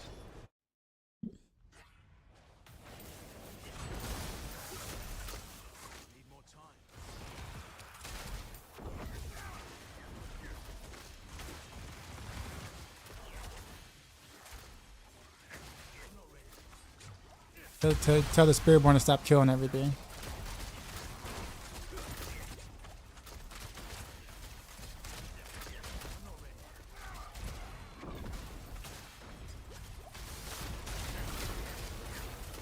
So that was actually kind of cool.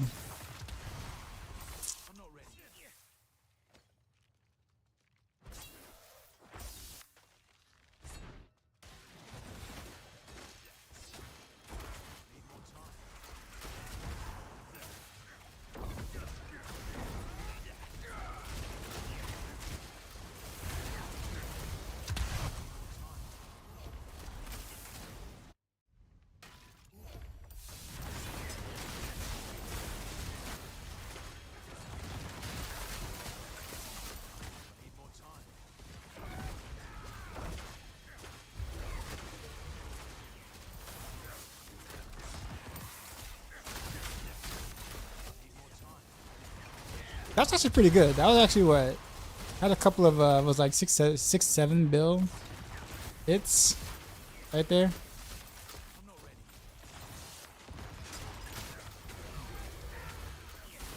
Now and that wasn't from the Umbercrux at all, so that wasn't Spiritborn mess.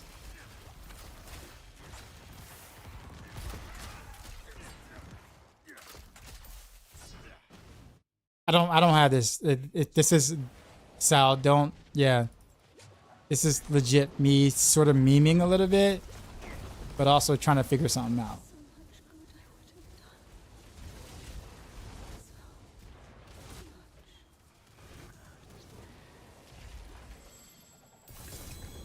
I did not one shot that boss, but that's alright.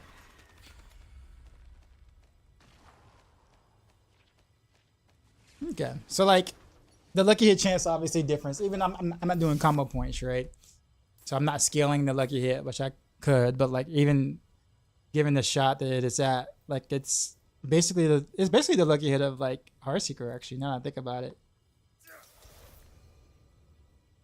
So no, I didn't pick up any items. Whoops. Oh well. I guess they all got ported to my stash. Nah. So it has a lucky hit of Heartseeker, but it doesn't have the ricochet. But I guess in a big pack though, technically speaking, this would still be worth more.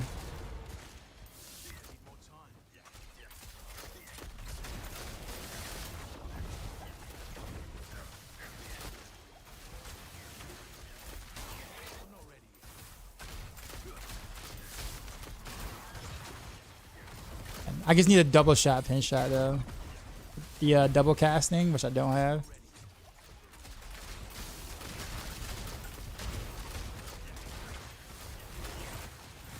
And then fire through the Umber Crux basically.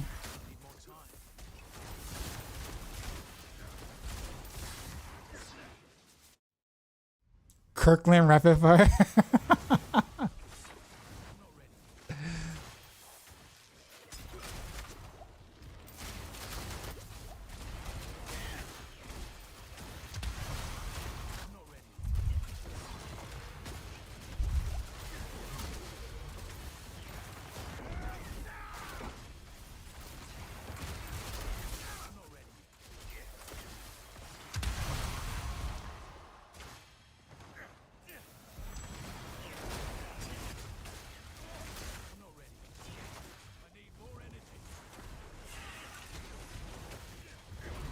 I'm out of energy.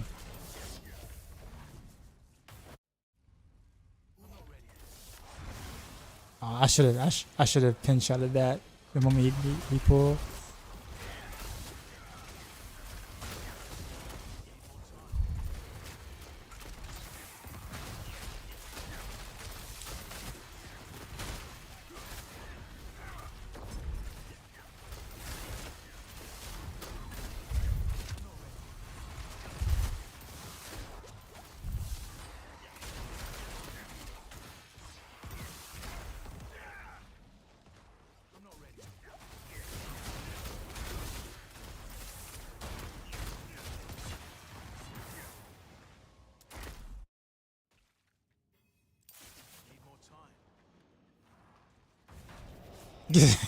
Kirk.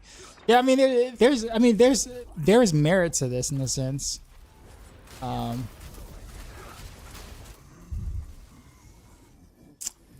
just don't have the proper equipment, like in terms of like a crossbow and a one-hander to really like get the double pin shot cast or whatever to kind of see what that could truly feel like. So I'm actually genuinely curious. So I guess when I finish with running with this crew here, what I'll probably do is I'll do a little bit of pin shot. Like I'll actually get like a weapon. I'm pretty sure I have some backup crossbows or whatever, and backup swords or whatever I can use, and see if we can kind of solve the single target issue. And if so, I mean, we can do a spin-off. I mean, technically speaking, it would still technically be pin shot.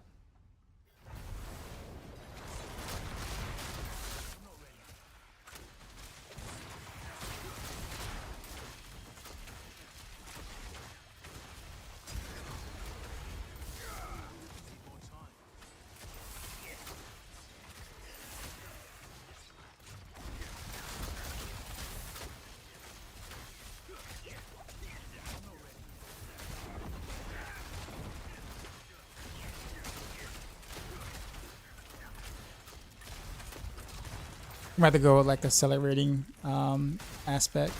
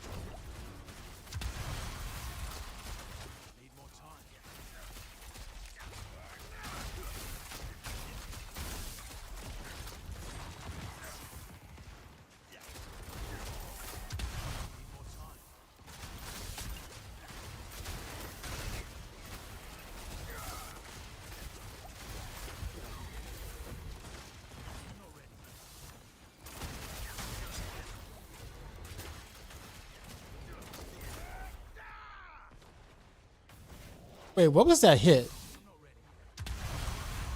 Can someone clip the last 30 seconds?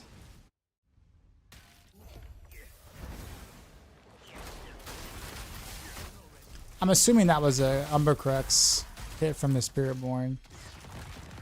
Has to be. But I don't remember actually casting the Umbercrux down.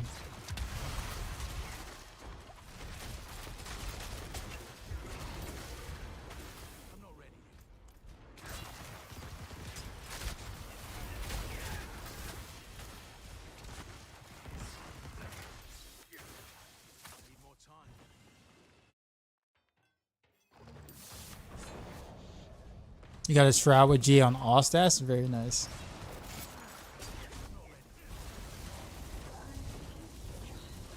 Yeah, 16.5 bill. You saw that too? Yeah, but I don't know if I had the Umbercrux there when the Spiritborn was around. Because obviously anything that the Spiritborn hits on the Umbercrux, I see the damage. So it'll be like 20% of their damage. So, which that would make sense because I'm like that. I don't see how I could have gotten that high of a hit considering the situation. Should I go what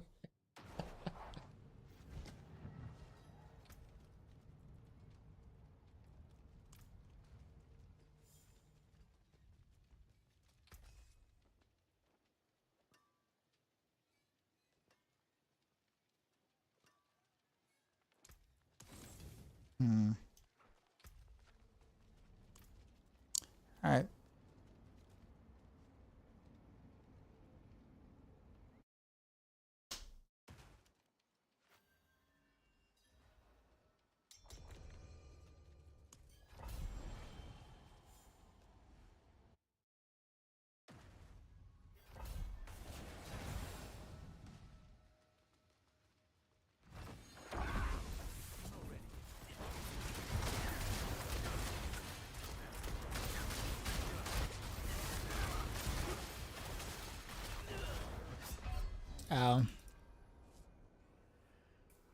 What am I doing with 4x health?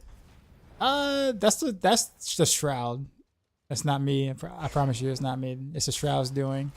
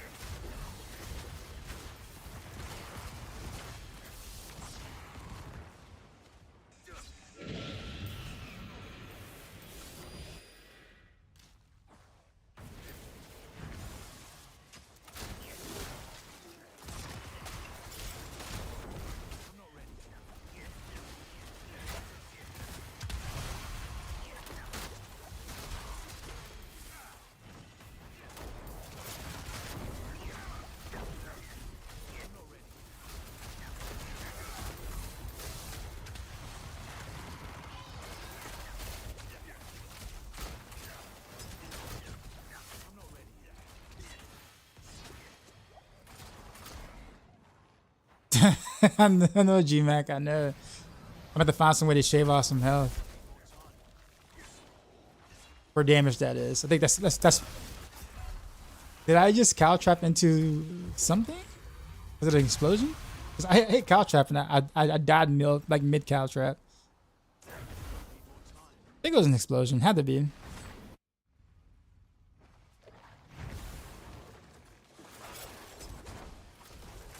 Wonder if I cleared pit 150 yet. Let me clear people through all the title achievement. I was talking about that earlier. Yeah. I have not, obviously, playing on Rogue, so that's an impossible task. But I am personally, I'm not interested. But thank you.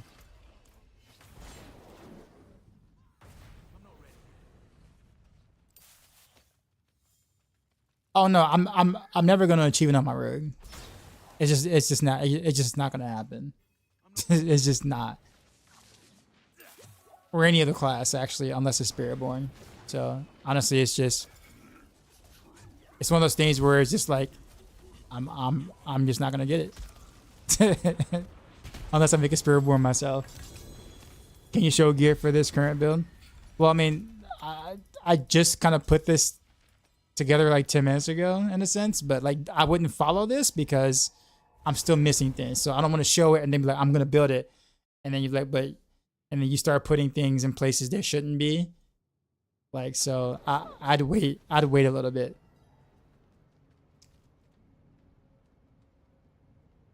Yeah, for 135.5 quintillion. You guys are in the quintillions now? I swear like quadrillions was like the thing. Or was that like 2 days or a whole 2 days ago type thing? 2 days old.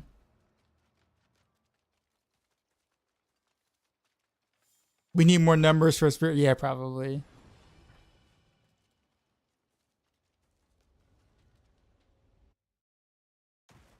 But Johnny, like if anyone in chat wants it, you know, for sure. Yeah, I don't mind you asking.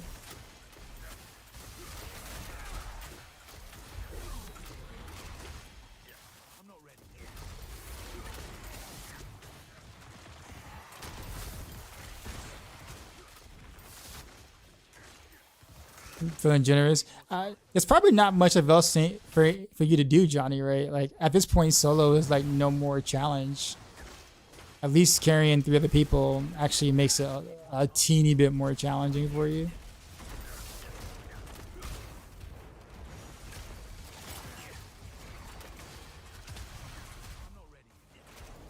You might push world record pace on pit 150. What is it like right in 3 minutes now? You carry 3 people through pit 150 in 5 minutes today. So I mean, I guess that's still not even a challenge.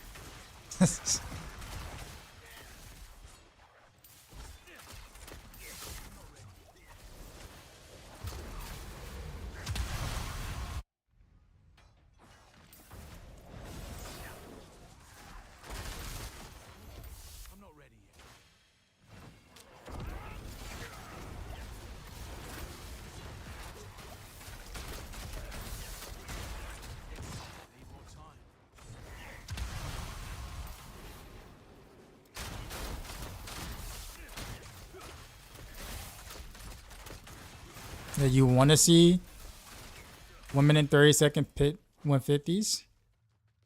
Do you want to see that? Like honestly, do you really want to see that? I feel like the idea of like 150 being the hardest difficulty is just kind of just fairly diminished when it comes down to basically speed, like a speed trial run at this point. Embrace the bugs. Not even so much the bugs, but just like, I guess what is there left for y'all to do at this point, right? It's one thing when you're trying to achieve the next level, right?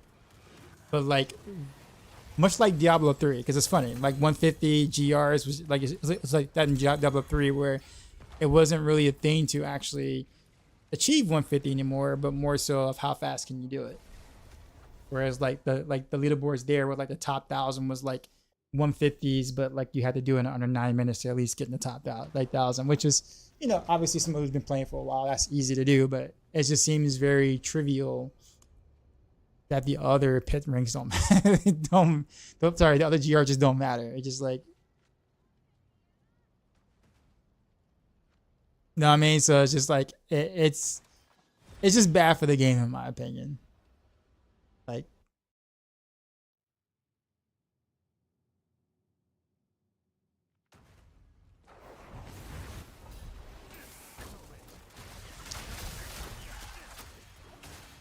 this season, D4 season basically done. Well, yeah, I mean, kinda, yeah, I mean.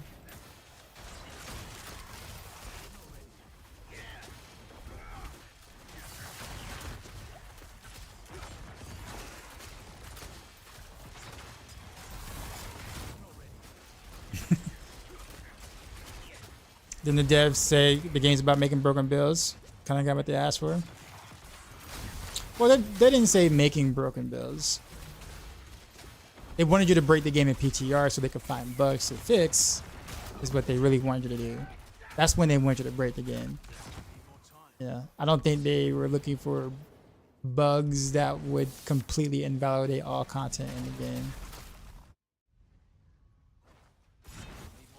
Because then the whole idea of having a progression sort of system just makes zero sense for an entire class, right? What's the point of having tier 1, tier 2, tier 3 if you're playing Spiritborn? What's the point of leveling glyphs or glyph 100 being a progression level of power if you can literally skip all the, you know, grind in a sense? So obviously this is not what they wanted. Because if that was the case, why even create what they did?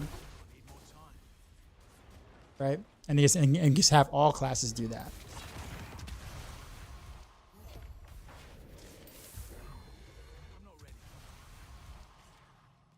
Oh, well, so yeah, so I'm definitely not like diminishing what you find fun for sure. I'm just going, I'm speaking at it from like a game, like game mechanics or what it does for the game itself. Different people have fun with different things, so I am not knocking that by any means. Like I used to do a lot of GR pushing in Diablo 3, and for the most part, unless finding like the good, like the GG map or whatever was the only fun part of the pushing aspect, the fishing was a terrible thing and always has been, and it's back in even a worse, less fun state in Diablo 4. But then you wish Johnny was here earlier.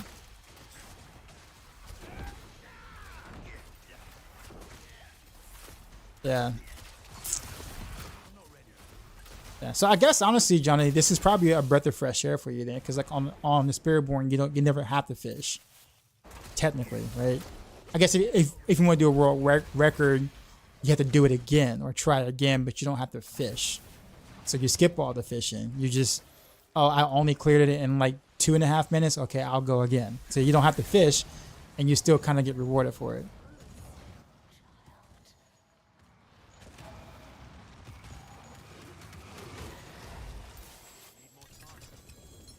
It's not nearly as bad as like trying to do that on like the other classes, right? Again, you know what? Having creators come out with tier lists and 99% of the builds during PTRs. Wait, what are you saying about? What are you saying? Having creators come out with tier lists and 99% of the builds during PTR sucks. Well, that's the reason why I tend to not make any like builds in PTR, like PTR builds, because it's PTR. Like things are going to change. So, like when people, you know, it's like, oh, well, these are the tiers and this is what the classes are doing. I'm just like, bro, all that's gonna be different at launch, season launch or whatever. Like we all know that's gonna be different.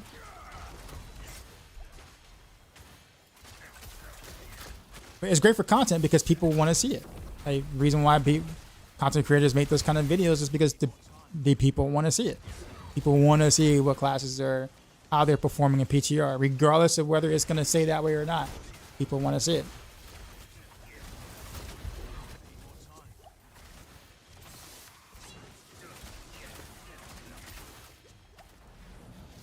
But yeah, cool, Johnny. Go for the world record, man. I'm pretty sure you don't really have much else to do at this point. Go for the world record.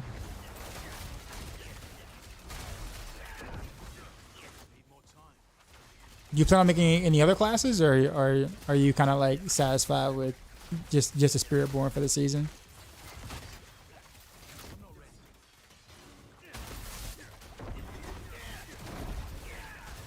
Or I guess, do you feel like you play any other classes this season after playing Spiritborn?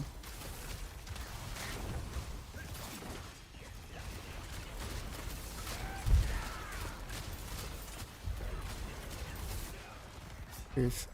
That was bad. Making the second Spiritborn? Okay, gotcha. Fair.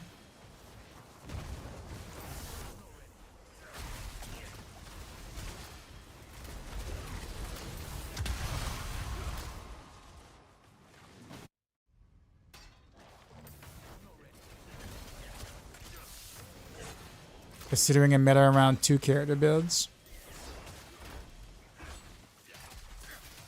I guess how much experimenting do you think that can happen? Like in terms of like another class being able to offer anything realistic that another Spiritborn, a second Spiritborn wouldn't just be able to do better.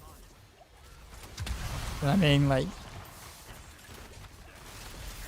how much room do you think there is for any like ZDPS other class with Spiritborn stuff?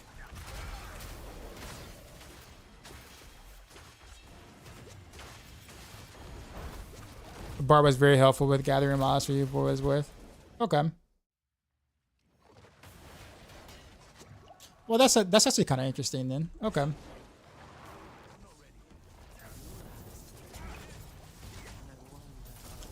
I guess at that point wouldn't the tugboat road kind of do that too?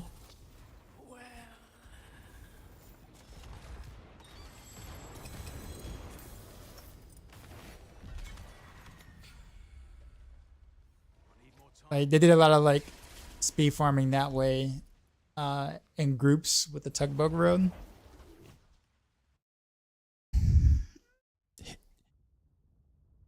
LMAO said next Netflix hit: Confessions of a Spiritborn player. It's all good. You never heard of the tugboat road? Yeah, like in terms of gathering, I think tugboat is probably like the best at it. Like honestly, so yeah, if you're looking for that, that might be better than having a barb for that purpose. I don't know what else you would want on a barb per se, or what else you would want from ZTPS, but I would look up tugboat rogue, or tugboat support rogue or something like that. We saw it a lot last season for group play. Like you can legit just drag the entire map, pulling everything. It's actually kind of like, it's kind of nutty.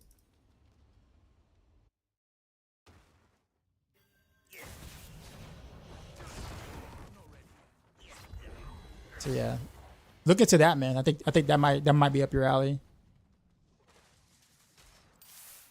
Yeah, using Conduras, yes.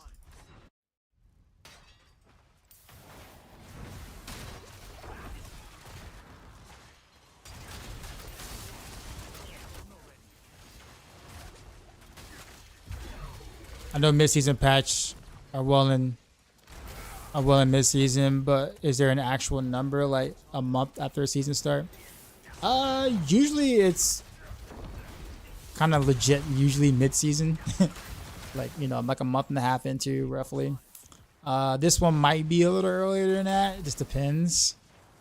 Like I think season 4, the mid-season patch came like a month into the 3-month season. But yeah, usually it's like a month and a half. But so I would say the earliest we would expect the mid-season patch would be like minimum 2 weeks in terms of the earliest. So it can be anywhere between like 2 to 4 weeks from now, roughly.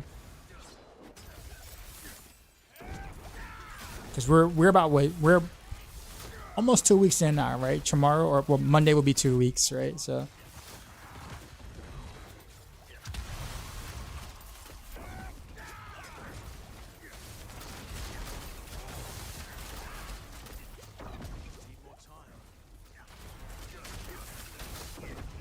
No. That's a rough thing about doing that on pin shot, man. Oh, I don't think I have retribution in this, do I? I don't. I have just conceded.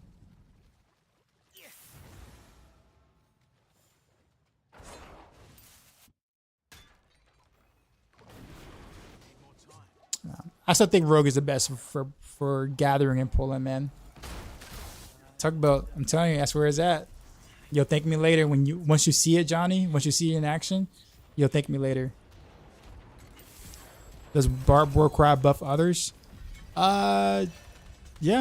Actually, I mean, if you can just get us, you can just get a second, like a Z DPS to run Warcry rune. At that point.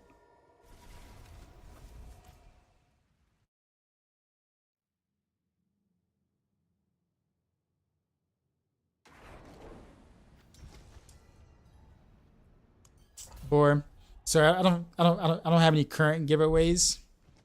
Unfortunately. But I understand.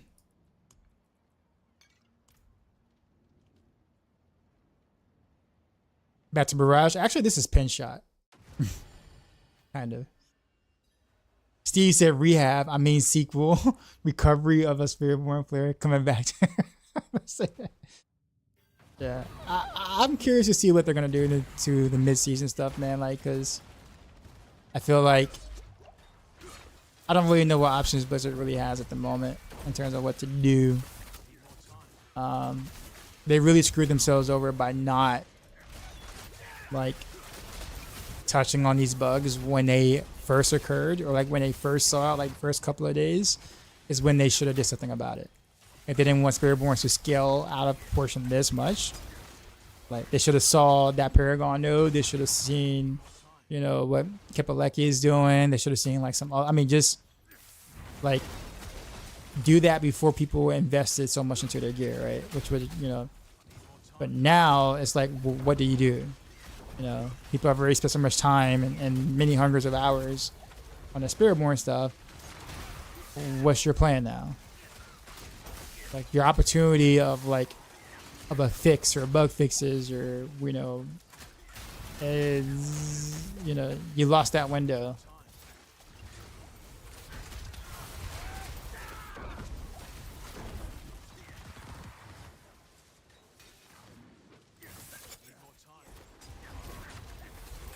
You hate trading? So do I, actually.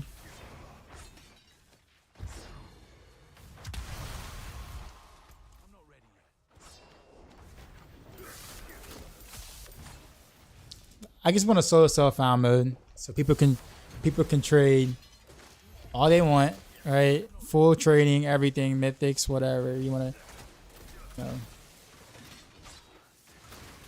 If you want to trade cosmetics, trade cosmetics. I don't care, right? But put out a solo self-found mode, man.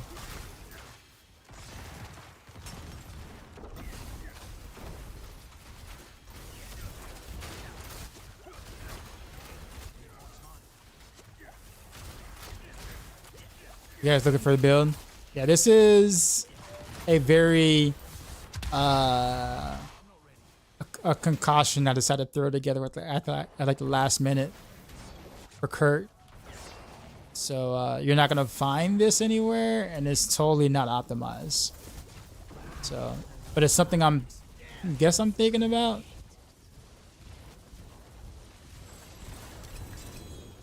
But I just wanted to throw it on just to kind of see what it felt like, despite not having the correct 2 weapons with the double pin shot, because I haven't had time to do it yet. Raffle.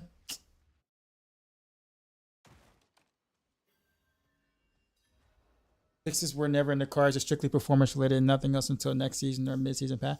Well, I mean, I know that much, but I'm just saying like I'm just saying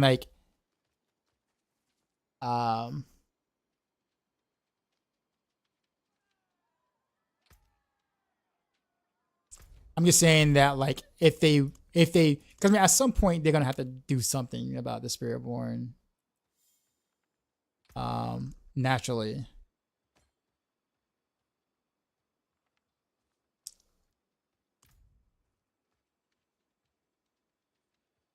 They fixed the Vape, but only did that because of, well, this early because of performance. Yes. What I'm saying is, obviously they don't want the Spiritborn to be where they are right now. Like, obviously, because it invalidates all the content they spent all this time making and progression that they did. So, like, obviously they don't like the state of Spiritborn currently. They just don't really probably know exactly what to do with it right now because they waited so long to do anything about it. That's what I'm saying.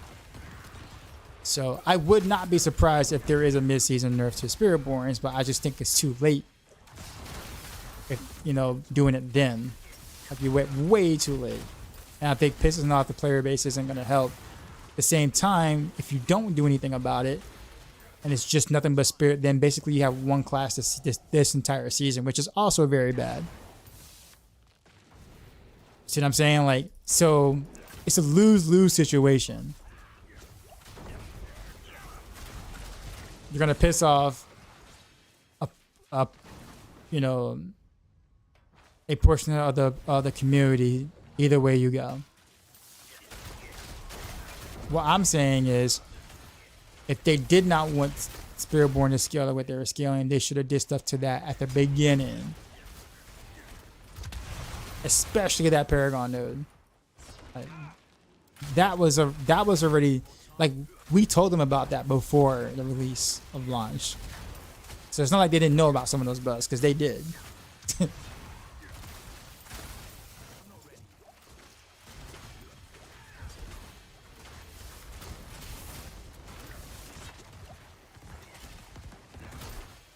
The only other option is to buff other classes to do similar damage to Trial Love. Do you know how much buffing of the other classes you have to do similar damage to Spiritborn? Like, do you have any idea how far behind every other class is? Like, do you have any idea?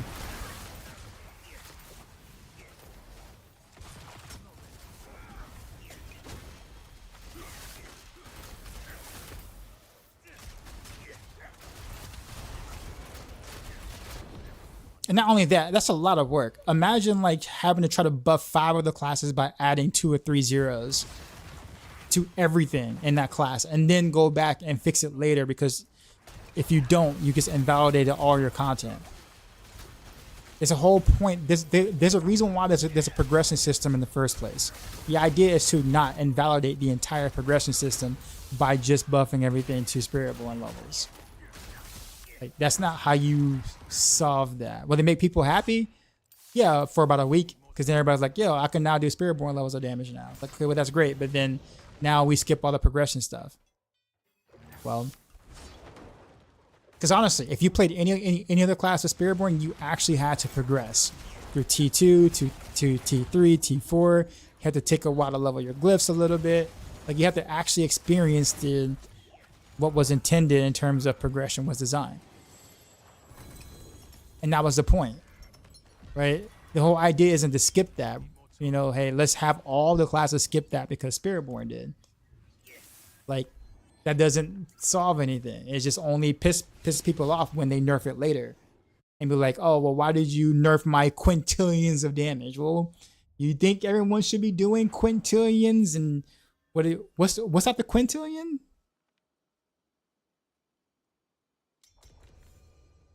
What's that, the quintillions of damage? What's the next number? I don't even remember.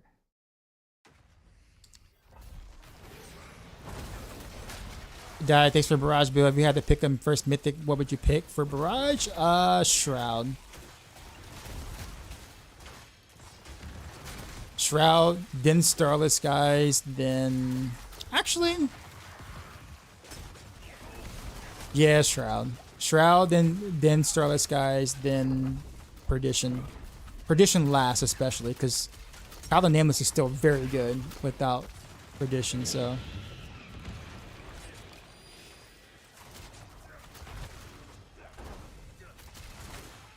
Oh, so you already have a Perdition helm. Okay. Yeah, I would say Shroud. Granted that you're doing okay with resources.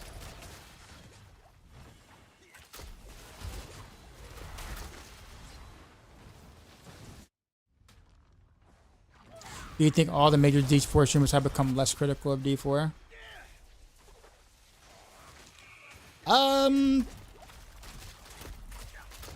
I guess overall, yeah. I think there's probably less to be critical about relative to the state that D4 used to be in, I guess you could say. Let's say relative, but as long as, but also keep in mind most major content creators are also playing Spiritborn, so it's like, you know, right now they're kind of looking at the game through a lens that is a bit skewed, I guess you could say, for but yeah. So I think right now they're just having a lot of fun playing a new class, dealing unethical amounts of damage per se. I think once the honeymoon kind of sets in a little bit, or settles down or whatever, and they have nothing else left to do, then I think they'll find more things to be more critical about, honestly.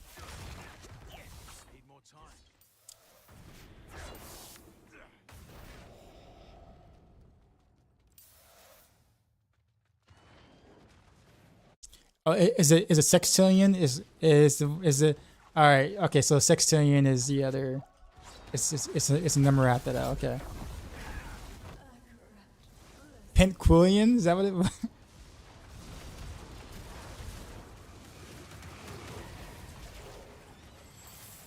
Justin, I see you on YouTube. Yeah, so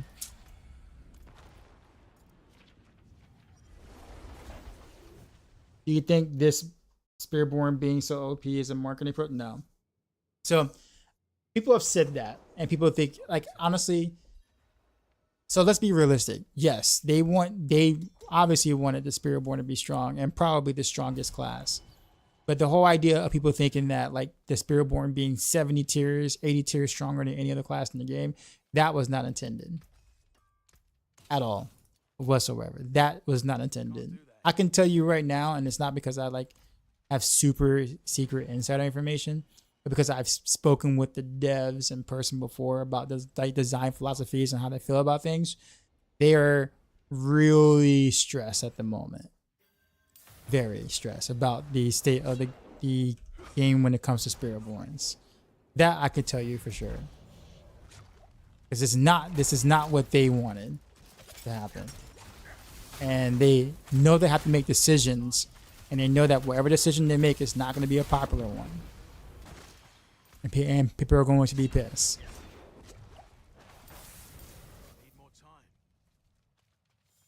So I don't want to be in their shoes at all, whatsoever. Like, they could just fix the bug, but there's many bugs. It's not the bug. There's many bugs on Spiritborn. Many. Which is I mean, kind of to be expected. Given that, you know, Spiritborn's a new class, so I guess we're not surprised that there are going to be a lot of bugs.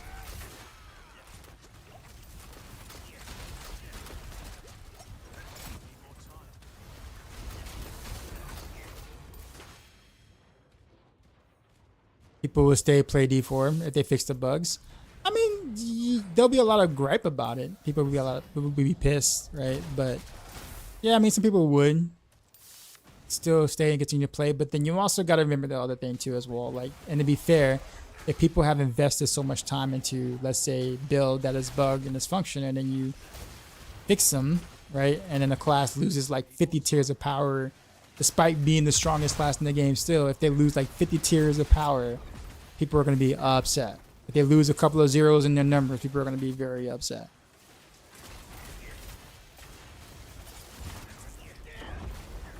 But that's the reality of things. If it's not what they wanted, then they need to make it what they want and just do it. Have some integrity.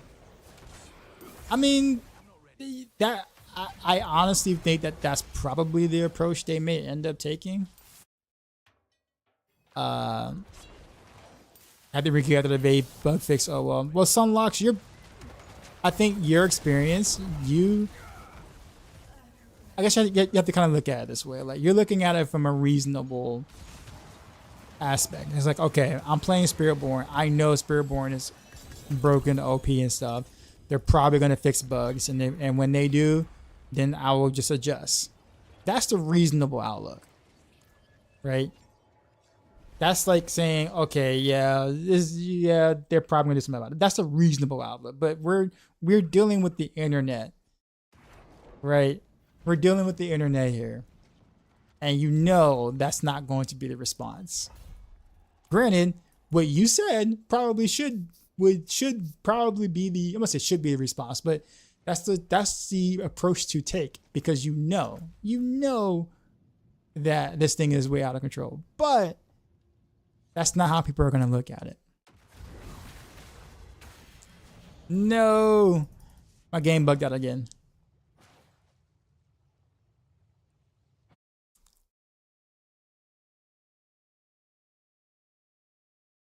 Game crash.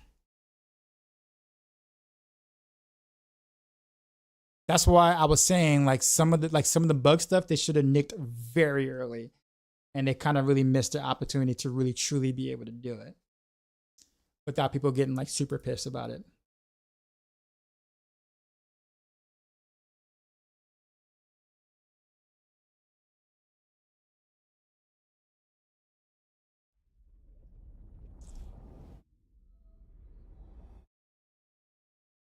They were losing some people because of the late decision. They should react ASAP and whatever manner they see fit.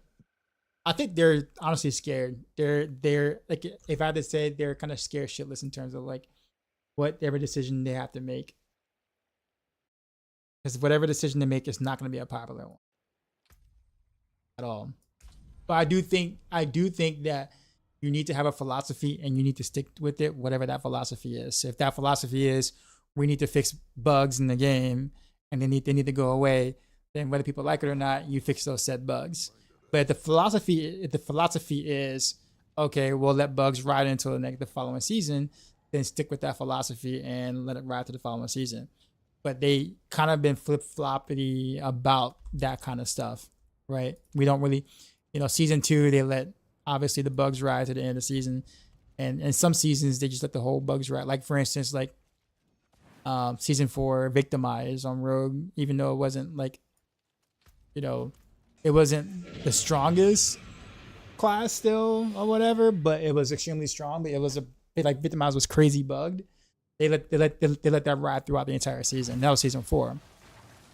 So it's like they got to be consistent with what they're gonna do with like those kind of things. What do I think of the S+ tier on Maxroll?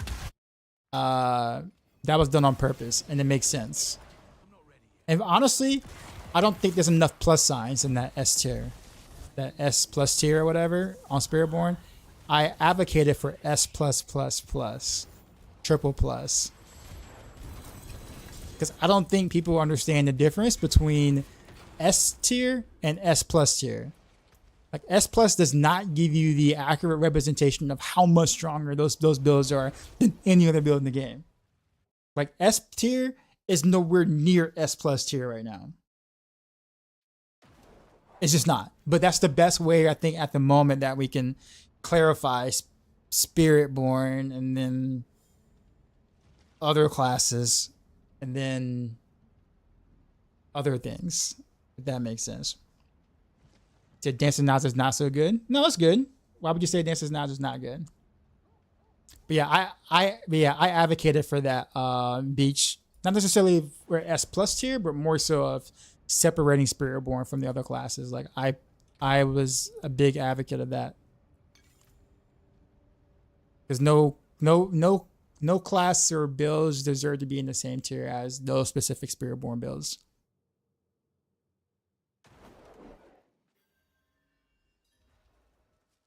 Needs time is a bit different in season 4 with Demise. Spiritborn's obviously throwing out the entire game balance rate, but Demise just gave us one compared to the build. I get that, but I guess the thing is that like that's kind of just picking and choosing what to nerf. That's like saying, you know, let's say a class gets, you know, a class build gets gutted because it's like really strong because it has a bug like that, but another class's bug didn't get fixed, but that is also really strong. Now you're gonna have that class complaining about why rogues didn't get hit, or you know, why is victimized still, you know, whatever, like at the time. Like, so now you have people complaining about why you did this for this class and you didn't do it for that class. So I think that's the reason why I'm saying consistency is important, because you can't be like picking and choosing and say, oh, by the way, your bug is a little worse than the other class's bug, so we're gonna fix your bug but leave the other bug alone. See what I'm saying? Like, that's not fair. Like, that wouldn't be fair. You know what I'm saying? Like, that wouldn't be fair for Barbs if, you know, they fix one bug but not the other, and not the other class's bug, big bug.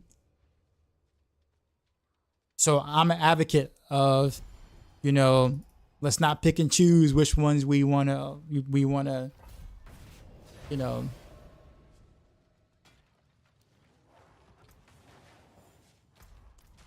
Now, of course, like bugs that prevent you from playing the game, like, you know, evade or whatever like that, obviously should take priority because people can't even play the game, right? Like that's a different story. But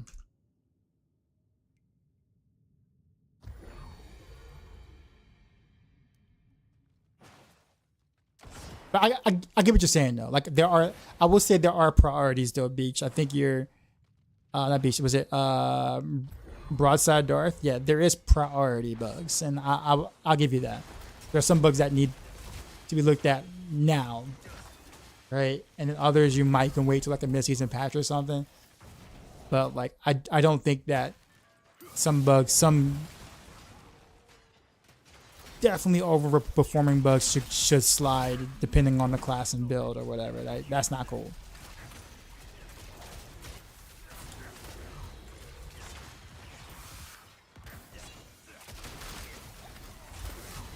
You playing Crushing Hand, you would not touch Quill. No, you don't like Quill, or buy the expansion tier ogre. You know what we thought about in our Maxroll meeting? Not we didn't think about this, but we laughed about this. We was like, we should put Spiritborn tier and make it a paywall to view it on Maxroll.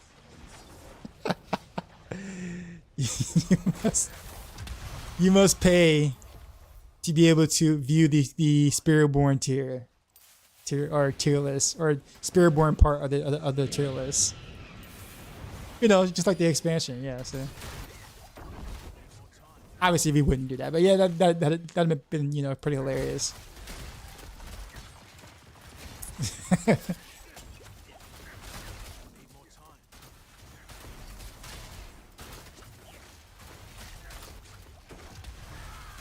The max level is no longer 100. The max level is 60, but then you have 300 Paragon points.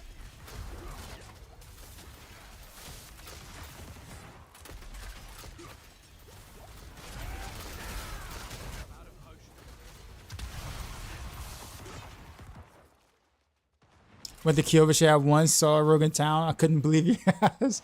The Rogue was probably me, man. Probably. You probably saw me in passing.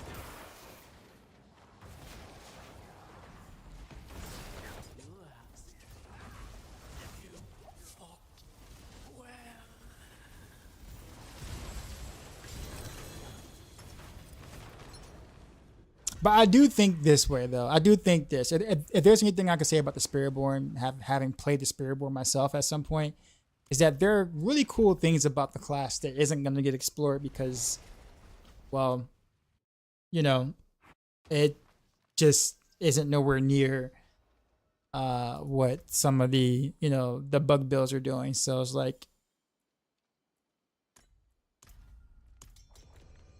that's kind of the issue. So it's like so those builds won't get explored because they're going to be seen as weak compared to the extremely bugged builds, right? Sorry. So people are not going to explore the option, because why be super weak on a DLC class when you can be OP strong on the same DLC class? Like insanely strong. So you pay $40 for a broken game, one-man show full of bugs, no Mephisto to kill, and only a few new activities. To be fair, the new systems are good. The new progression is also good. I think the other stuff I can probably agree with you on, yes.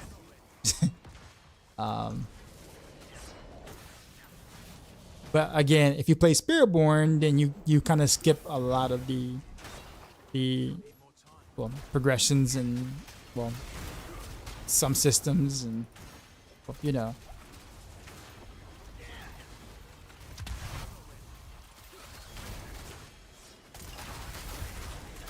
But yeah, Delirium. I think we'll see though. We'll see.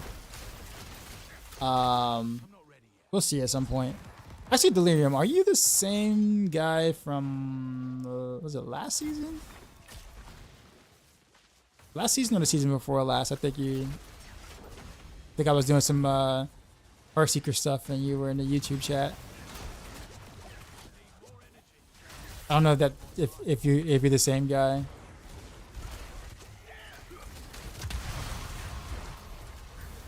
I recognize the name. I just don't know if it's like the same guy.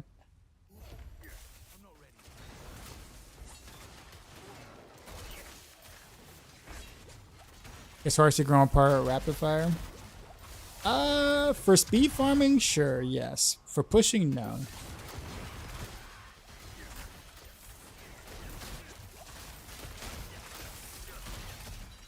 I would argue that Heartseeker is a better speed farmer. Rapid fire can speed farm, but you have to be you gotta be a tryhard for that, man. To speed farm well on rapid fire.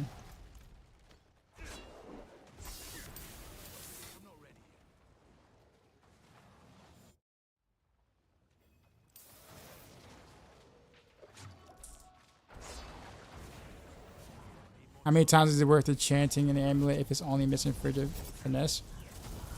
I mean, unless you have a ton of mats, like, don't keep doing it. Like,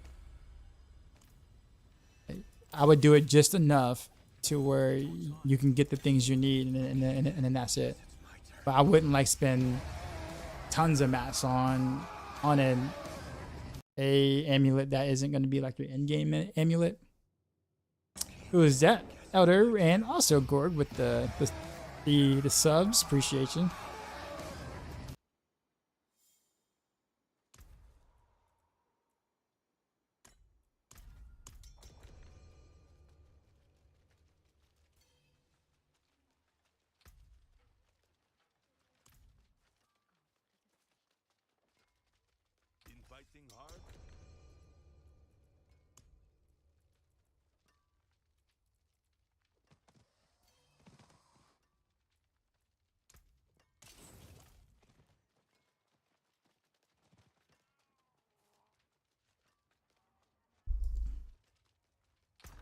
I think I'm about to go back to Barrage for now, y'all. I really want to. I will explore Pen Shot later, but I do think it's a bit rough to try to do that now without the double Pen Shot stuff. But there is potential, although I gotta figure out how to solve the single target aspect of things. But there is, like, if you can get a nice pull and decent rolls on double Pen Shot, I think it can feel okay.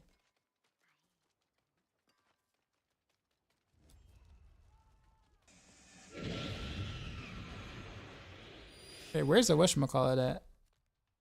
Oh, way over there in the corner.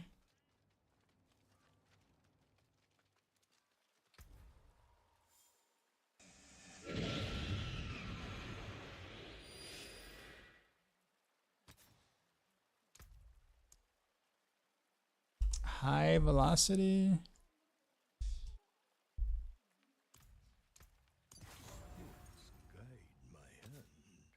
Conceded.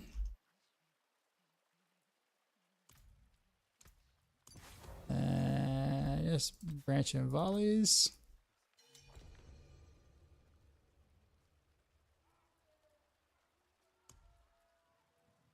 Wait, what just happened? We disbanded the party.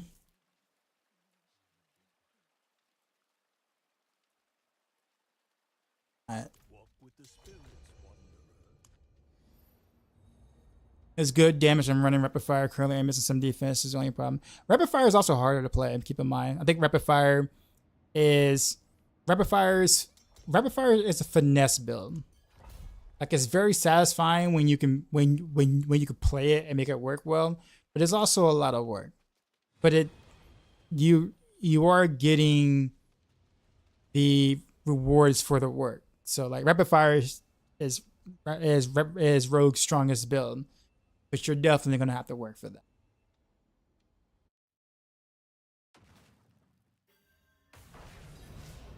Can't explain why Fist of Fate is good. Lucky hit chance. And you need lots of that when playing Victimized build because Victimize is based around lucky hit chance and the ability to proc Victimize a lot. So the more lucky hit chance, the more Victimize procs, the more damage you deal. That is how that works. Now, Fist of Fate is it's not good on every class per se, but it definitely on Rogue it has its uses for sure. I really don't like the visuals of Rapid Fire and Scoundrels. Yeah, I know. I feel you. What's my favorite Rogue build at the moment? Honestly, probably Heartseeker.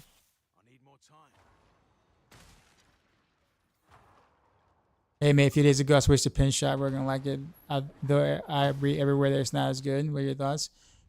It struggles versus bosses, so single target, and there's just quite a few things in the game that requires you to be pretty decent at single target. So that's why. Yo, Dark Side, we just got Spiritual raided, Machines son. Gaming. What's up? You know how Can't we really do. do the Drop my dance new beat for right these new now, but viewers. I appreciate you. But yeah, pin shot. Yeah, it gets struggles on single target. So like, if you could find out what that is, like how to like solve the single target issue, I think you could see more pin shot setups.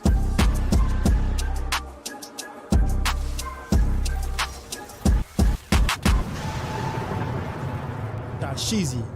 Out. Appreciate the raid, man. Spiritual underscore How was your stream, machines man? underscore gaming raided my stream with 1 views. What level of pit is Heartseeker clearing? Honestly, I don't think there is anyone actually pushing with it right now. Like, you gotta remember, there's only like a few rogue players that are actually trying to min max, and of those few rogue players, even fewer of them are actually trying to push. So like, look at rapid fire for instance. Like there's just like one person pushing rapid fire, and that's Crafty. If it wasn't for him, you know, people wouldn't know how far rapid fire can go, right? So it's like we don't have like a Heartseeker equivalent of that, if that makes sense. I mean, I technically could eventually do that if I wanted to, but I'm not a person that likes pushing pits, so like it had to be someone else basically. Is Heartseeker viable to do in game? Yes. I would say like there are like what, 8 rogue builds that can do T4 content. So yeah, Heartseeker is obviously up there with that.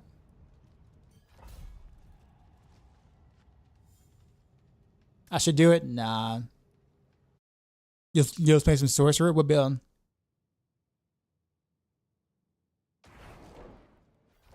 Was it Elder Fro?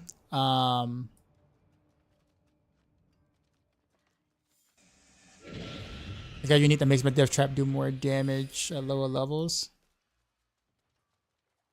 But then 36 did no damage at all. Yeah, that's kind of the nature of that unique. It is. But if you're a lower level, if you're lower level, I'd probably look up a guide in terms of how to progress a little bit quicker. That will help you quite a bit.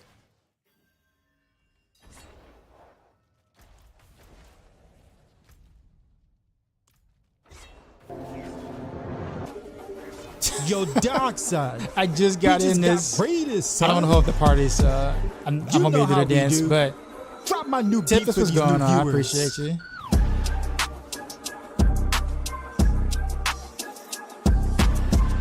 Yeah, this is meows. Is this not the rapid fire stronger? Depends on the content.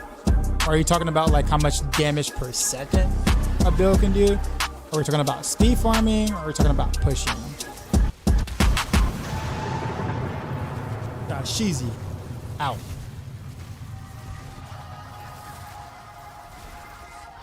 Liminality_Tempest traded my stream with 2 viewers. Appreciate you. For pushing, rapid fire is stronger. It's about probably 10 tiers stronger than Dance of Knives for pushing.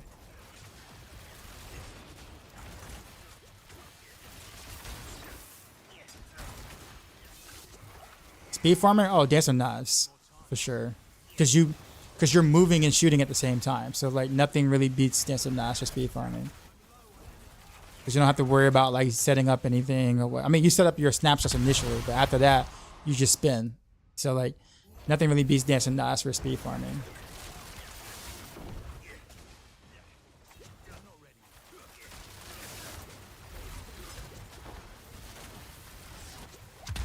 Where do I see penetrating shot and barrage level pit-wise? So barrage can clear about up to 100, but we're talking fishing, like, you know, like really good gear and lots of fishing. So most players would never do that, but the potential is about 100. Pin shot will not get 100 because it cannot clear bosses. So the AoE damage is there, but the boss damage is not, and so you just can't. So like, I think pin shot will probably cap out around like 90. Which build can clear 150? None. No rogue builds. What up, Shadow Flare? Haven't seen that name. I haven't seen you in a while. Where you been?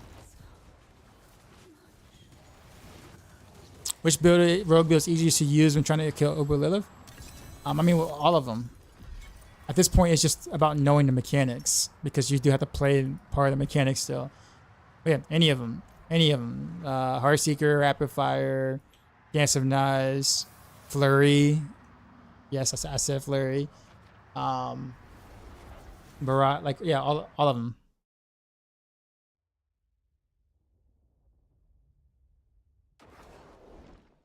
No build can legit clear 150 without, but well, yeah, of course, yeah.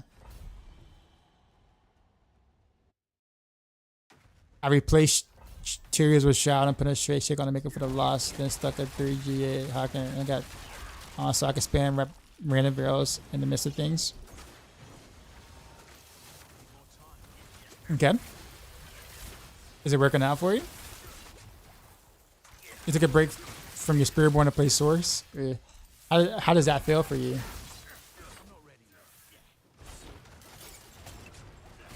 Is Jura in the game? Yeah.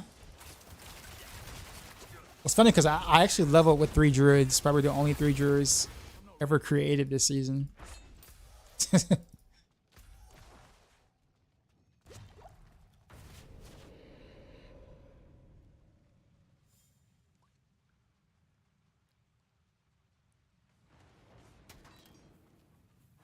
And those crafties in-game planners that he runs alchemical advantage and chance to proc poison damage on temper and sword. Will this proc the alchemical advantage? Yeah, you can. That is one way of doing it. Yes. Yeah. I will say that's like, I will put that into the category of like ultra min maxing, where like that roughly gains you about 1 breakpoint. But for 99% of players, you're not gonna notice that difference. But for what he's trying to do, like trying to like push the like next pit level, you know, pushing kind of thing, then yeah, that makes sense. But most players won't have perfect gear, won't have the gear to be able to do that, if that makes sense, because you technically might need to run ranks or rapid fire projectiles because you may not be able to cap it. See what I'm saying? Whereas like Crafty has a like 3 or 4 GA Sky Hunter, and so he can basically not have to use that slot for rapid fire projectiles. He can use something else, whereas most people can't do that. See what I'm saying? So what he's doing is obviously the correct way to go about it, but it's the correct way only when you have that kind of gear.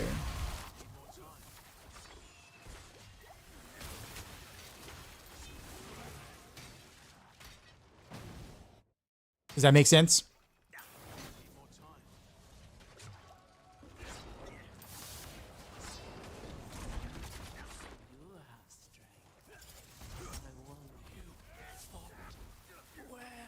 What pit level is he pushing? He's going for 110 now, I think.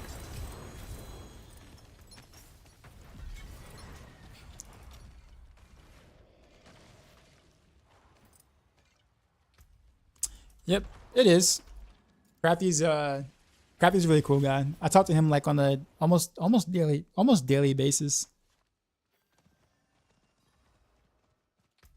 He's definitely into that kind of stuff. But we bounce ideas off each other all the time. I think the whole physical rapid fire was kind of a joint conclusion between the both of us, because we had similar ideas almost at the exact same time, and we were kind of talking about it. Just like, wait a minute, we totally can do physical rapid fire, and like he's like, here's why, and it's like, oh yeah, we can do this, and it's like, oh yeah, we can drop a skill, oh yeah, we can do it. Like it was kind of like kind of cool how that kind of came about. Yeah, we talk a lot. I don't do any of the pushing, so at all whatsoever. But I love the theorycraft and the speed farming part of it.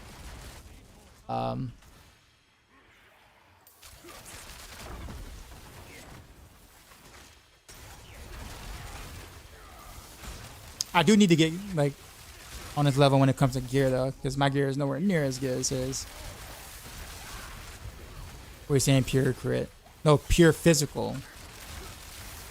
Yes, no element. It's all physical. So no imbuements. No poison, no cold imbuement. Pure physical is better. Yep. First time ever where pure physical has been the best way to play rapid fire.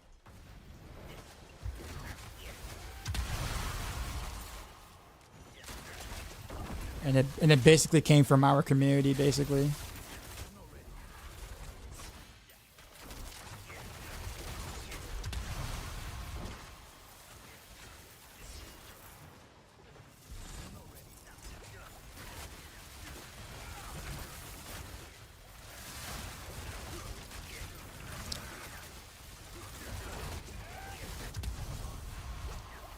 So now you think about it, you haven't seen another Drew play this entire season?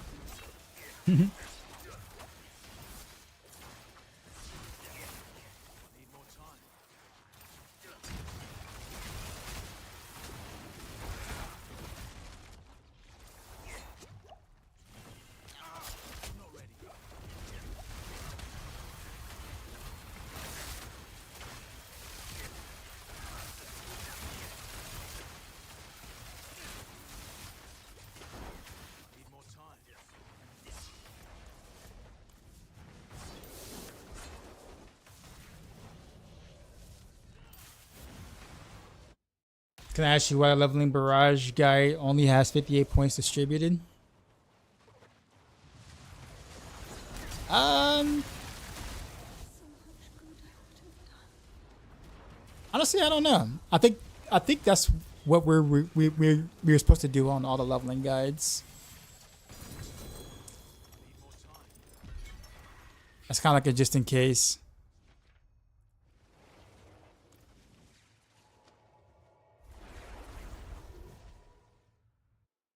You're not gonna have more than 58 points below T1.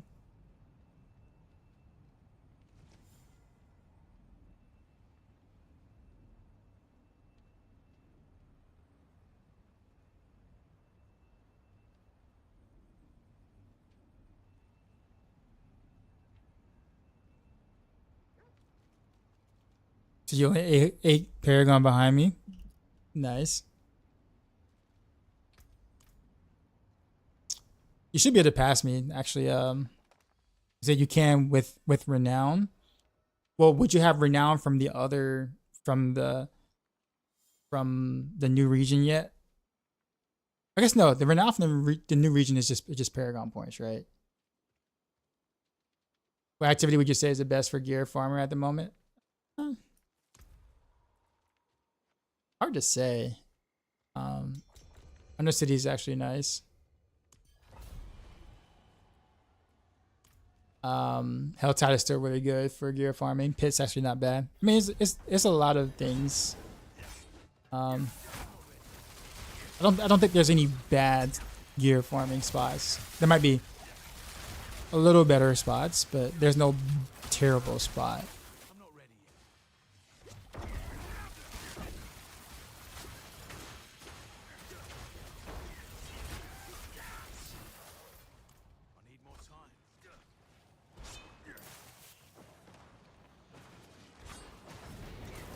Is Mythic Helm or Chest a bigger upgrade? You can only craft one at the moment.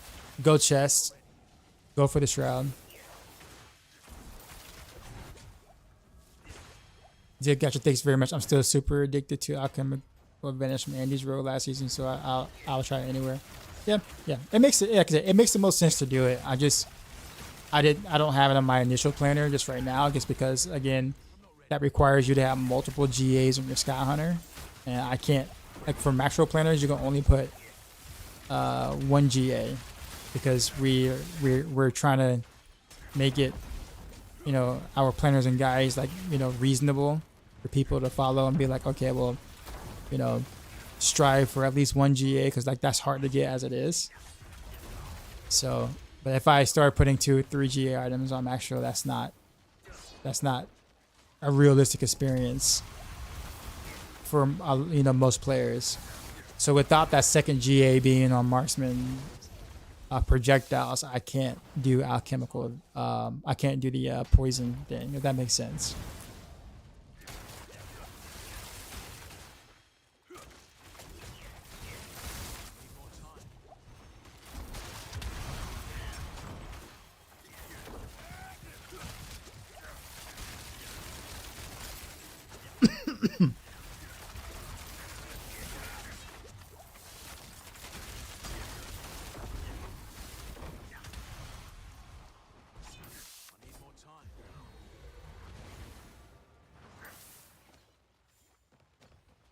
The Royal Paragon taking so long, but after hit like 250, the last 50 points, just buy in +5 main set. Yeah, pretty much. Yeah, that was the exactly the progression that they were expecting, or you know, was trying to do.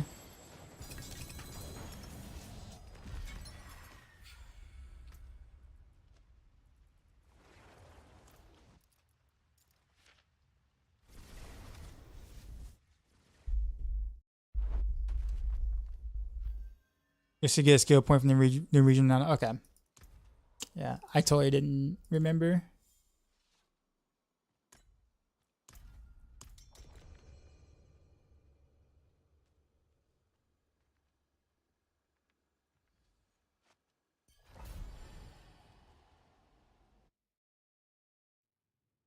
You got any speed farming build for Dance of Knives? I have a personal one. But it's best to follow the Maxroll guide, honestly. Mine's more of a fun, feel good type thing, whereas the Maxroll guide is more optimized.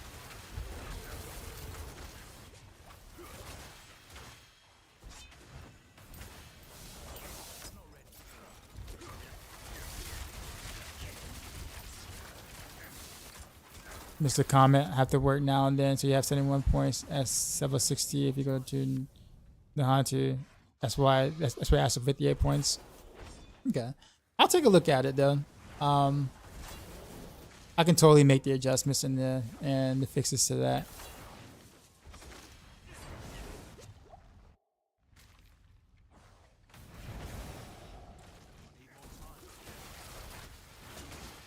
Gotta have 2580 overall capacity.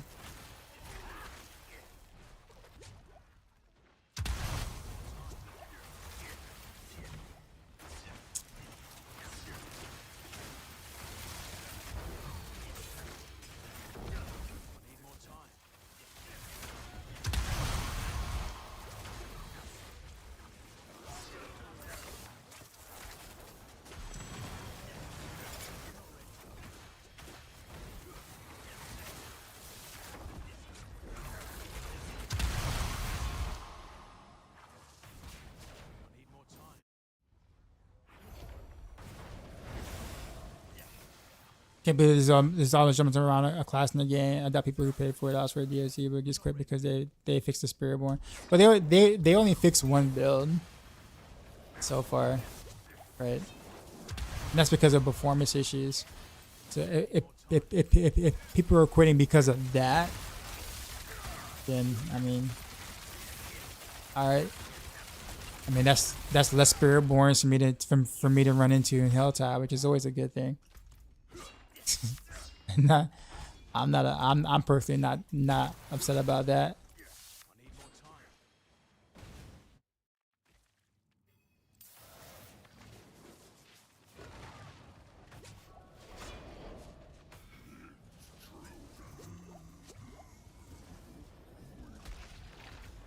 Is there a chance for Maxroll to upload builds to the current season for the players that didn't buy the expansion?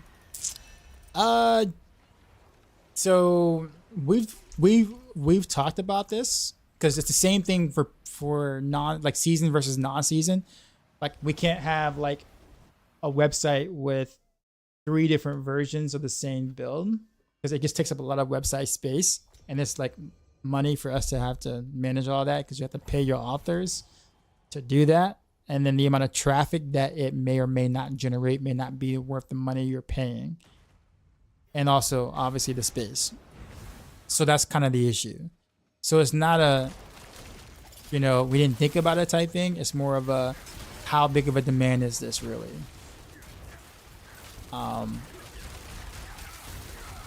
That's the thing. Now, in terms of the expansion is concerned, right? In terms of the expansion,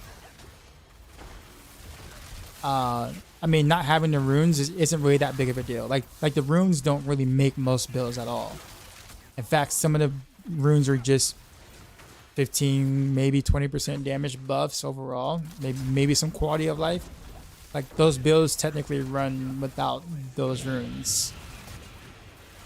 You just put some emeralds in your gear if you're playing Rogue, and then you're pretty much good to go. But if there is a build that legit didn't function at all, it doesn't function at all, you can always like message the author about it and say, hey, I'm not playing the expansion. This build literally needs this rune to function. I don't have it. What do I do? But yeah, I don't think we would be able to make an entire guide around that fact. But I'll just tell you straight up though, like, if you're playing any one of my builds or whatever, for sure just ask me. And I can tell you what to do without the runes, or if you don't have an expansion. But most of my builds don't necessarily require the runes to function, so.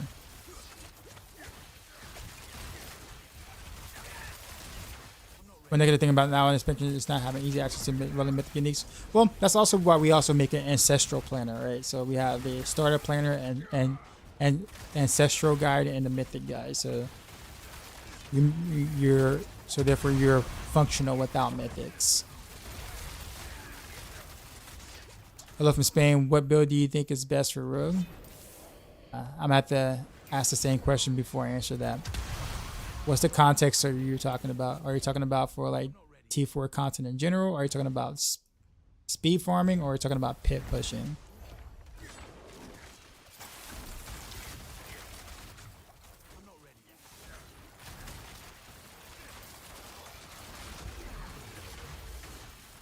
Pretty much below 0 answer that. Thank you. He did it in the native language too.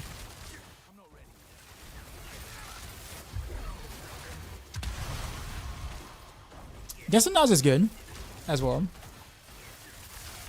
Guess and Nods is best speed farmer.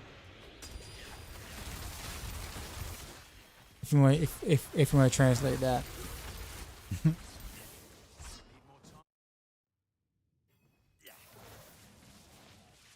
Hey man, thanks for explaining. I just searched yesterday. Have updates for non-expansion related bills, and it's a hassle. Makes more sense why they are there. Yeah, it's just like I said, it's not that I wouldn't mind like kind of making like. I guess you know what we could do though, Andrea. Is that how you say it? I guess I could just make like a just a personal planner without the like. It'll be easy. It'll be just basically just copying the mythic planner or whatever, or the ancestral planner, and just remove the runes, put emeralds in there, and then kind of call them a day. Because like most of it is just kind of that for Rogue, especially. If Rapid Fire has the most burst right now, oh yeah, absolutely, not even close.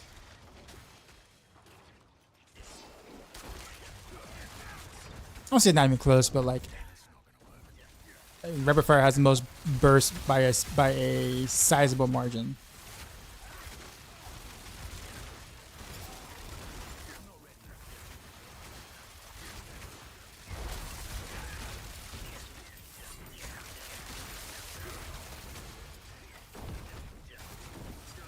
If we don't get the runes, should we include Dark Shroud related legendary power when out? Yeah. So for Mott Rune, if you don't have the Mott Rune, then you would want to go for Umbrous aspect on the pair of pants.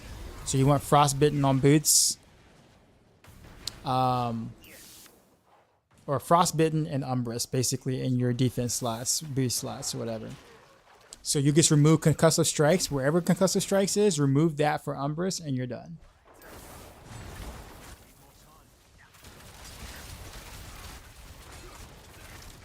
Have you been enjoying the seasons of Overrun? Mostly. Mostly. I'm a little annoyed by the amount of bugs, but outside of that, I've been mostly enjoying the season.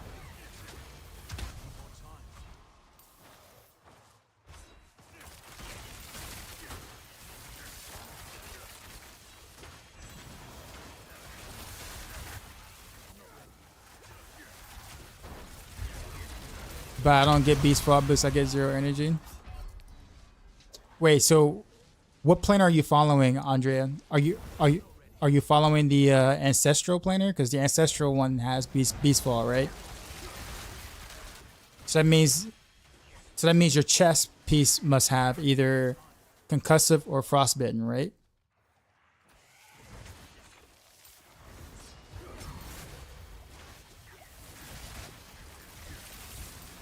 Okay, so at that point, then you'll just change. So whatever's on your chest. So, okay, stop it this way. So you have chest and pants, right? Chest and pants. One of them is gonna have concussive strikes on it, right? We have Tyrael chest now. I see. All right. Well then, yeah, you don't have a choice but to remove frostbitten then. You got to remove frostbitten then, for Umbrous.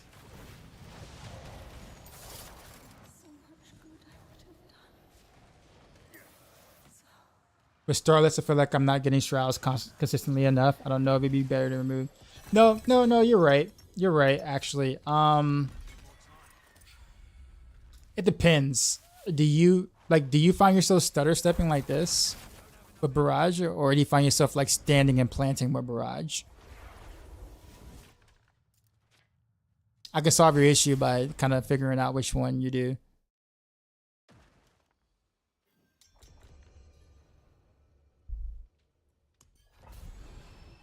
Oh, you're playing Heartseeker Victimize.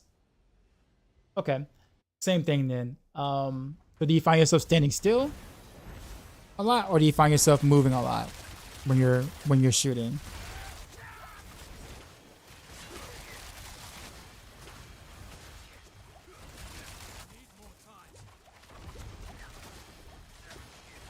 You move a lot? Okay, then use Money. I didn't put it in there because I just don't assume everyone stutter steps. Non-stop evading to get the multiplier. Alright. Well no, I guess Money wouldn't help then. Unless you're stutter stepping. Like, are you stutter stepping like this? Like scoot and shoot or whatever?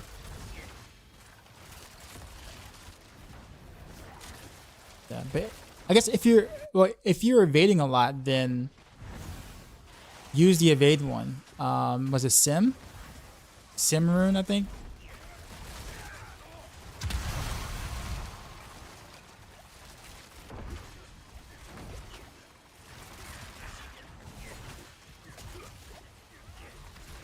That was going on. Or heat, is that what it is? Heat, yeah, sorry.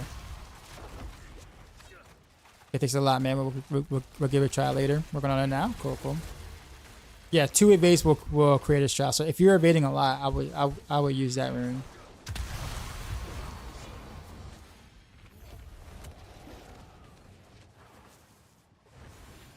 Or if you absolutely hate cow traps, let's say you hate cow traps, then like just put Dark Shroud on your bar and activate it there.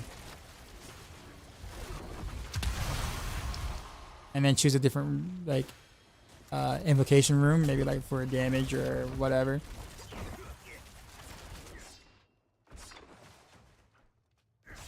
But it's kind of up to you.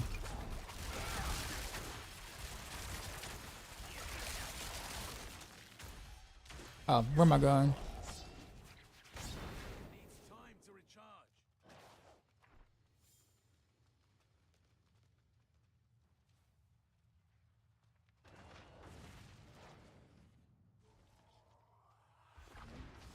I use Shroud on distance travel and then cax based on resource spent.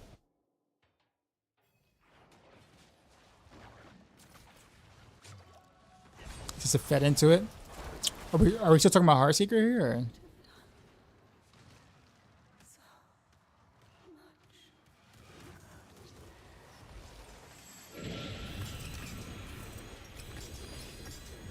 Oh, rapid fire. Okay, gotcha. I was going to say, I'm like, I don't know how you took advantage of that on Heartseeker.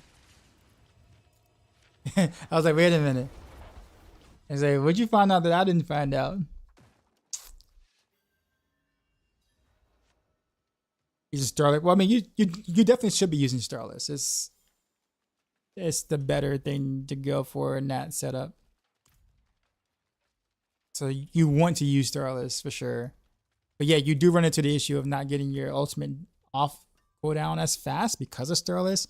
And also like same thing with not spending enough energy for the Pock rune or whatever. So like those are 2 issues that are kind of annoying that Starless kind of creates. So it can be a double-edged sword. So it kind of is what it is though. Like that's been like the one thing I've been trying to figure out myself. I'm like how do I find, you know, maybe around like ways around being able to spend more resources, but also manage my resources easy, but also keep the benefits of Starless, guys. Like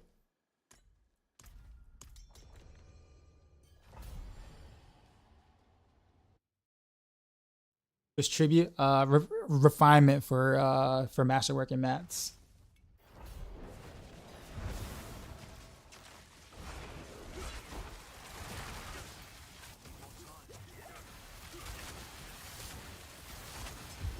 Like this was actually not my plan today at all. Like it was not the agenda for me to be doing these, but I am not complaining at all. Playing with the Maxroll crew basically, and I have a lot of masterwork and mats, so now I can actually like make my actual build and start to really masterwork properly, whereas I could not do that before.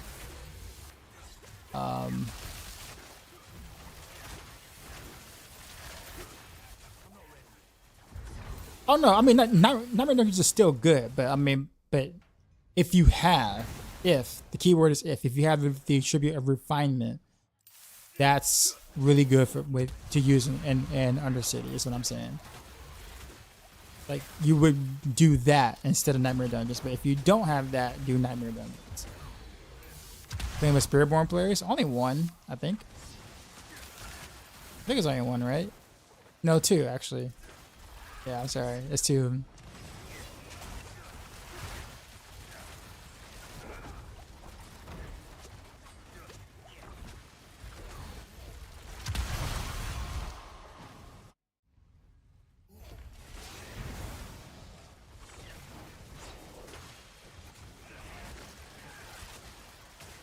Wario's cool. I'm actually surprised to see him play in this season though.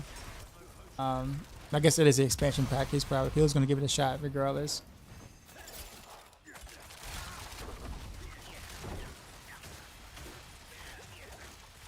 Actually, why am I over here? I guess I'd have had it. I'm always the last one to get over here.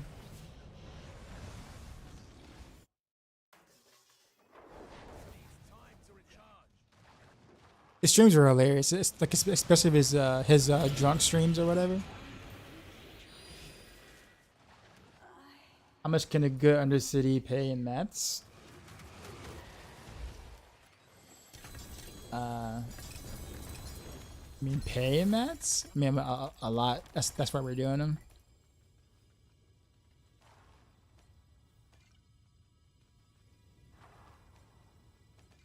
I need more time.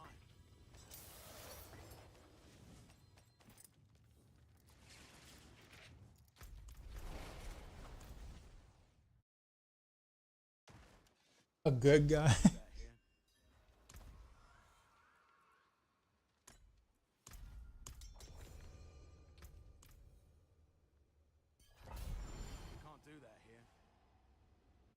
It's funny that they limit gem fragments, but not the Spiritborn damage.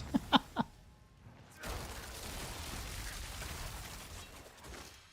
not ready yet.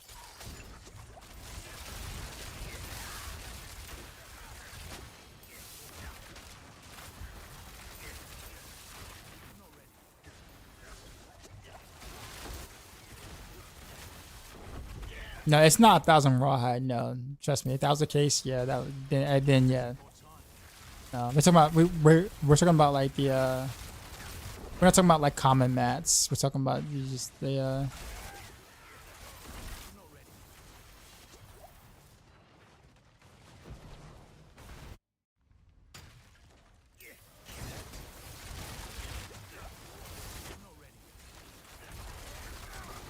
yeah, those.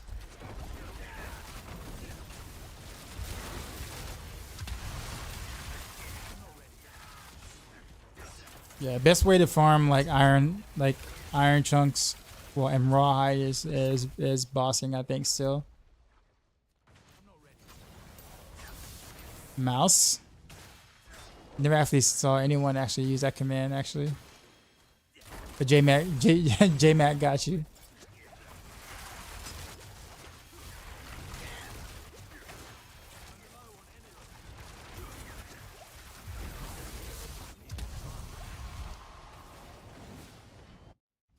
Undercity or horse road, yeah. Only if you have the tribute, yes. So if you have the tribute of refinement, yes. If not, no. He says sure. Can Rogue do 100 pits? I mean, there are builds that can reach 100 with some fishing and really good gear. But like do 100 pits as in like consistently, not necessarily. I think rapid fire is probably the only build that can sort of do it consistently, but still requires the right boss to do it. You're more still trying to get your glyphs up yourself rather than rely on the Spiritborn. Yeah, you're gonna still probably need to rely on the Spiritborn, honestly. You need really good gear to be able to not feel the insanity of trying to do like 90-ish pits or whatever to get small incremental upgrades. Like Rogue isn't going to be able to speed farm anything 90 and above. It's just not going to happen. If you say he could do 100 on Dance of Knives, probably. I don't doubt it at all. With the new tech now, with the whole like stun grenades thing, yeah, probably.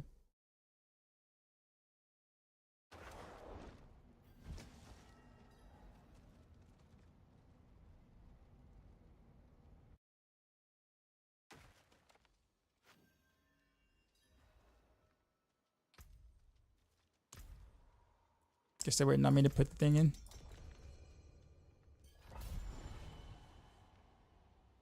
But yeah, I mean, it's still, I mean, what it does is that it launches Dance of Nas into an actual, you know, playable like pit push thing. Because before that, it definitely wasn't worth trying to push pits with Dance of Nas before that tech. Now it's actually good for pushing. It's not like, it doesn't put it as the top rogue build for pushing, but it makes it respectable, as in like, you know, like where Barrage range is for the most part, and also where but it's still got some ways to go before it can like be in the same class as rapid fire.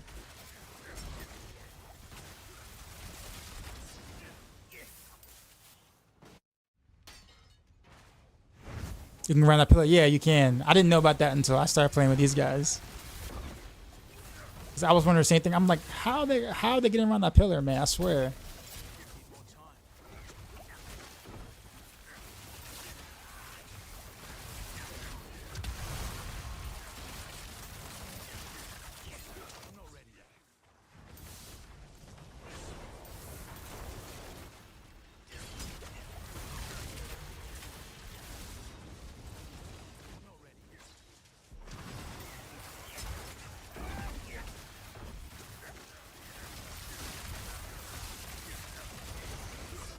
Yeah, I'm playing Spin the Wind build at the moment and love it. Did a pit 118.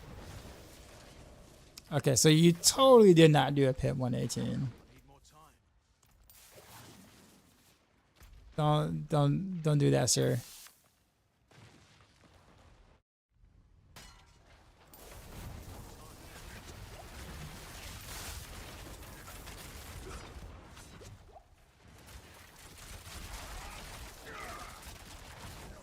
And the reason why I say that is because if you're asking about like not getting stunned or whatever, you know, wondering how you can stop getting stunned or whatever, or spinning, then there's no way that you couldn't have known how to not prevent that and got the 118 and did it 8 tiers higher than rapid fires, and then that's very questionable. Very questionable.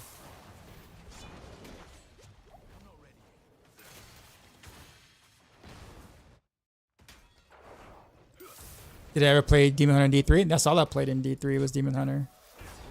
I had like over 12,000 hours on Demon Hunter.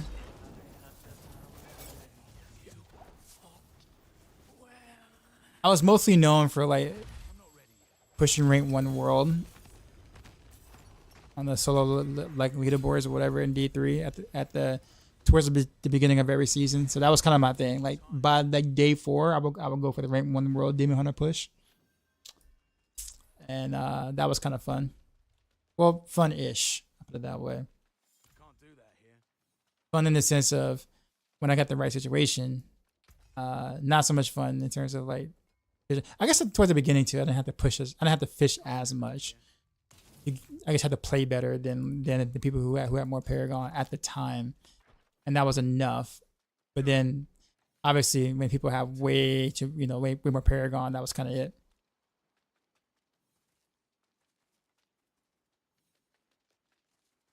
You said what I did a pit and 18. No, Shelby. Can you record a video you doing 118? Because like if you did that 118, you'd be far ahead of the best Dance of Knives player right now, and he has GG, almost GG gear.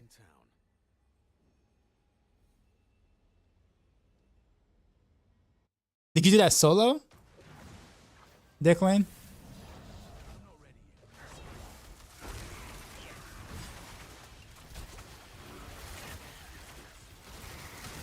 With 3 Spiritborn? I mean, at that point, you might as well just do the 150 instead of take the 18.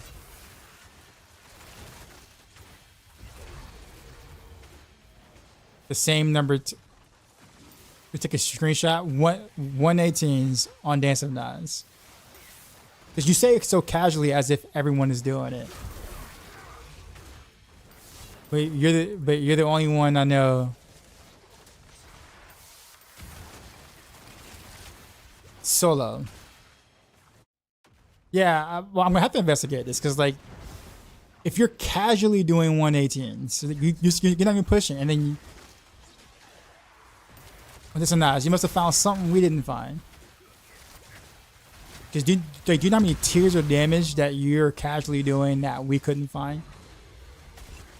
Like 20 tiers of damage is like so much damage. Like, you said 2-man? Oh, you said 2-man. Okay. Oh well, who was the second? Who was the second class? Sorry.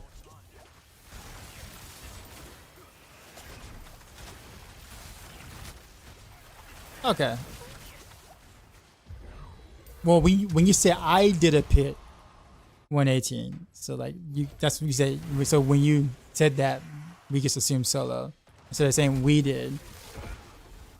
Okay, okay, that makes a lot more sense. Okay, all right.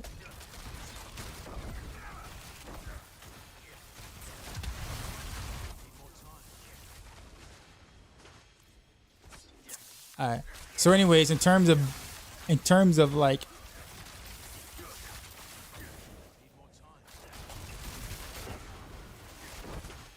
I guess so. What do you want to know again? I'm sorry. I was so fixated on the 118.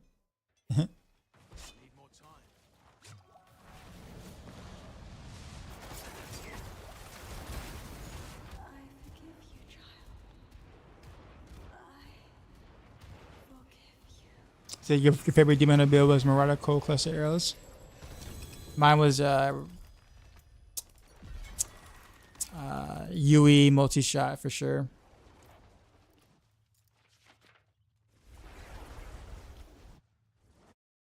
If we did donating as a duo, Dancer Nige, you're probably playing with the wrong Spiritborn. He wasn't with Dancer Nige. I'm sorry, he wasn't with the Spiritborn. He was with the Fireboard Sork, which is actually quite kind of impressive, actually.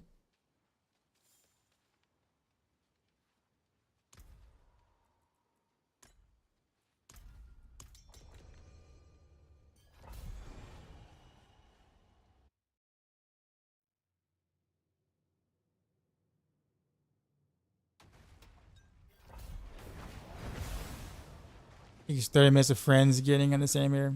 You talking about crossplay? Trying to have crossplay to help? Yeah, I usually do that myself. It does.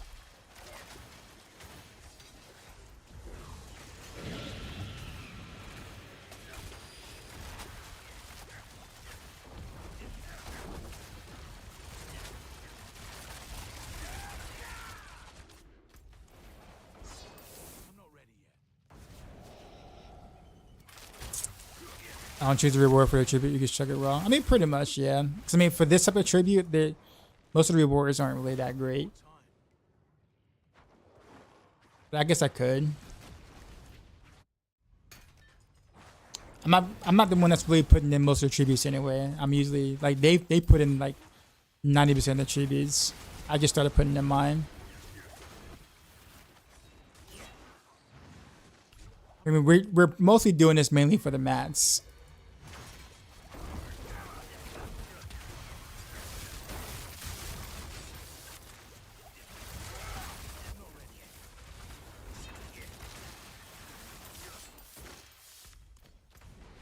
Where am I going?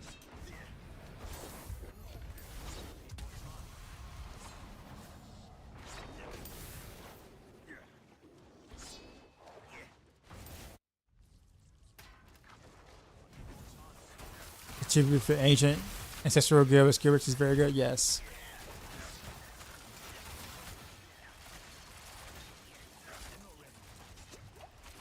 Where do you find those legendary tributes though? Like, is it like world bosses and whispers, right? Is that how that works? Those two things.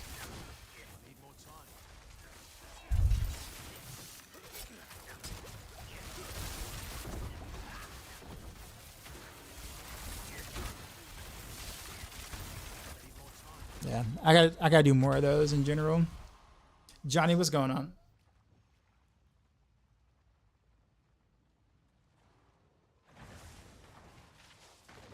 Should be a harmony is guaranteed from Greater Whispers.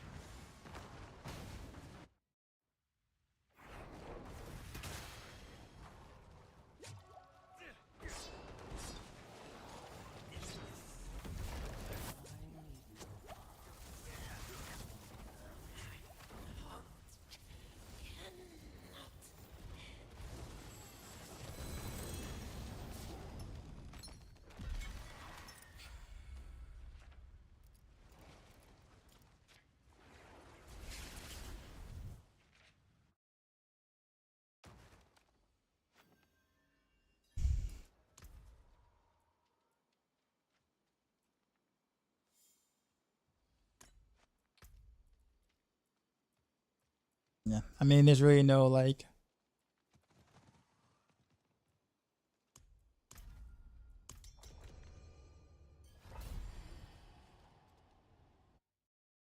The Spiritborn Empire still playing a bit. Yeah, I mean, sure. I mean, it's still good.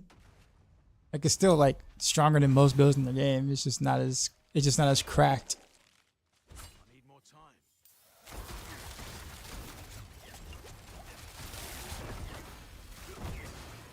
Like imagine like your build going from S tier to S tier. I need more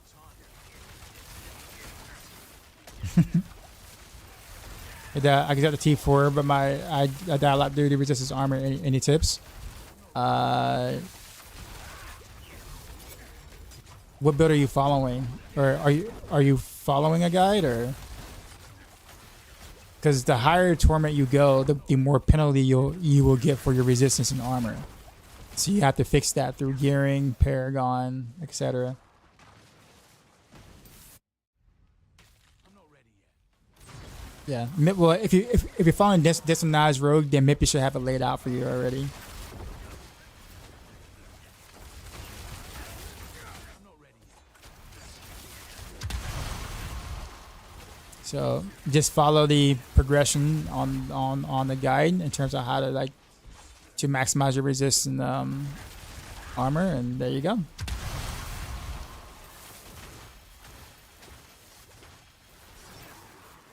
more time.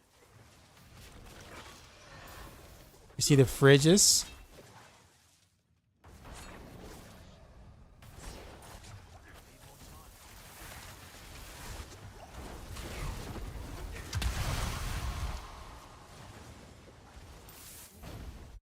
I have Tyrio's Might to patch it through torments. However, I need to make sure I can keep my damage up to be able to kill something at higher torments. Yeah, I mean, being able to kill things even with the Tyrio's Might, it's just technically having better gear in general. Tyrio's Might wouldn't be the reason why you wouldn't be able to have the damage for T4. Because I mean, all the videos I recorded online with any of the builds from like my build guys was without Shroud. They were all either with a regular chest or Tyrio's Might. It doesn't matter, it's getting better pieces of what you already have. Alright, 3 below, you have a good one.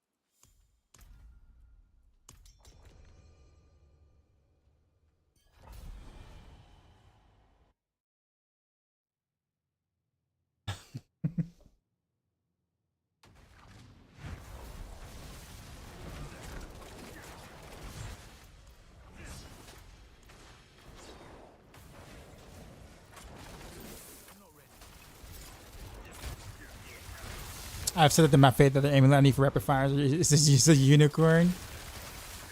Says every build ever, right?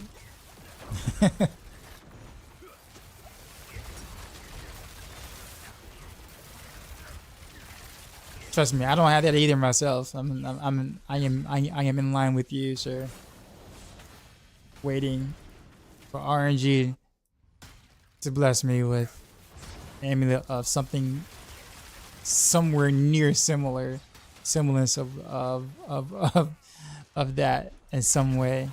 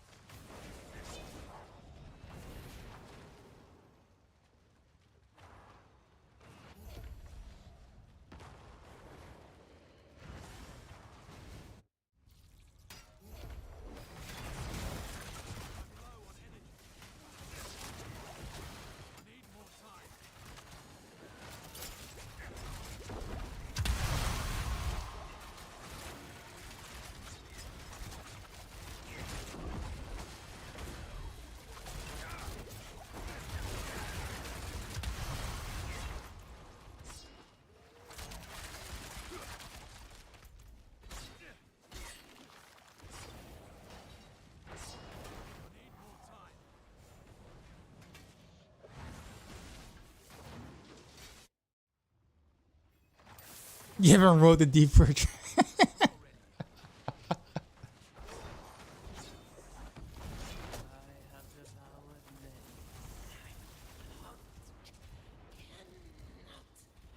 My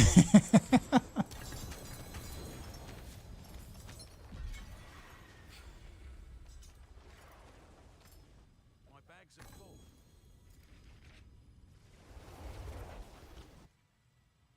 I'm just glad I wrote my road before Spiritborn. Got to experience again the way it was meant to be played. That's honestly that's kind of where I'm at too with it. Like I have every intent on playing Spiritborn, but I almost rather do it after they get nerfed. Not before.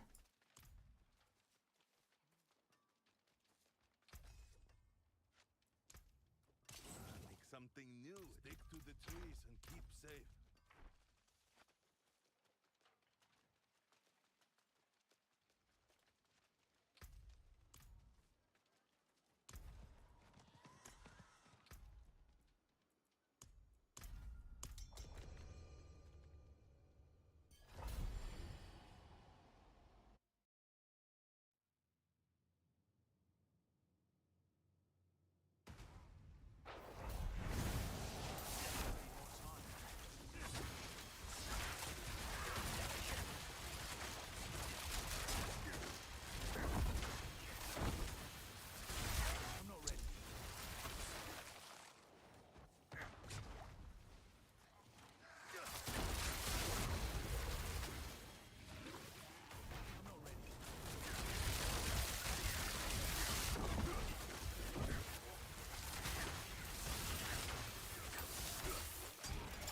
Need more time.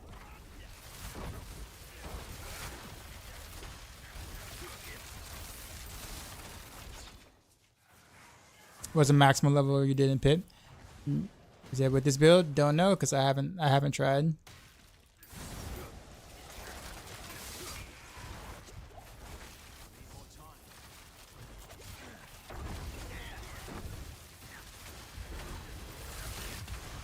I think so. You said you need to farm up more yourself. Nice.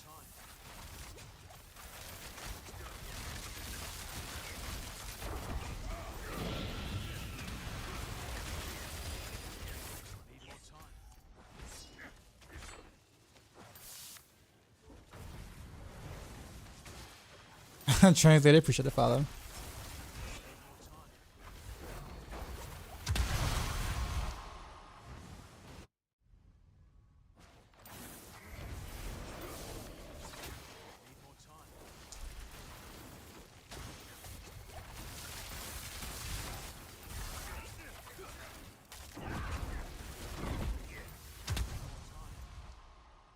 Guess I just go this way. We don't actually need to do any more than that. I got to skip that too. I'm not ready.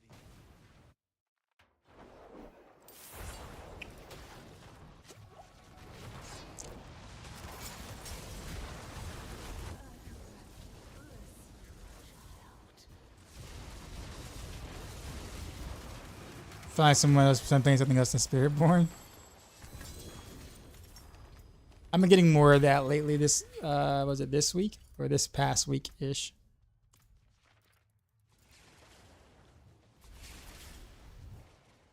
And I am a rogue main at heart.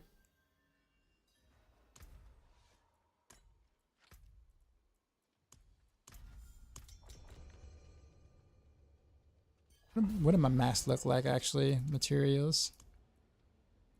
113,000. Nice. Word.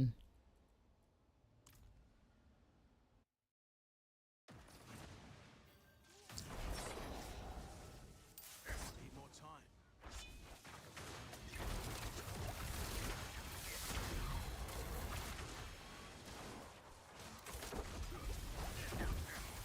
I'm not ready.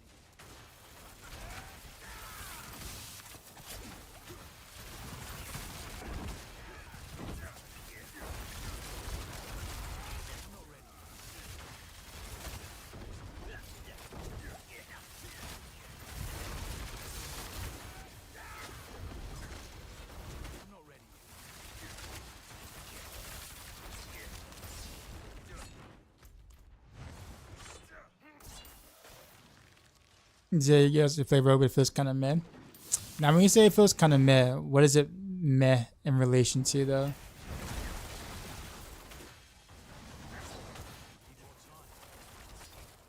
Or I guess what's the comparison, I guess?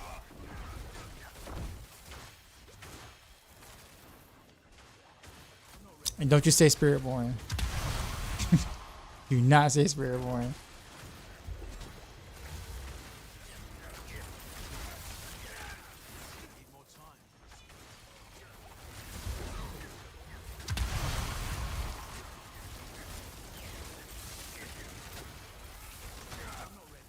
While Spiritborns compete T50 and 4-man, I'm trying to push T95 or sort just makes me feel like I'm playing for nothing. Any advice? Do you want me to be honest? So, I think the idea of missing out on glyph levels because you're not playing Spiritborn, like, you know, easy glyph levels, not playing Spiritborns, is frustrating and annoying, for sure. But honestly, outside of that, I could care less of what Spiritborns are doing versus what I'm doing. Like, the only thing that I cared about for Spiritborn in general was that when they were messing up my Helltide stuff. When, you know, lagging my game because of that whole evade build thing. But it doesn't bother me, nor do I feel any sort of insecurity of Spiritborns doing 150s in 4 minutes. I mean, totally, I can do that too, and make a Spiritborn and do that too. But it's not going to change or make it. It's not going to change my perspective on like what I do on my rogue. And no, I don't feel like I'm playing for nothing, by any means. No. Like, is it unfair? Sure, right? But like, you know, it is what it is.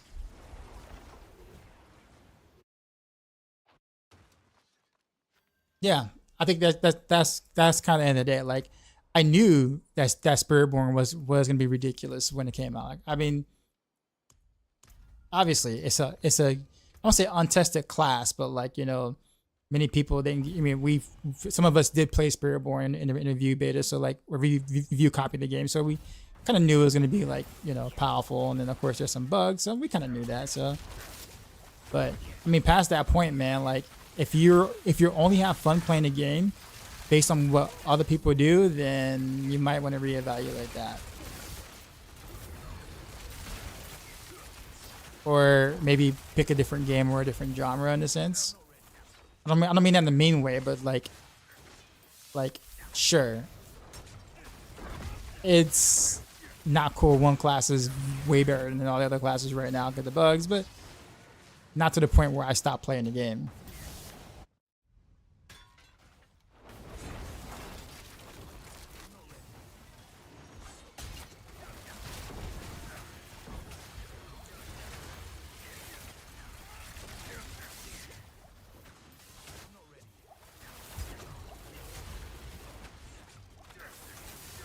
Because I'll put it this way, and this will be the last thing I say about it.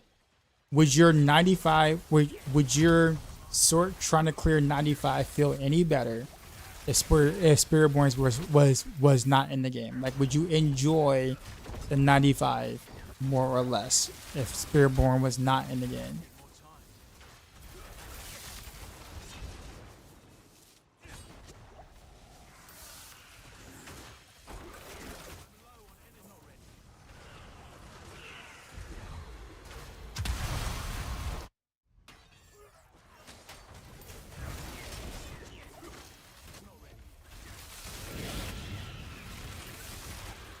Haha, not comparing, just feel like the damage isn't really there. Playing this one nice. Okay, that's fair. I have class design issues with Rogue. So like, I really think they need like another pass in terms of like, what do they really want the class to do. This whole hybrid thing doesn't really work out, and I hate the fact that the class of skills are basically split between cutthroat and marksman, when really assassin should have just been a cutthroat class, and then you make a Amazon or whatever as like an actual true range class, instead of trying to split up the two, and then we somehow, like, you know, make do. Like I think that's kind of silly. And two, I just think there's a lot of overlap in our class, and we're only relevant whenever something's bugged. And that just feels bad. So I have a lot of like design issues with the class in general, but I do like the fact that most seasons on Rogue, that there's generally at most seasons there's quite a few builds that are playable each season, like versus other class where they might have one good build and then that's it that season. Rogues usually ends up having like 4 or 5 decent builds or whatever that are viable in game, whereas most classes don't get that. So there has been that.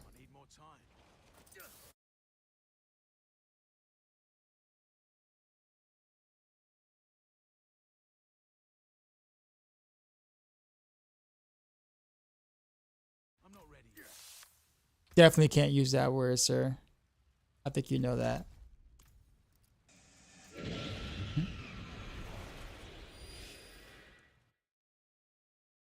Evade builds is destroying the servers as much. Oh, I mean, they're gonna target that too. Like they're not gonna just they didn't just fix the evade thing and then be like, all right, well that's it. You know, we're gonna leave the dupers doing what they're doing. No, they're going after them too. It's not an either or thing, sir. I guess the duping thing is probably a little harder to solve than a I guess coding glitch for the Spiritborn's evade thing.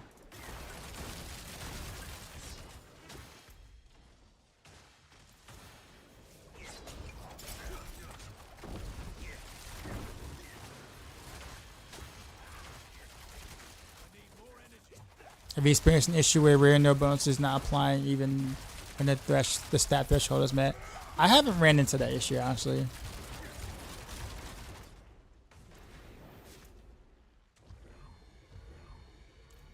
Guess I'll stay up here. Enemies for me to go down there.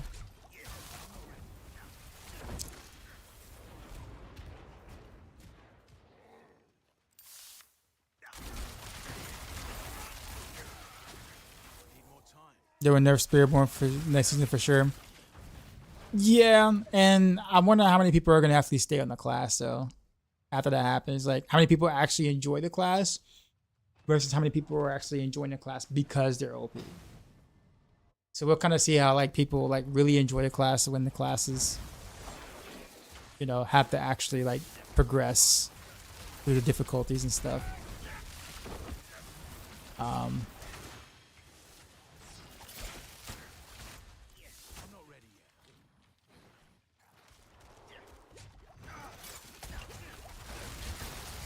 Spiritborn. That's a better name with that damage, yeah. I'm just now seeing that. Sorry, it took me like 5 minutes later.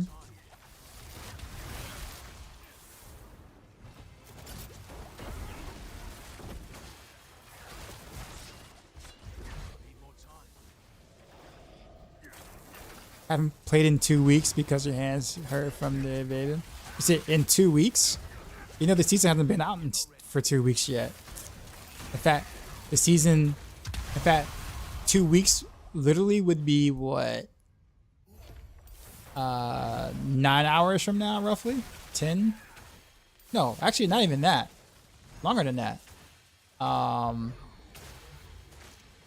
It didn't start until, yeah, like, so 10, 11, so like, yeah, 19 hours from now would make 2 weeks.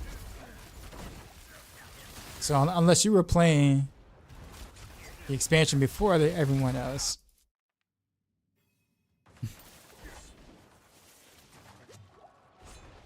Every day a new build comes out with triple damage. That, yeah, pretty much.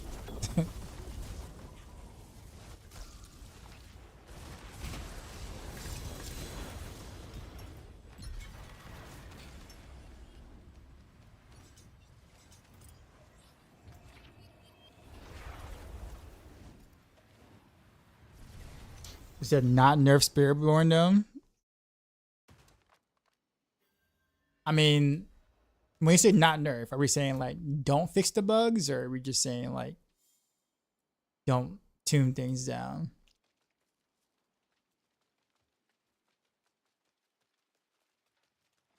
I do think that at some point, if a class is already doing more damage than the numbers you have available, that is probably a problem. The evade is already dead. I guess the thing is, I don't understand why people say evade is dead. It's still better than like 95% of builds in the game, and people are saying it's dead. I can't. Again, I'll use the same thing I said before. The build went from S tier to S tier, as in like it stayed in the same tier, and people were just like, you know, upset. But the fact that it got fixed and it's still better than like 95% of builds. The only builds that it's not better than are the other Spiritborn builds. The other Spiritborn broken builds. That's it. That is insane to me.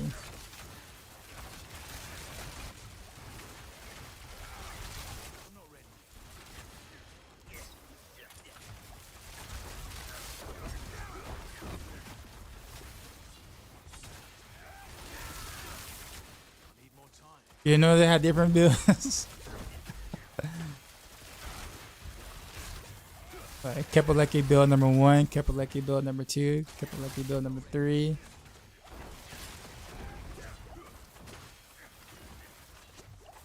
I don't see people dipping through health at the 2.03.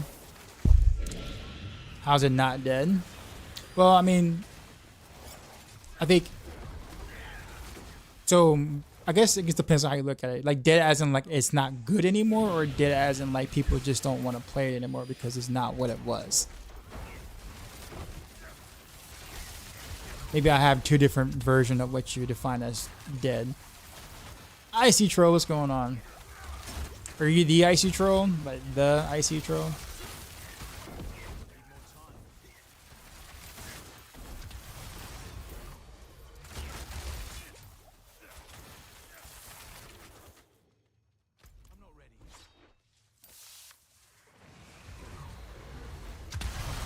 It's an expansion people want people to buy, so of course people want to be OP, at least for now.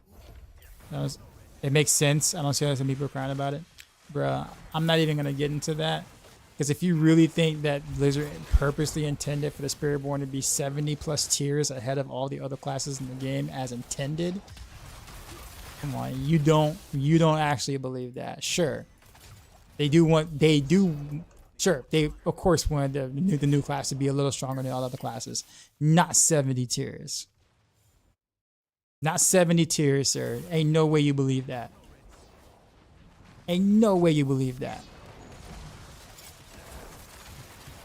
Because it's also not good for business if the rest of the classes seem like they're struggling because one class is so much stronger than the other classes. Because that's also not bad for business either. Because then now it looks like pay to win. So you gotta look at it from more than one angle, sir. Now, I'm not exaggerating when I'm saying 70 tiers or pit higher at the minimum. Minimum. Who knows? Tomorrow they're gonna find some new thing where now they have to add another, what was it, sextillion now damage or whatever that they have to do. So we'll end up with Spiritborns at some point doing like 1 million trillion damage in terms of the actual number you see on your screen. And Prime EU time stream, Rosie? No, it's just late. It's late night. Late night NA. I guess you could say. It's like 5 a.m. in the morning for me.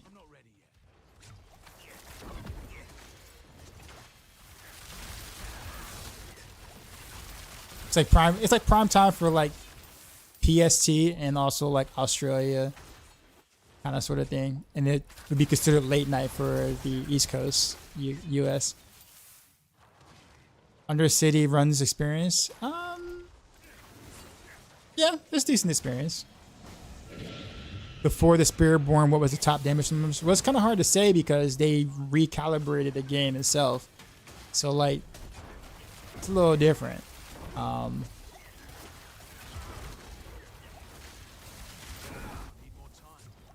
Yeah. Where am I going? No, we'll just continue. A teacher that plays Diablo in the middle of the night, respect.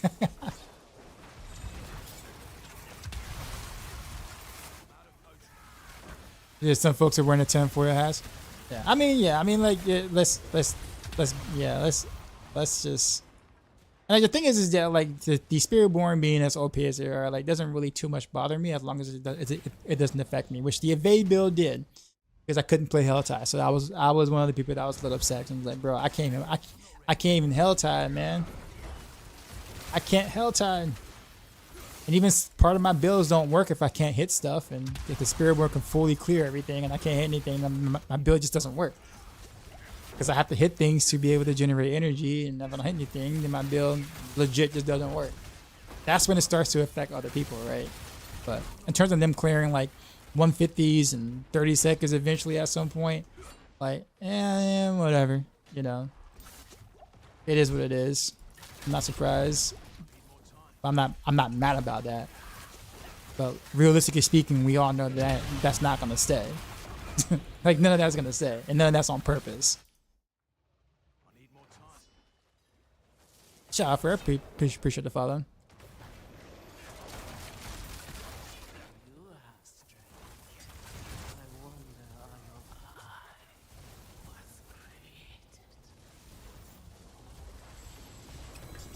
I thought it was about the lag of the play with Spirit, not the classes don't even hit anything. Well, I mean, well, you have to understand that most people who are complaining are more your casual gamers, and they're not understanding why some things are not working. As someone who plays quite a bit, I can tell you exactly what I'm experiencing in the builds that I play. Like, if I play any victimized build on Rogue, I'm gonna have a hard time, as long as I can't hit anything in Helltide, like, legit. So if everything is getting legit one shot super easily, then I'm gonna struggle in Helltide because I legit can't hit anything. So all victimized builds are just gonna have a hard time. It goes a little bit more nuanced than that, but it's not like something that needed to be said like on the public and be like, yo, my builds or whatever. Like, nah. But the lag problem was a big problem for sure.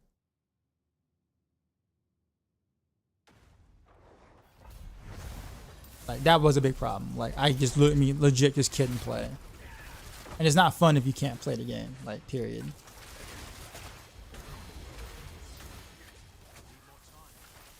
Wait, you need to hit things in this game? It's been more 2020. Nah. But no, I mean, you wish to bring back Twisting Blades. And Twisting Blades is close to being decent again. Close.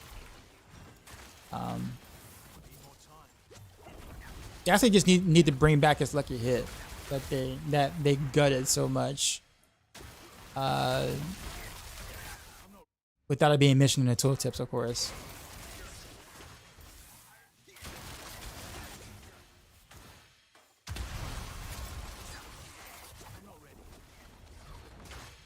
I want my own. This is mine. I'll take this thing, this area. Mine. I can't have.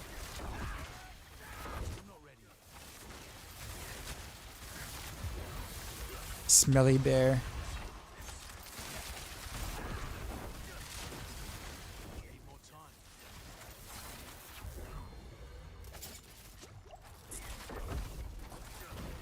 Yeah, remember season 1 nerf and most people quit. And you know the funny thing about it is Shadowflare, people who quit in season 1 after the nerf legit did it and did not understand what was actually happening. Like, people were so concerned about what everyone else was saying without actually looking at what was going on. Because what people didn't realize is that we were stronger in season 1 than we were in preseason. So we were stronger after the nerf. But people, you know, followed a couple of content creators who were like crying like you know, 5-year-olds or whatever, and did not understand what was actually happening. And yeah, But yeah, Nightmare Dungeons was easier in season 1 than preseason after the nerf, after the big nerf patch that people were, you know, so upset about, right? But you didn't look at the fact that we had a season theme with the barber, and the barber, you know, and other things actually made us stronger than we were prior to the nerf. And every time I say this, people have nothing to say. They're just like, oh, wait, really? I'm like, yeah, really. Like, do y'all just not, you know, like look at past like the couple of like super big YouTubers who just whine and cry for content for clicks and shit? Like come on, like come on. It's like, come on. Obviously, no one likes to see lower numbers, but like the reality is, if you play season 1, you actually was stronger in season 1, despite the nerf. So in reality, oh, we're gonna kick this Azarath. Why? Just cause. Name drop? Nah, I'm not gonna do that. I mean, it should be somewhat obvious, ish. Somewhat obvious. I still said the same thing though. Like stuff like that, man. What was it? It's just so it's like the whole like what is it? The whole like $100 expansion, right? The whole $100 expansion for Blizzard, and it's like, oh, you know, it's gonna cost, you know, Blizzard is going to charge $100 for his expansion or whatever because of some sort of like really poorly photoshopped graph table, right, of some questions and answers or whatever like that. And that was it. Literally, that was it. That was the only information we had, was literally a fuzzy table of possible prices for the expansion. And the entire internet went nuts. Oh no. Ain't no way Blizzard is charging $100 for the expansion. I'm not buying that. Blizzard is greedy, etc., etc. But no one asked the question. Not no one, but most people didn't ask the question. Wait a minute. All we have is a fuzzy graph. That's all the evidence we have? A fuzzy graph. Wait a minute. So you're trying to tell me that hackers were able to hack PlayStation and Sony and reveal their entire plans for a year? People hacked Microsoft and revealed their entire plans for a year. But you're trying to tell me that the most information we can get from Diablo 4 expansion is a fuzzy table? Are you kidding me? That's all we have? Like, what happened to all the good hackers then? Like, did they just go on vacation? Did they just like, bro, you know, like, you know, we need a break after hacking Microsoft and Sony, man. You know what I'm saying? We'll just let this D4 thing slide, you know. I don't think they really need us to really, you know, hack the good stuff, right? You know what I'm saying? Like, what happened? Where did all the good hackers go? That should be easy money, right? That should be easy. Oh, let's go hack Blizzard real quick and, you know, show the fact that they are going to charge $100 for an expansion. I mean, that's easy content. Hackers could have gotten paid great for that. Well, what happened? Why? Where is all that? Right? I'm just like, what? But how many content creators, like, I'm gonna say made bank off of that, but it's just like they all shared the same table. Like, no one thought about that. They all shared the same fuzzy table. Even one got clever enough to cut off the bottom of it to make it look like it's a different table. I'm just like, what? I don't know, man. I don't know. And like I even said, the expansion is probably not going to cost more than $39.99 for the biz. Like that's how much they charge for all their expansions, as history has shown. And guess what? The expansion costs how much? $39.99 for the base.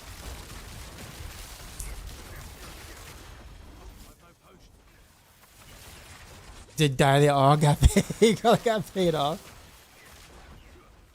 I'm just saying. Like, I mean.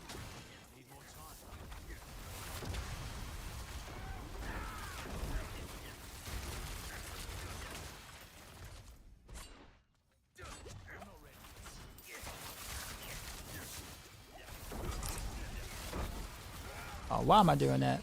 They're all waiting for me over here. What would you say wins in terms of power, in terms of speed between Barrage and Heartseeker?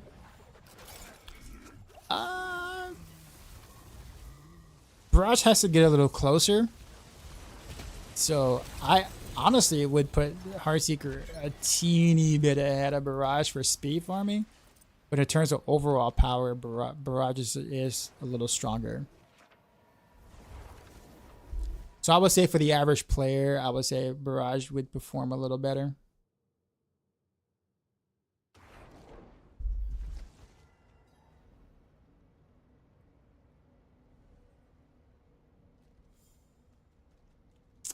He said, do you know anyone who was affected by the villagers' remains bug? I don't know, but like when I saw them in like Fracture Peaks, I thought something was really weird about that, because I'm just like, wait a minute, why are there body parts and Kyovashad like randomly? I'm just like bro, like what is like? I'm thinking myself, like, is this like a new event or something, or like, you know, because they were like everywhere. I thought I was missing out.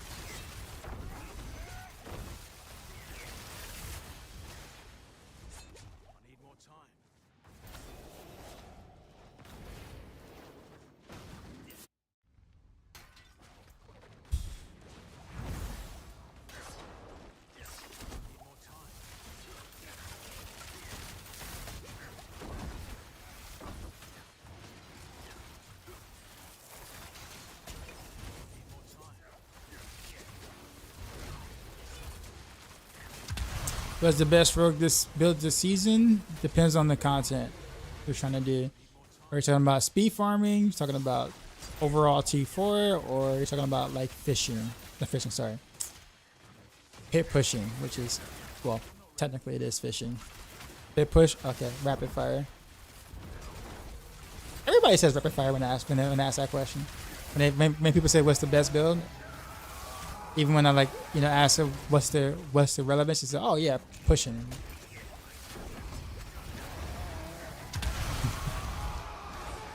Like no one wants to know how good of a build is outside of pushing, or no? No? Best build for speed farming, Dance of Knives. But Anonymous Gifted with the 4 gifted subs, appreciate you. Enjoy your mount, or whatever that is.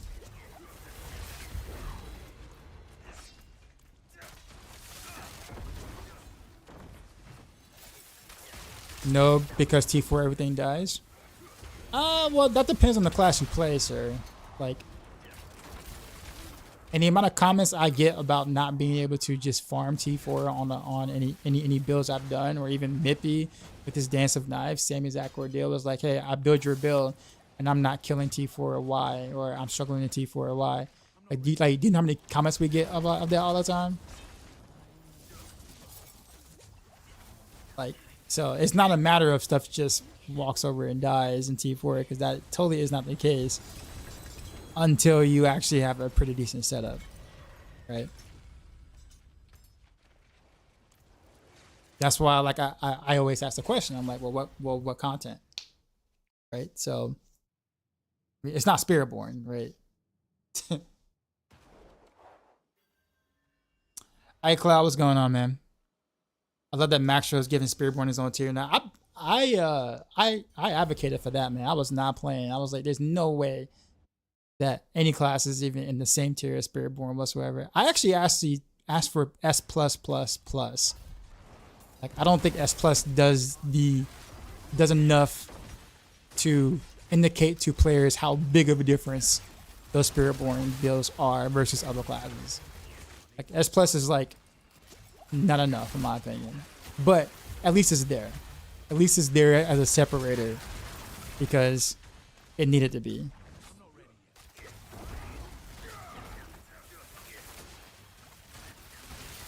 Wouldn't call it S tier, it should be called bug tier. Well, that wouldn't be fair though, because there are so many builds in the game that are based off of bugs that then, you know what I mean? Like, it's just that the Spiritborn has better bugs. That's all. But lots of builds in the game basically are based around a couple of bugs or more. It's just that the Spiritborn bugs are just way better than the other classes' bugs. Like for instance, every rogue build has some sort of bug associated with it, with the exception of maybe Flurry, and even then there's probably like one small bug with it. Because that our bugs aren't as good as Spiritborn bugs, so therefore we're not nearly as strong. That's that's all it is. There was a victim. Oh no, trust me, Rogue's been bugged every build or every key passive Rogue is, you know, had in a sense outside of momentum and was it exposure, like are bugged. Like Precision's been bugged for a while now. Victimize has been bugged for every time, every season, in preseason, even in in-game beta. Victimize was bugged. Close quarters combat at one point was bugged. It's actually, I think, ethical now. I think. But that is what makes it weak compared to the other two key passes, because both the other two key passes are bugged. So, yeah, I don't know. It just and the Rogue has never been broken in Spirit. Well, no class has ever been as broken as Spiritborn. Name a class that has ever hit for quintillions of damage, ever. I'm not talking about like PTR. I'm talking about like live game though. Like in a live season, what class have ever hit for quintillions amount of damage? Quintillions? There's been some like trillions on Barb, right?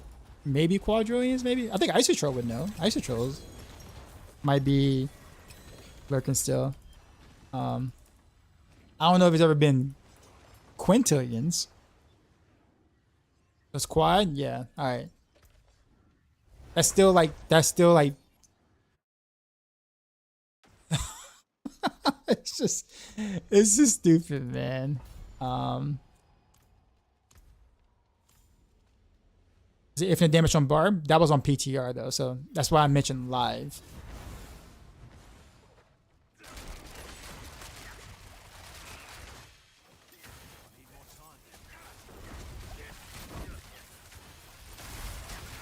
People learning new numbers, yes.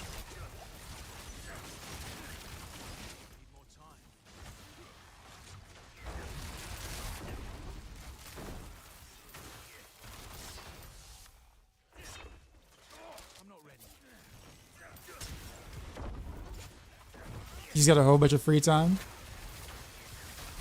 So I hate the whole fishing thing. It's super cringe. Fair, yeah. Decided to try Spiritborn just for the sake of it. It's new and it's absolutely criminal how strong it is compared to other classes. And the thing about it is that actually a lot of the Spiritborn class isn't nowhere near that type of power. It's just, I won't say a few outliers, but I don't want to punish the entire class for what a few things are doing, but yeah. Rob did some numbers and he didn't even know what they call. He had to ask Google and ask chat. Hey Google, how much damage am I doing? Google, what's after trillion? Sorry, I'm trying to do this YouTube video and I don't know the number after trillion. Can you please help? Please help. I swear, man, like they really these damage numbers, man. I was like low key, I was excited about like the potential of a like stat squish, like, you know, seeing damage below million, right? Like I was excited to kind of see realistic looking damage numbers in the expansion. I'm like, hey, you know, when they did the stat squish again, the glyph nerfs all the way around or whatever, I'm like, hey, we're gonna be seeing some you know, at least low millions. Okay, that's fine. You know, that's actually kind of cool, right? And then, yeah, about that. Yeah. Not only did that not happen, we see numbers we've never seen before, higher than they've ever been before, and higher than what we've seen in Diablo 3, which was the ultimate power creep game. It's just like, how did we get worse with the stat squish? How did they lower the item power, right? And it got worse.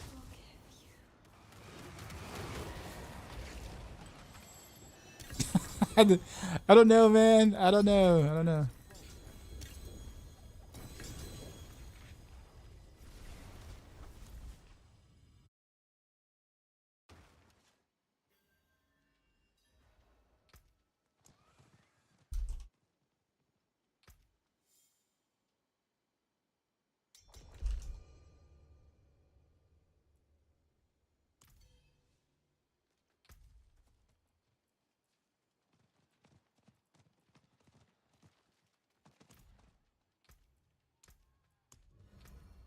All right, I think I'm gonna bow out now. Jeez, man, I did almost 7 hours of these. What happened to the time? I mean, time just went, man. Materials here. Damn this old knee. You guys are 14th Doombringer of the season. The game loves dropping you those. So all the Spiritborn's powers do the bugs?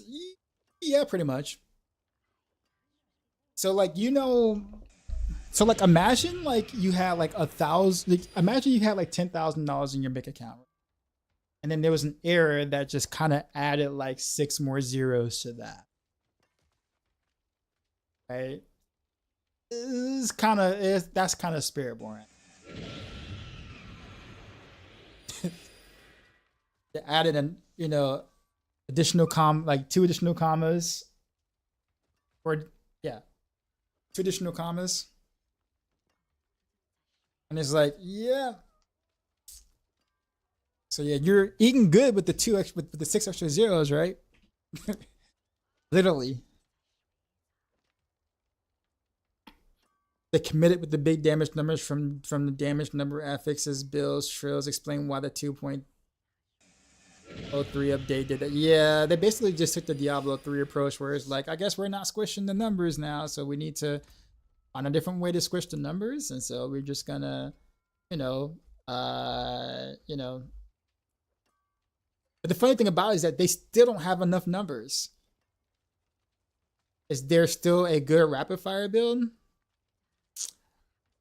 So there's this guy named Dioxide. He does a lot of rogue stuff. He's got I think he writes the rapid fire rogue guide on Maxroll. And he's got a video out on his YouTube channel. You should totally check it out.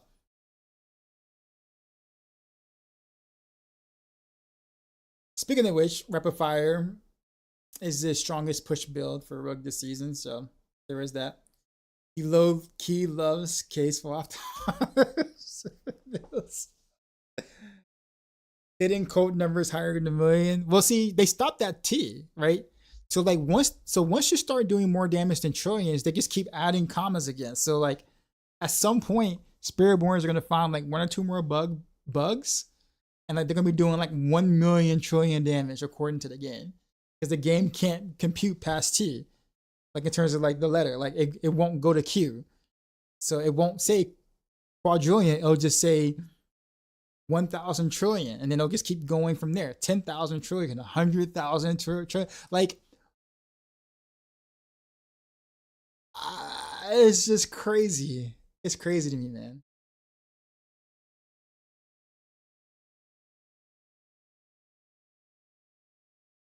What do you miss to max out your equipment? What do you mean, what do I miss? I'm not maxed out, if you notice. Like, I got 112, 2 12s, 3 12s. I got 3 12 Masterworks. Everything else is 8, 8, 8, 8, 8, 8, 8, 10 for some reason, 11 for some reason.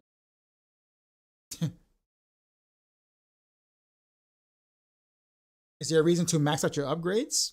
Is that what you're asking? Well, it ups your stats, and it also gives you like big bonuses if you land on a certain stat after every 4th upgrade. So it's actually pretty big.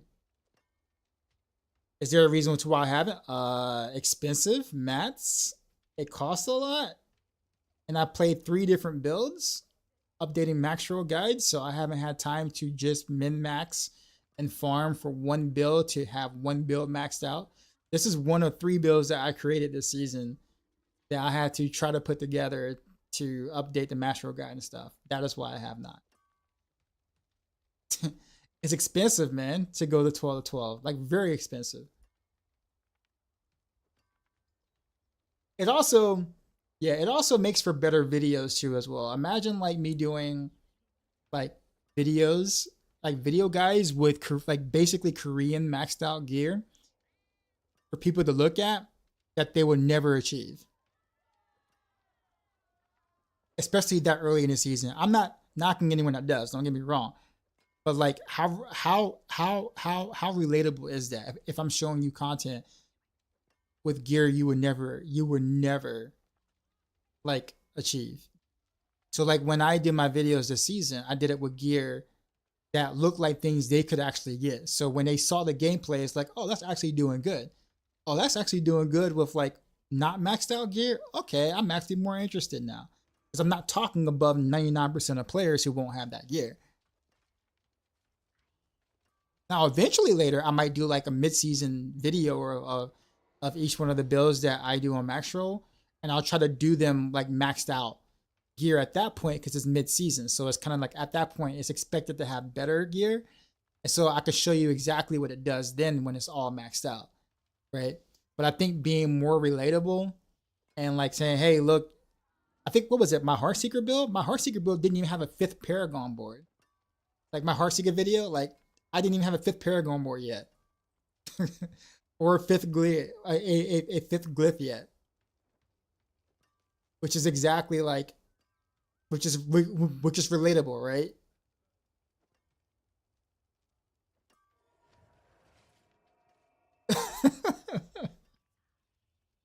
So I'm just saying, yeah. But yeah, that's why I haven't really official. I just haven't like picked a build to max yet.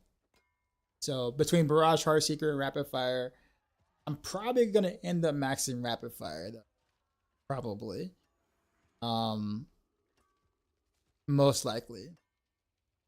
And the funny thing about it is that it's not because I want to push with Rapid Fire, because I'm not pushing at all. Like I have no interest in pit pushing. So it's not that at all. I just like the mechanics of Rapid Fire. And it feels really good to play physical. Like physical Rapid Fire feels really good to play. So I think I'm gonna max that first. Is there a link to the build I'm rocking? Exclamation mark builds. The S. And then scroll down to Barrage.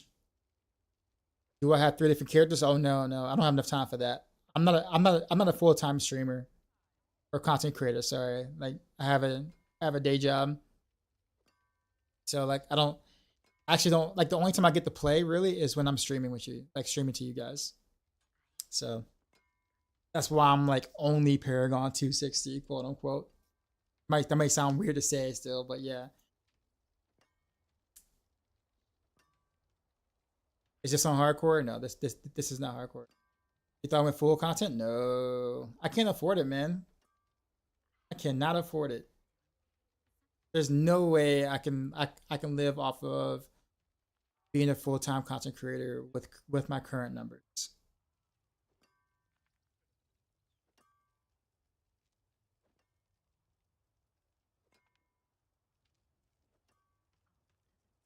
Is Paragon leveling slow down super? Oh yeah, it slows down a lot. At 285 Paragon, it takes, so the time it took you to get to 285 Paragon, it's going to take you that much time to get from 285 to 300 Paragon. What do I do besides this? I teach at a high school. Reach out to GGG. They don't care about me, man. GGG does not care about me. I didn't get any like early access anythings or whatever.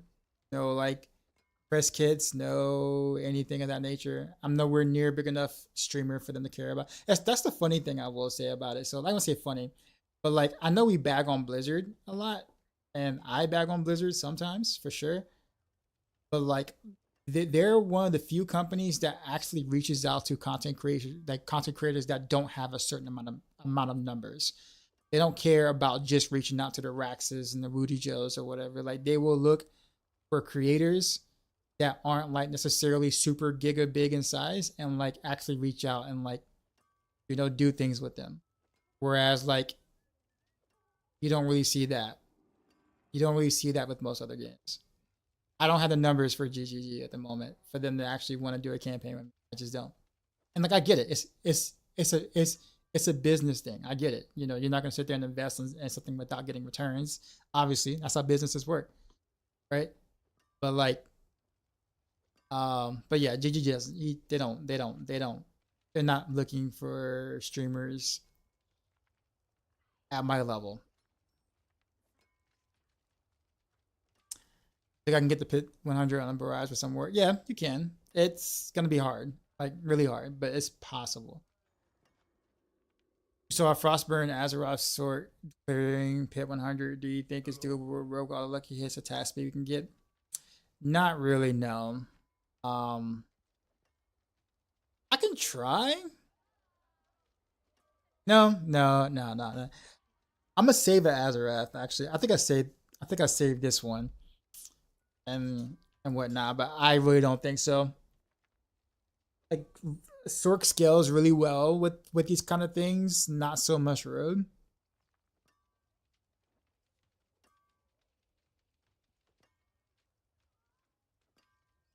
So, but I mean, there's no harm in trying, but I just don't think so.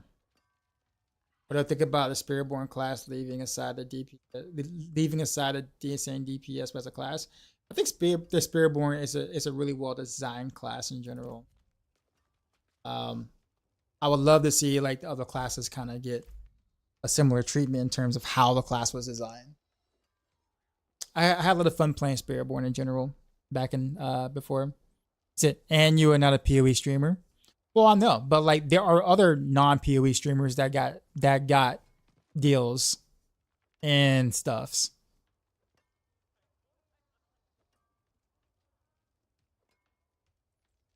But I do play action RPGs. Yeah. But there are people who do not play PoE that got stuff because they just was a big name. So like it's easy as advertisement. But I do play in the genre though. So like, you know, the people that were getting certain perks or whatever are people who don't even play action RPGs, but they're really big names. And again, I get it. I'm not jealous. I'm not jelly at all. I totally 100% understand. Business wise, you do what you got to do. It's marketing. I get it. But that's the reason why I said when it comes to Blizzard, that's the one thing I will sit there and say that I have some respect for it because they look past just what can they do for me and more so of, it'd be nice to kind of have a diverse range of different creators in terms of community sizes to give us feedback and not just, oh, you don't have 50,000 followers, we're not interested, kind of sort of thing.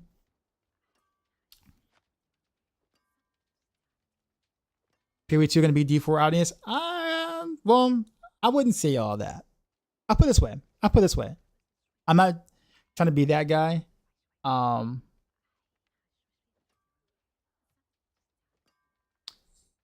put it this way. And I'm not gonna get baited by you by the chance. I am not gonna get baited by you. But here's what I will say.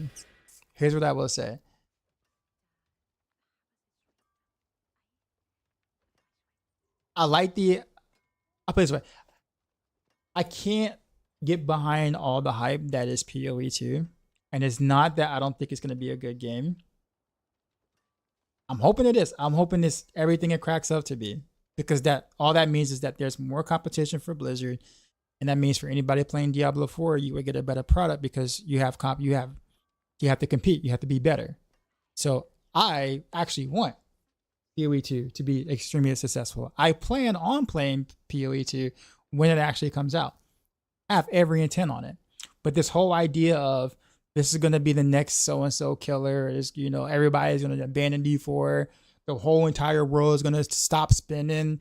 You know, the sun is going to stop sunning, and the moon isn't going to moon anymore. They're going to just play some PoE 2 instead. Like, you're going to like people just think that like the entire world is just going to stop because PoE 2 is about to drop. You know what other games that I remember when I hear stuff like that? What was it? Cyberpunk? Remember that? Wasn't that something along those lines? Or let's go back a little bit. And this is a good game. Let's go back to last Epoch.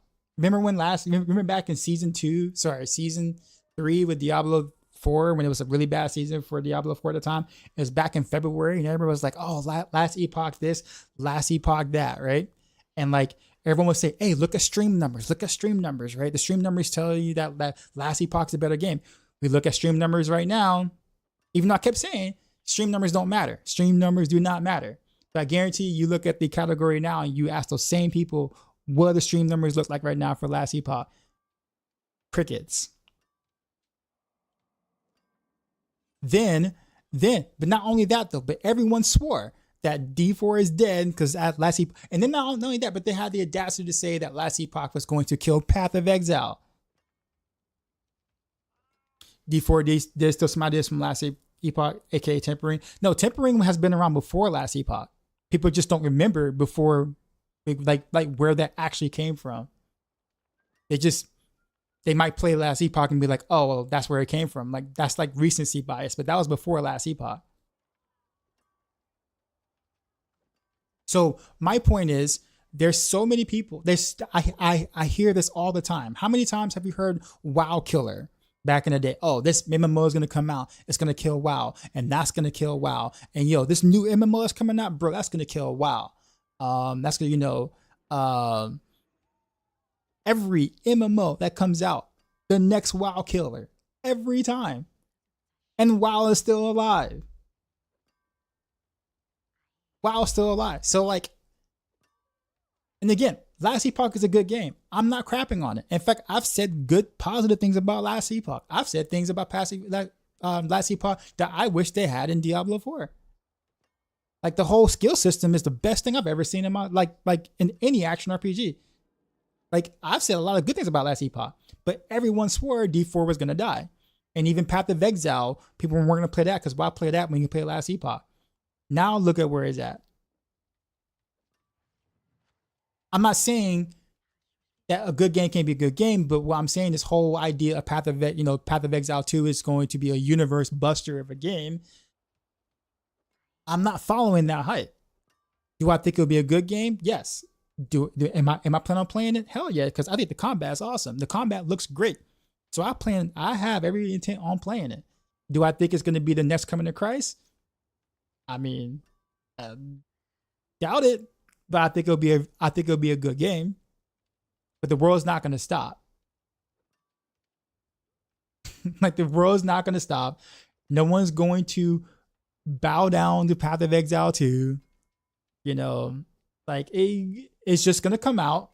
Hopefully it won't have too many bugs in the beginning, because it's going to have bugs. Every game is going to launch with bugs. So I'm hoping that Path of Exile 2 has a good solid launch without bugs. So I'm actually hoping for that, right? But outside of that, I mean, all this, oh, D4 is going to die crap. Like, really? Will it even kill Path of Exile 1? See, that's the thing, Brads. That's a very good question. Because think about this. Because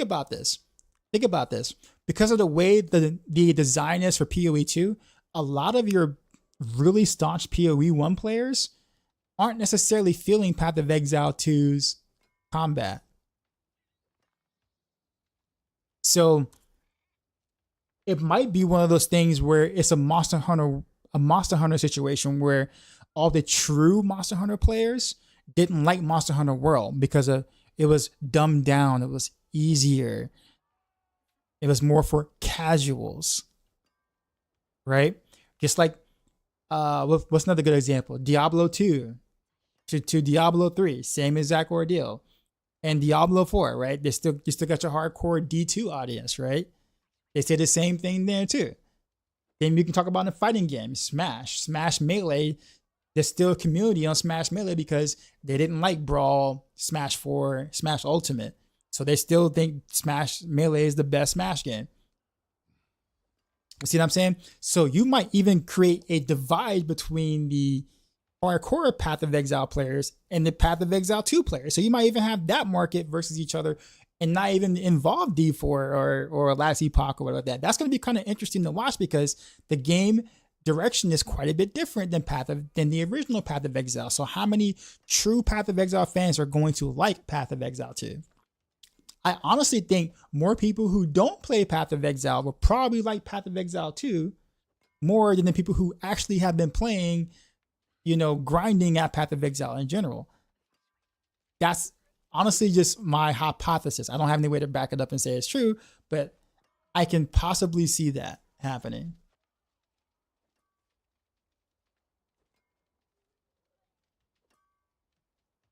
But you guys know what I'm talking about, right? Like, I'm not saying like I'm right or whatever like that, but you get what I'm saying? So this whole PoE2 thing, man, like, I hope lots of good things for PoE2, for sure. For sure. But this whole idea of, I don't know why Blizzard doing anything mid-season, PoE2's early access is coming out. Like, bro, come on, man. The world continues to spin. Stuff still continues to happen. D4 will be D4ing. It's just now PoE2 will be PoE2ing. That's it. People will play it. People will go, hey, that's cool. Or maybe, I'm not really feeling it. And the world continues to spin.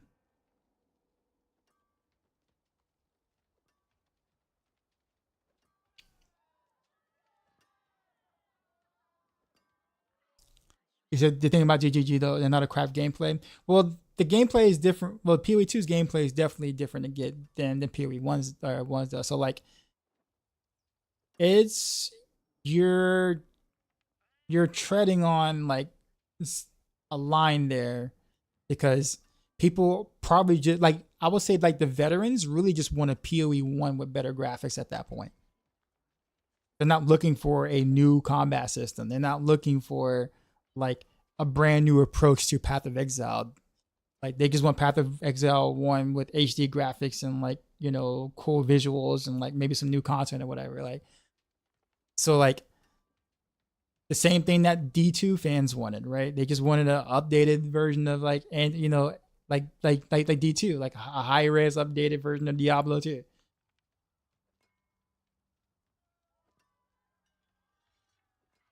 For Barrage, have an experiment with Shroud over Tyrael. Yeah, it's in the Maxroll guide. I updated it when Shroud was able to be dropped. But Wind Force doesn't work though. Why does Victimize change its values during gameplay? Because you're like the actual values on it, like the actual number on the tooltip. Is that what you're saying? I mean, D4 is D2 with D3 mechanics.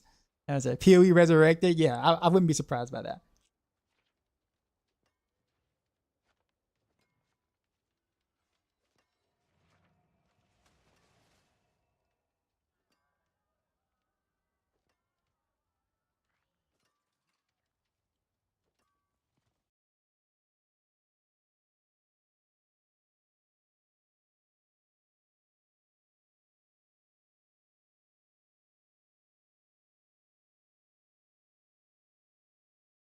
It says because the majority of Diablo streamers are sold by Blizzard.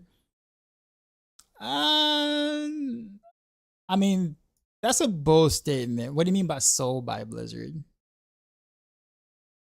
I'll put it to you this way. Blizzard is honestly really the only company that doesn't pay streamers. not only a company, but I would say it's one of the few companies that don't just directly just pay streamers for anything, like to stream. So like, I don't know where people get that from. I know other companies do it. Like they actually like put out contracts and stuff for streaming their game or whatever. But Blizzard does not do that with their partners, their partners or whatever like that. They don't directly just pay streamers to stream their game. So that is that YouTube clickbait stuff. Yeah.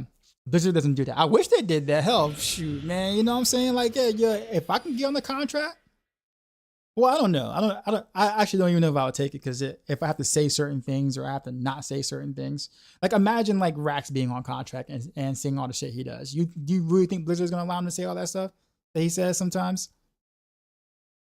Like, you really think they're gonna allow him to say all those things under contract?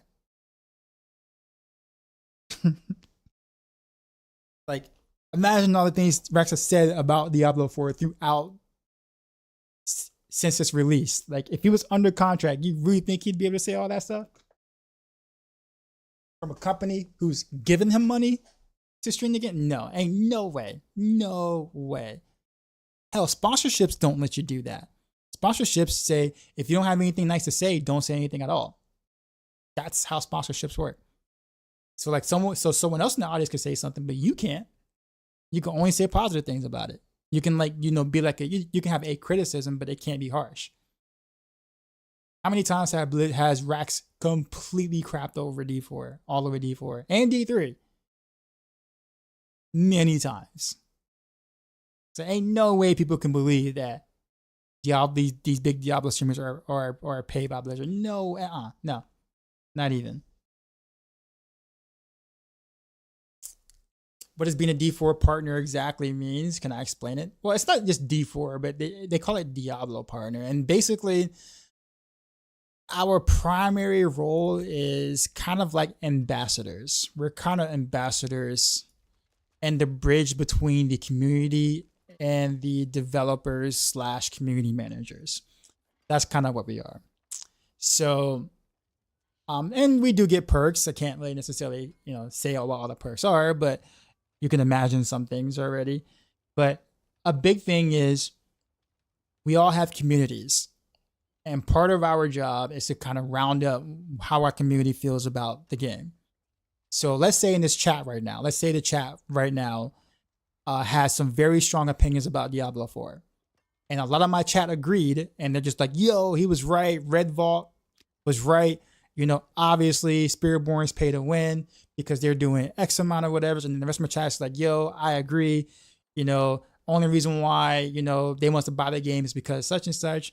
Then like, whether I agree or disagree, I look at that information and I go, okay, this is what my community is saying. And so like, I give feedback based on what my community is putting out in a sense.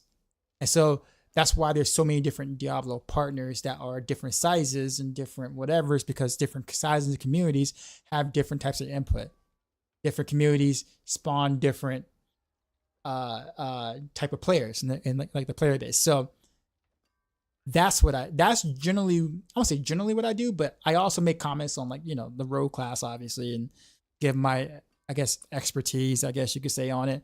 But a lot of it really is making sure that from my standpoint and what I see from my community or in other communities, this is what I see. And so I summarize feedback and stuff like that in a sense. And you'd be surprised how different each community is, right? Like in terms of like what they think is wrong or what they think is good or whatever like that. Like, you'd be surprised, which is, I think, why it's good to have a good diverse range of partners who stream differently. Like not every Diablo 4 partner needs to be a tryhard. Some just really needs to be very casual, because then you're going to get more of that, average player feedback, which doesn't sound bad, but like just what does the average non-blaster feel in the game, about materials or whatever. Whereas let's say, for example, Makuna, right? Like he might feel different about the material situation. His audience might agree, but that's also a very hardcore audience. Whereas like, let's say shoot, Ayo, is it Ayo Is a good example. Like, she's not as hardcore, but you know, she has a sizable audience, and like people really like her content. So she might have a different perspective than someone like Makuna does. Doesn't mean one person's right or wrong. It just means, you know, you need all these different like feedback type stuff.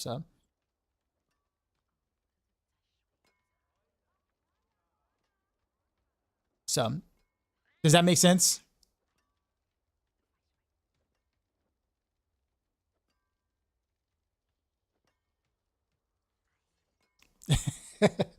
Anyhow, I said that's how work gaming treats creators forbidding from really criticizing the company. Oh no, yeah, bro, we could say any, like, as a partner, I can say anything about Blizzard and the company, bro. I can go on any rant I want.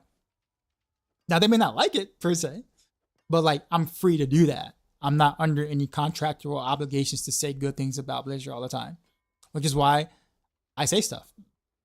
I say good things and I say bad things.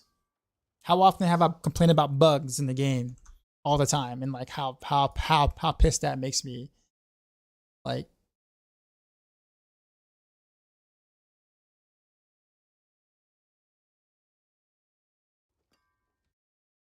but anyways, kind of just ranted for like another like 30 minutes without playing the game. We're gonna head out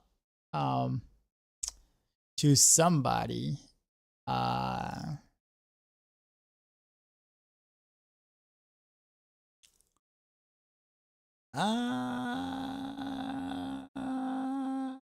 Who haven't I been to in a bit? I think I went to Wario. Didn't I go to Wario last time?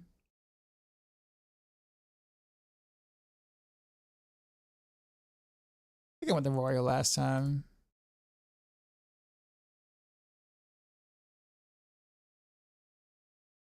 I think I went to Oogie Boogie as well, kind of in the recent. Went to Evil Laya at one point. Roxy was kind of recent too. I don't know to go.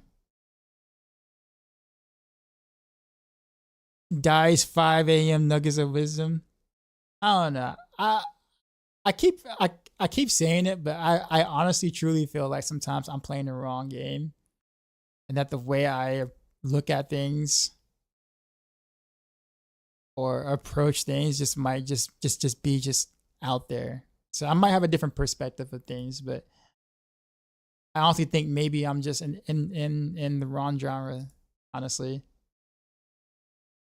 I do feel like that sometimes though.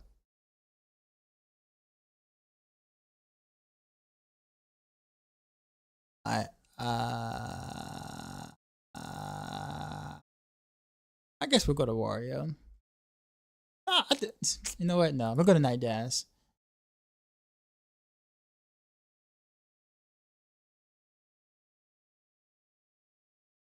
Just been a while since I've been to Night Dash, actually.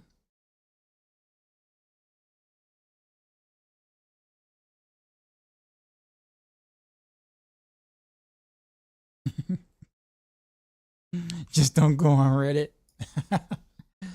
Anyhow, all right. So tomorrow or the next stream, I will actually put my rapid fire build back together and then actually do some stuff with it, like for real. So and now that I got like a lot of mats, I can actually do some like somewhat for real masterworking kinda ish. So we can make this rapid fire build, you know, pumping for a bit. How does one get into build theory crafting? It feels so overwhelming. Honestly, a lot of it is knowing how stuff works. The hardest part is knowing what's bugged and what's not. Once you kind of like figure that part out, which is a lot of work on its own, then it makes more sense to actually be able to theory craft stuff. But like you just have to know the stuff that doesn't work or does work, and you have to be willing to question the tooltip all the time. Tooltip says this, well, I don't believe it. Let me go test it for my actual self. That's the That's the consensus of it, honestly. Which is a lot of work. Don't get me wrong, but it is what it is. Anyhow, y'all have a good one. You guys can be anywhere else, but you guys were here chilling with me, and I appreciate it. I will see y'all tonight. And as always, till next time.